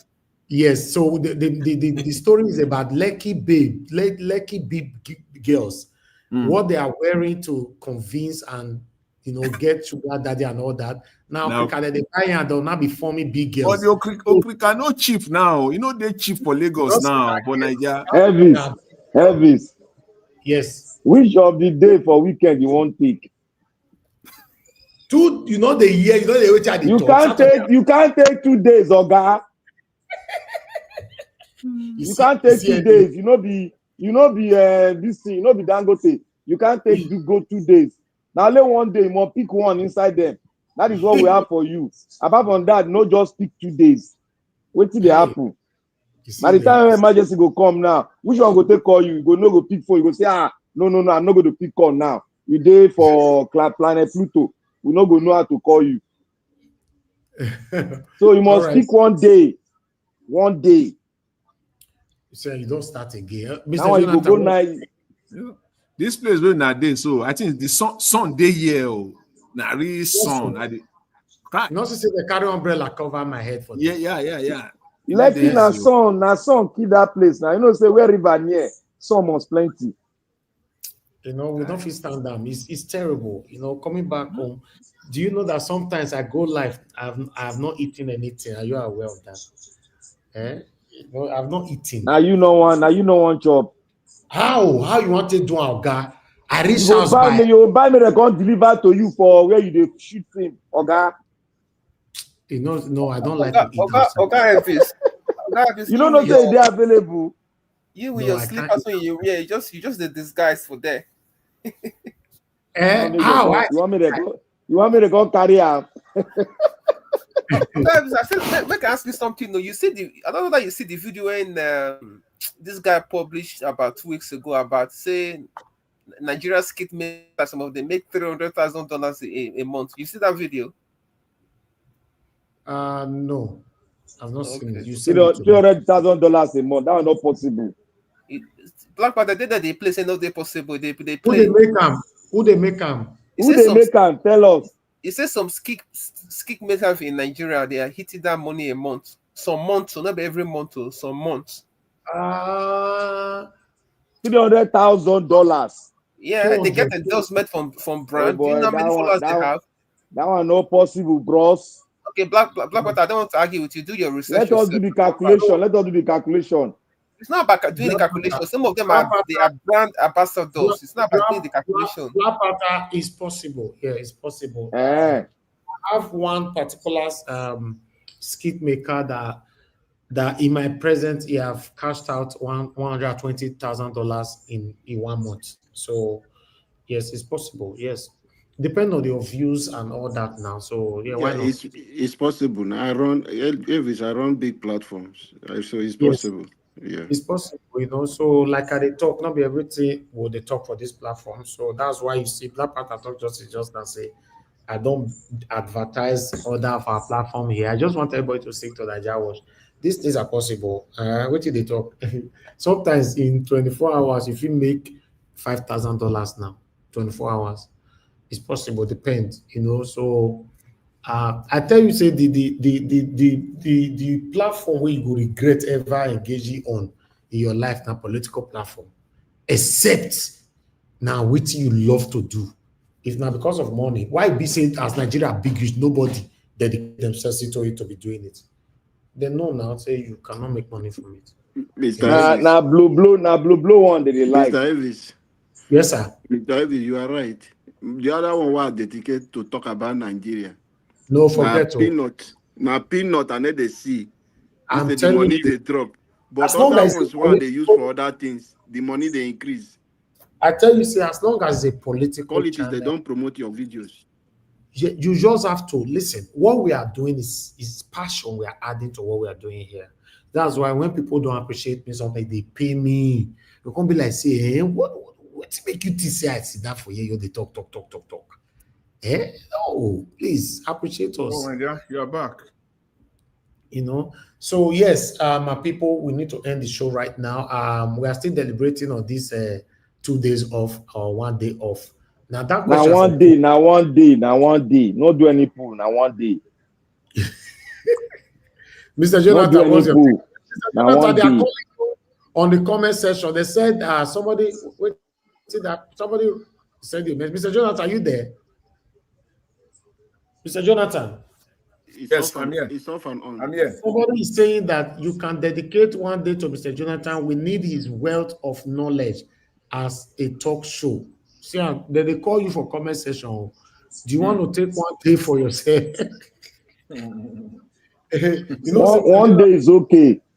Mr. Jonathan is not getting enough. Even me myself, sometimes he's not getting enough minutes. Nigeria, you know I say now one day, dedicate Saturday for question and answer. It's just 2 hours from the audience. They'll make phone calls. You know, you whine with them. If you want come in, somebody go assist you. If you want come in to answer some questions, political, video, filming, every place. Some people need advice on their ambition, on skit making, on video, anything. They can come in and ask. So I should take Sunday off, right? Yeah, your Sunday, go enter with mommy everywhere. Go in, come back anywhere you want go. And have time for madam. Everybody. All right, have time for everybody. Let's ask this question again tomorrow. So for now, decision is post. Not verse. Now they poll. They just scatter for our hand, though, not be miss scatter. Then those who are there for poll, they not fit do anything. You see, the person will say you don't know what you go do. But if you take a pause, it will affect viewership, and you still need the rest. You still need that rest too. That's a really very fantastic angle to look at it. Do you know why you need the rest? And if you want rest, Naija Wash, not go sit down for house. Go to like the beach. Go to places. You know, catch your phone. You know, don't just stay at home. Do like. You don't agree 2 days. And only you no, talk. 2 days. 1 day. What did they talk? 1 day don't do you. You know how many things you control. You are a company yourself. You can't afford Mr. to take 2 days. Mr. Najawa, let me tell you one thing. If Bishop no there for church for complete 2 days, it affect you. So that is one thing I just come to realize. So look at it. Your presence here alone, not that other people cannot handle, but if you are not here, there is where God they design people. This is your own calling. And other people know if stay period. Whichever way, you see, Mr. Elvis, this is my own candid advice. You know, my candid advice is that whichever way you look at it from, you are needed. However, on a daily basis, however, anything that the platform must be able to operate and survive without you being there. Exactly. And until that time, that is the height, that is the summit of your work. When you can go to anything someone is doing that still cannot survive unless you are there, there's still work to be done. That's my candid opinion. But you have to I don't know how you are going to do it, how people will, you will bring people on a daily basis where you can even take 1 week, even travel, and people will not feel it. Nobody. It's like somebody telling Obaigbena for Arise to come and show up there. He doesn't have to be there. He doesn't have to be there. And the thing is functioning, it's going on. So that Oga is Jonathan, na vacation, now you dey go, so who they go vacation? No, na vacation story you dey talk, they go, so he say 1 week, you know, let him because talk. Naija would like to hear sweet talk. Na vacation they like, they carry go, so you go enter that gear now, you go tell you to say go 1 month. Hello, I beg, just let me be. If you take, you know why they thought say that question and answer go dey good. Look, Oga Jonathan now, he's very sound on economic matters. You don't know so many things they way person they do, like going on race. It's Christian. You see, I not talking. You see, I talk now. Now those cowboy thing, now they think cowboy is not to play game or go on that road of running like a cat and rat. Go do them on Sunday. Choose one date. Nigeria, can I just chip in a little bit? I would say, for me, I would say if you can take Sunday off, but again, there are people that is calling Mr. Jonathan out there. If Jonathan wants to take up the platform on Sunday, if he has time anyway, because you have to have time to do this thing. So it's all based on, I think it's just based on kind of like emotional agreement. If he's willing to like come out on Sunday, but I think you should take Sunday off. That's what I would say. But if not, either Mr. Jonathan or even on any of the other panelists, they want to come out on Sunday, take the Sunday slots, then I think that should be fine. That's what I would say. Yeah. Anyway, it's not easy, you know. Whenever Mr. Jonathan want to take, he can just take that. But making it permanent every week is not. It's not. At the time I say, what would they do here? It go hard for you see one person who can come and say you fit do even for your own platform. I want to do one. It's not easy. Oga Naija watch. Oga Naija, you know what I tell you? Say make you take Sunday. You know what I take Sunday? It's better as a businessman if you cut off one day and maximize it. Take your phone, keep one place, enjoy yourself. When you come back, you are refreshed to go in again, and a lot of ideas will come on your head, and you will not execute them. It will take you off from your film, your Naija watch, everything. Just blank. Go on a nice date. Enjoy yourself. Come back refreshed. When you stay on the podium, you go see another thing that you could express. So who tell you say one day not to do all those things? What? Look, you are a businessman. I don't look at you as anyhow. You are a businessman. You have a lot on your head. So switching it off for one day, 24 hours is okay. Okay, Mr. Jonathan. I want to say, the thing is that you have to start planning for what we're discussing now, because eventually it's going to happen. I will give you an example. One of them, there's going to eventually happen. There will be days that you will have no choice. You will not be on ground.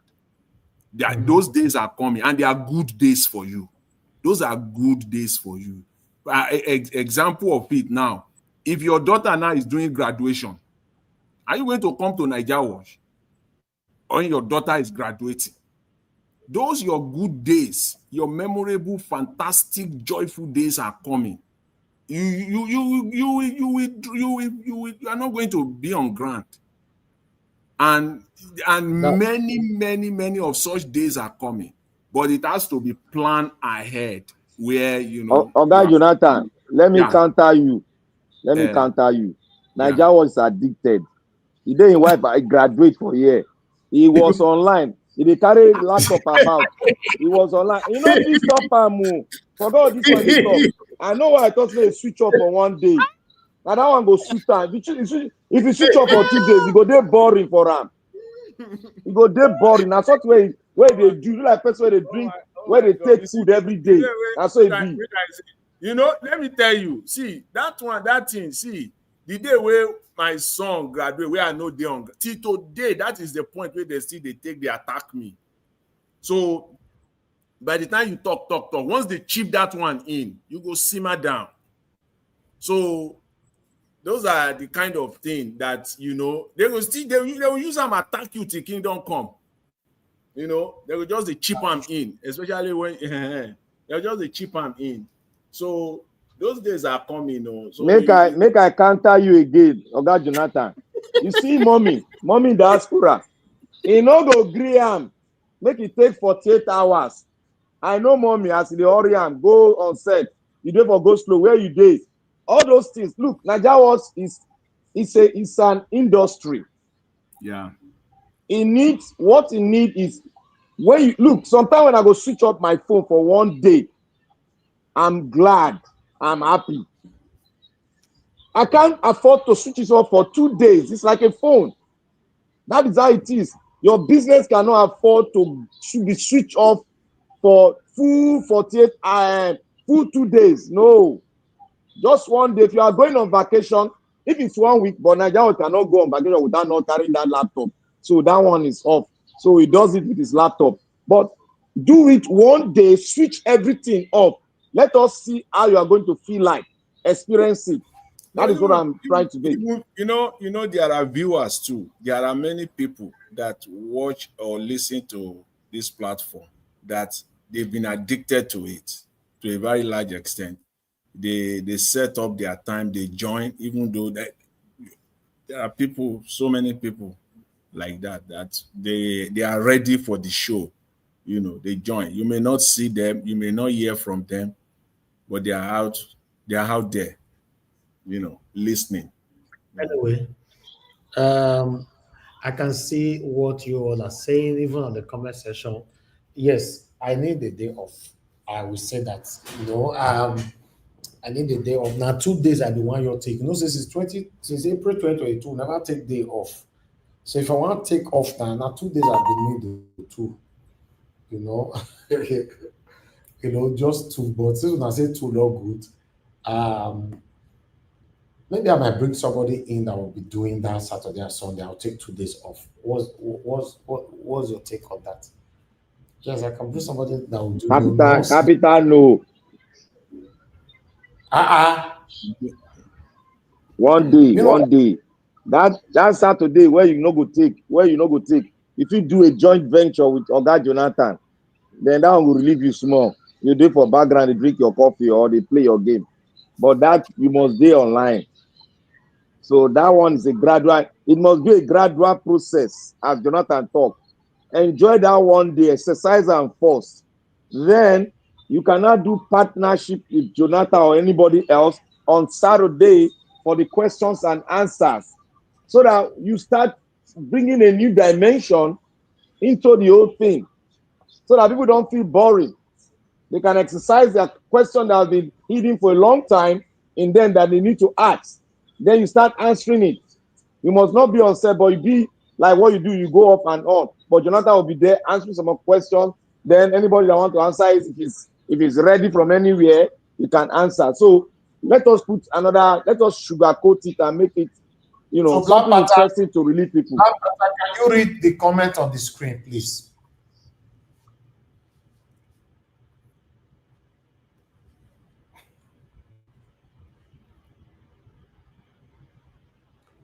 You don't read that?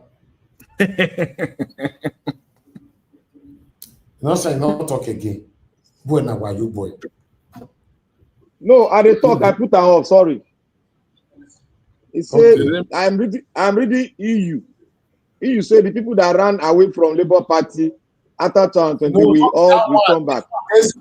I put that for screen. This screen.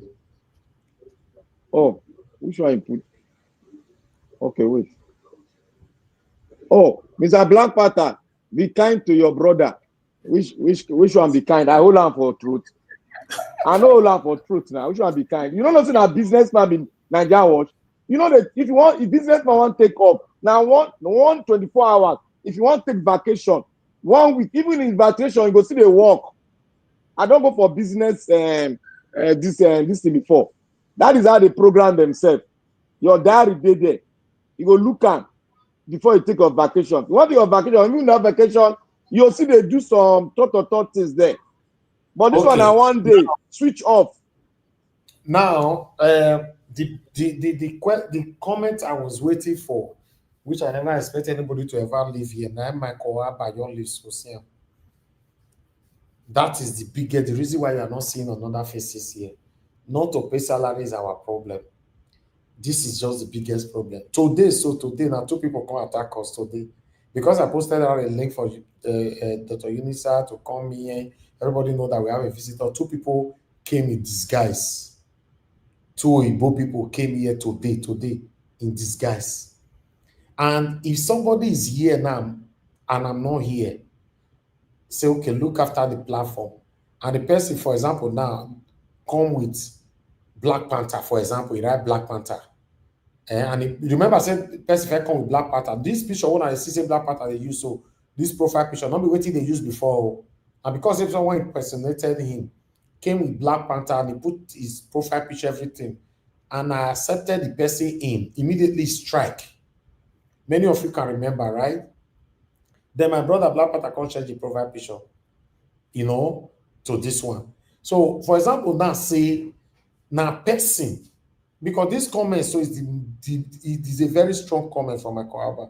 Say, I put person here, make they monitor the platform. Remember, I said the way they monitor the platform, other people cannot actually do it like that. He can't come out, leave the screen after you don't accept person in and you come out. And that kind of strike, where that person strike that day, before now, concept on the down, now phone, now call me, say, something day screen, can't remove them. Maybe go take another 3 minutes, then the damage has been done. You see? So that is, for the past almost 2 years now, you've not seen any of my workers on screen. I prefer them on the backstage. This is the reason. This is the reason. I know why you say, I'm sorry, sir. I thought it was your Saturday, Naija Watch. Your Saturday, you will arrange it very well. When you arrange, it's not a day where everybody come in. Like I told you, it's question and answer. People will start calling in on their phone. Or God, Dr. Yunusa said, we calling. Everybody will call in. It's day where you answer question and answer. And you can even put some people on a connective call to give answer to the answer. So we're trying to make in a space whereby the people out there that are typing, doing a great job, they can also call in and they can bring their own view and ask questions or even answer questions that you have gone halfway on. The best I can do on that weekend that we all are contemplating about now is maybe I log in and I post out a link. If I just get 2, 3 trusted people on screen, for example, Mr. Jonathan, Black Panther, give us a mandate, for example, or Madarita, Black Panther, then I'm good to go. I'll just then you lock up. That's it. So 2 of you can talk as you like. Whenever you are done, either you leave the platform the way they do on tele before, or call me to come end the show. Simple. But employing somebody at this critical time, when I know say many people don't like my platform based on say no, don't employ anybody. Don't employ anybody. It go hard. You'll be like say I don't employ anybody. Me myself, I cannot sleep. Do you know that the only time I can sleep is when this platform is totally shut down? Say we don't close. There's no way somebody day screen. You say me I go sleep. I want to do that one. So now the only reason why on the system I see many people for here. And as for Mr. Jonathan that said that you use Arise to make example just now and all that. Remember, say Arise not the post link. They don't know what it be link. If I turn my platform to become a platform like Arise, remember that we can only be inviting guests in. As Dr. Yunusa just come just now. Link. The biggest threat we have with our platform today, in case you don't know, link over the post moon until they come in. Other people hide inside that same link. That's the threat, nothing else. Now that link, if people will not they post link, you never hear say people will not they post link, they talk say something threatening them. How you want pass enter there where you don't know the key to my house? But the key to my house now this link when me they post so. You know, so now be the thing. Once they don't hide for inside, they come in, then voila, don't come. You know, so that's the problem. And if I employ somebody and I don't make mistake, because they say, "Oh, so sorry, sir, I thought it was Oga CM because the name was Oga CM and his profile." That's why I normally say everybody must turn on their camera. Yes, now you must turn on your camera. This Agbado people say, why did they hide? Why they not just come and come talk? Must you hide? You forget to these people. So that's why we cannot really we can't take that risk. You know, for me, if I'm tired, for example, it's prefer I would take a whole 1 month break. 1 month, I not go on this media at all. Than you give it to the wrong person. That one, Israel and Iran war. Not just good angle at all. Mr. Ivis, I would say that because of the security implication, I think it's best for you to, because like you said, you don't want to give it to somebody else and they will say, "Oh, I thought it was this," and you know, yes. I'm sorry, I'm not that. So the security aspect of it is very serious, and like you said, few people have been here to attack you before. So I think it's best for you to like probably just come in, log in, bring people in for like 3 or 4 people if it's Saturday or Sunday, and just let them speak. Just lock it. When they are done, they can call you, come and close it. I think that's a wise move. What you just said now, Mr. My lovely brother Victory, what you just said now, we have to do this. So what I will do every Friday, I will talk to my people here. Tomorrow we are coming on air. If you are joining us, come on time. The problem where they get with some of them, I know they quick come. And once people don't join me for this kind of situation where my brother Victory talks, so once 2 people don't already they screen, and I don't leave the platform for them. And maybe waiting these 2 people they talk is they very interesting. And more of you now come they backstage. Nobody go add you come. Maybe me know you're there. Then you come they say, "Hey, I they backstage." Me no they there. Come on time and let me lock you in. You go to come after 78 years. Eh? That's why you go advertise them. Yes, no, we are starting it now. I will come in, you know, let you know that today I don't want to be on air.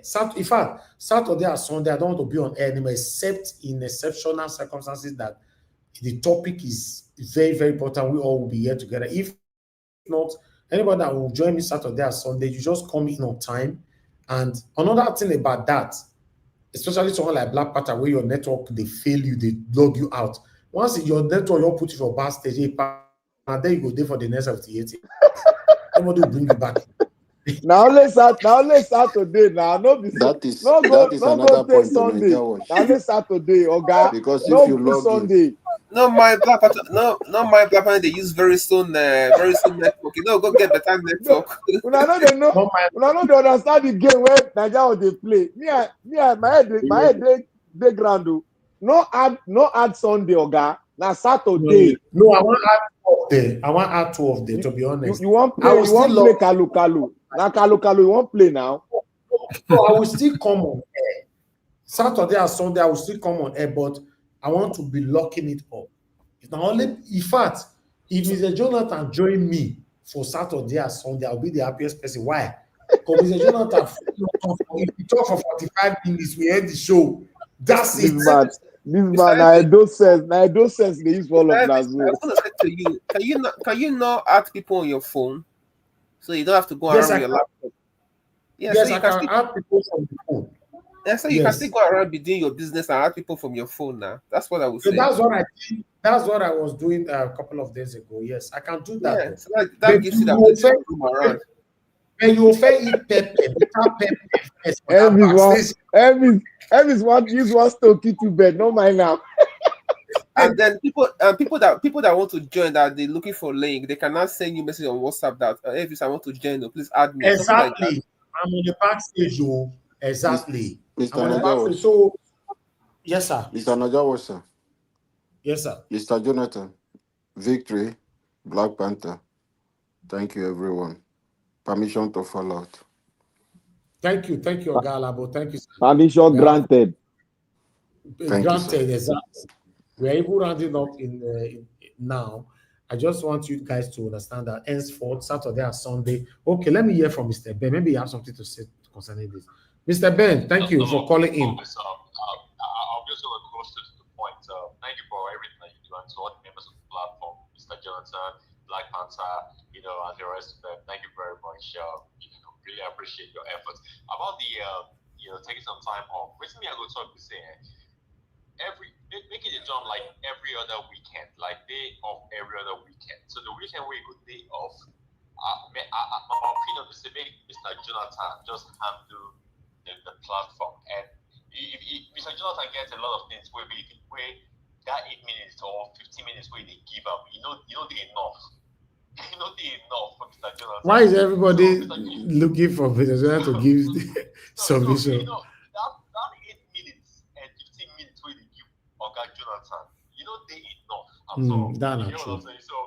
So for every other week, the weekend we go day off, make Mr. Jonathan just anything about the Nigerian political space or talk for like 2 hours. Then Mr. Black Panther too will just chip in, talking your own, or other practitioner will talk our own, then the other people will talk their own. Because sometimes when you give Mr. Jonathan like 8 minutes or 15 minutes, if he talk for 2 hours straight, he no go stop. So if not every other weekend, just give up. Make it just handle the platform. So I think what Mr. Jonathan should also do is every other weekend that Mr. Elvis takes off, if you just check online, check the news and all that. Whatever you want to talk about, sir, just talk about it. You have viewers that would tune in and listen to, especially on the weekend when we're not working. And we're all used to the Nigeria Watch platform. So every 2 o'clock or 1 o'clock, we don't tune in to watch and to listen to everything that we talk about. So Mr. Jonathan, okay, every other weekend, thank you. You can prepare your topic and just talk exactly about whatever you want to talk about. Let me expatiate on this. Okay, thank you, sir. Thank you, Mr. Ben. God bless you. Yes, sometimes, Mr. Jonathan, you are right, because sometimes you said, oh, time is not on your side. When you have something to say, always take it to weekends. When I log in, come in, address everything, bullet point it down. Once you are done, you can leave. That's it. Because you know why? On here, if I give Black Panther 20 minutes, I give Mr. Jonathan 25 minutes, I give Madarita. I get one time at the stylishly, they give Madarita more minutes. People catch me for here, probably like Coco. Even Mr. Jonathan, I give her more minutes, people don't catch me for here. Problem will Coco. Because some people can say, you must give me the same minutes. You must, so easy like that. So yes, but in cementation, we will be coming out the same 7 days. For now, I will only just come in, log in, and I'll wait for just maximum 10 minutes if anybody is coming in to join, so that we can lock it up. If nobody is coming in, I'll just round up the show. Is that okay, my people? Every I will say 30 minutes. I will say 30 minutes. Okay, 30 minutes is fine then. On the 2 days, I'll do that, But if nobody is coming in to stretch anything, I'll just round the show up. That at least I'll know that I've marked my register. Right? That's fair. If you can do that. Now you talk now. Yes. Not be say when he don't go hide yourself on another thing. Now you talk now. You know say they watch your word though. No, let's just start this one first. Let's see. No, let's start this one. The Saturday and Sunday still stay, but it's going to be based on just 30 minutes. The only reason why it can extend from that 30 minutes is when it's locked up. Then it can even be for 5 hours, 7 hours, no problem. But if it's not locked up within that 30 minutes, I'll end the show. My people, is that okay? On the comment section, quickly, say yes, no, quickly. Let me count how many yes so that I can round this up. I only have 2 minutes to do this one. I'm talking to my people on the comment section right now. Just say yes, no.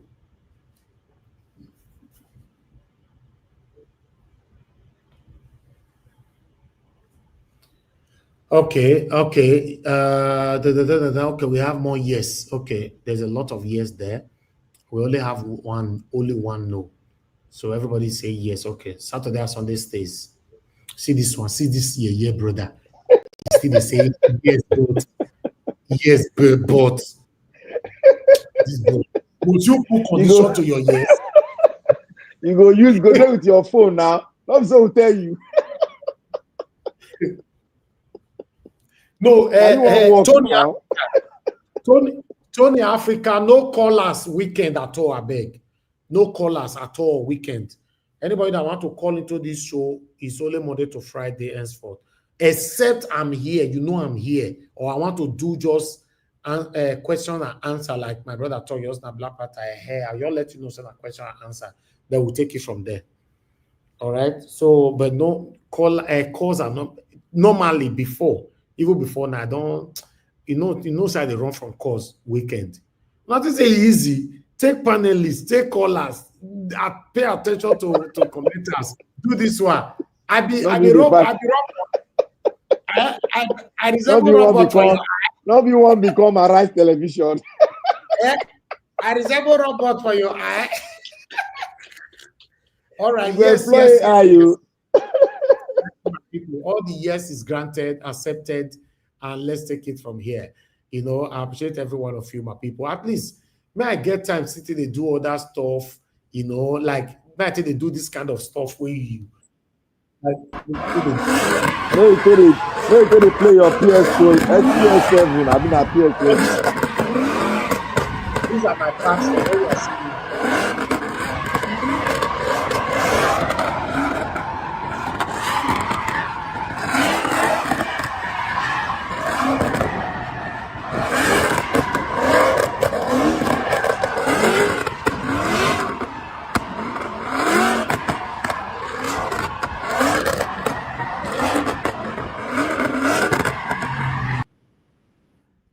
Okay, this my people. This is what they do. I hope they wear helmet too.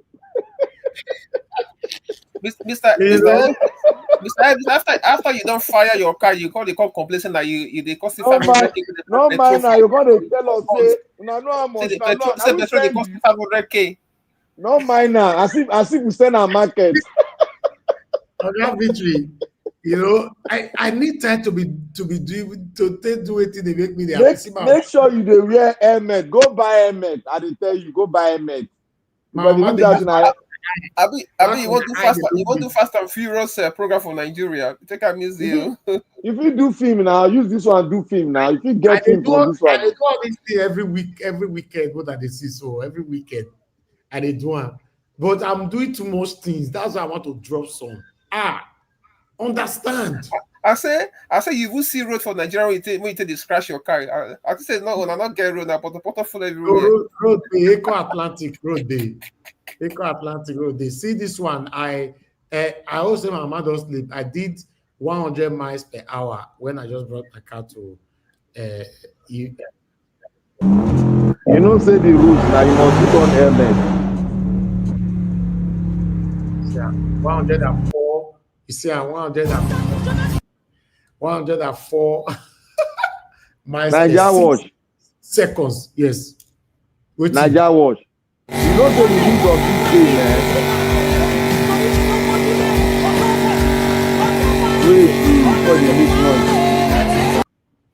Wait, okay. You know the rules of this game.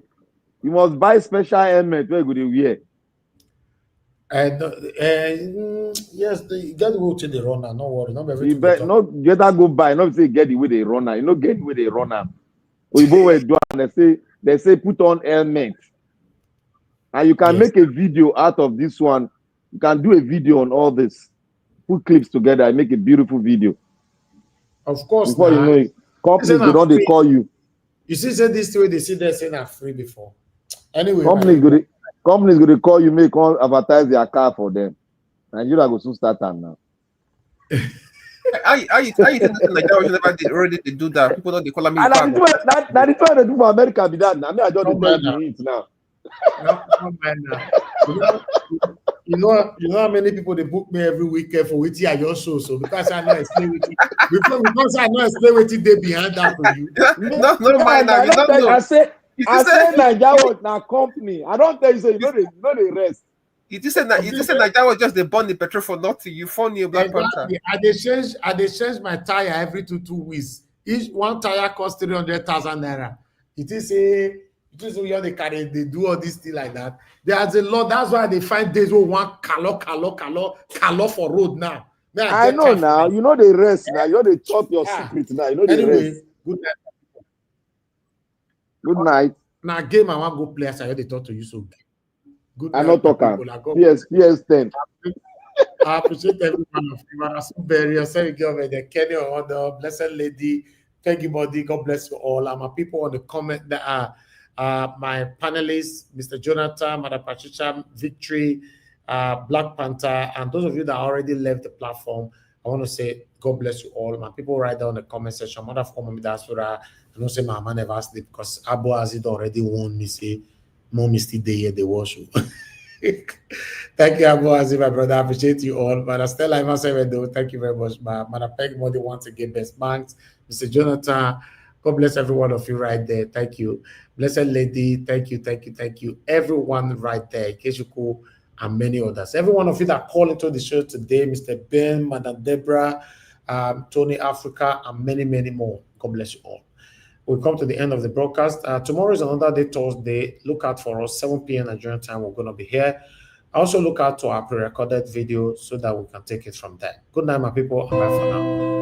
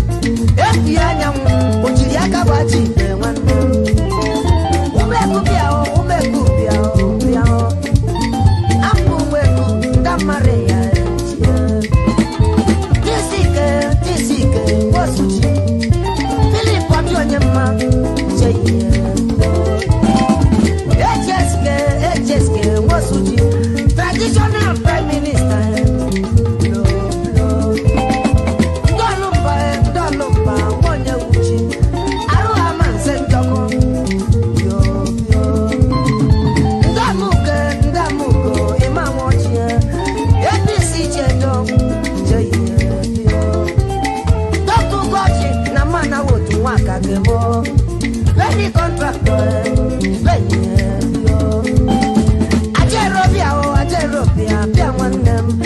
Ajay contractor, Mushima no where hanyu. Get the bansa.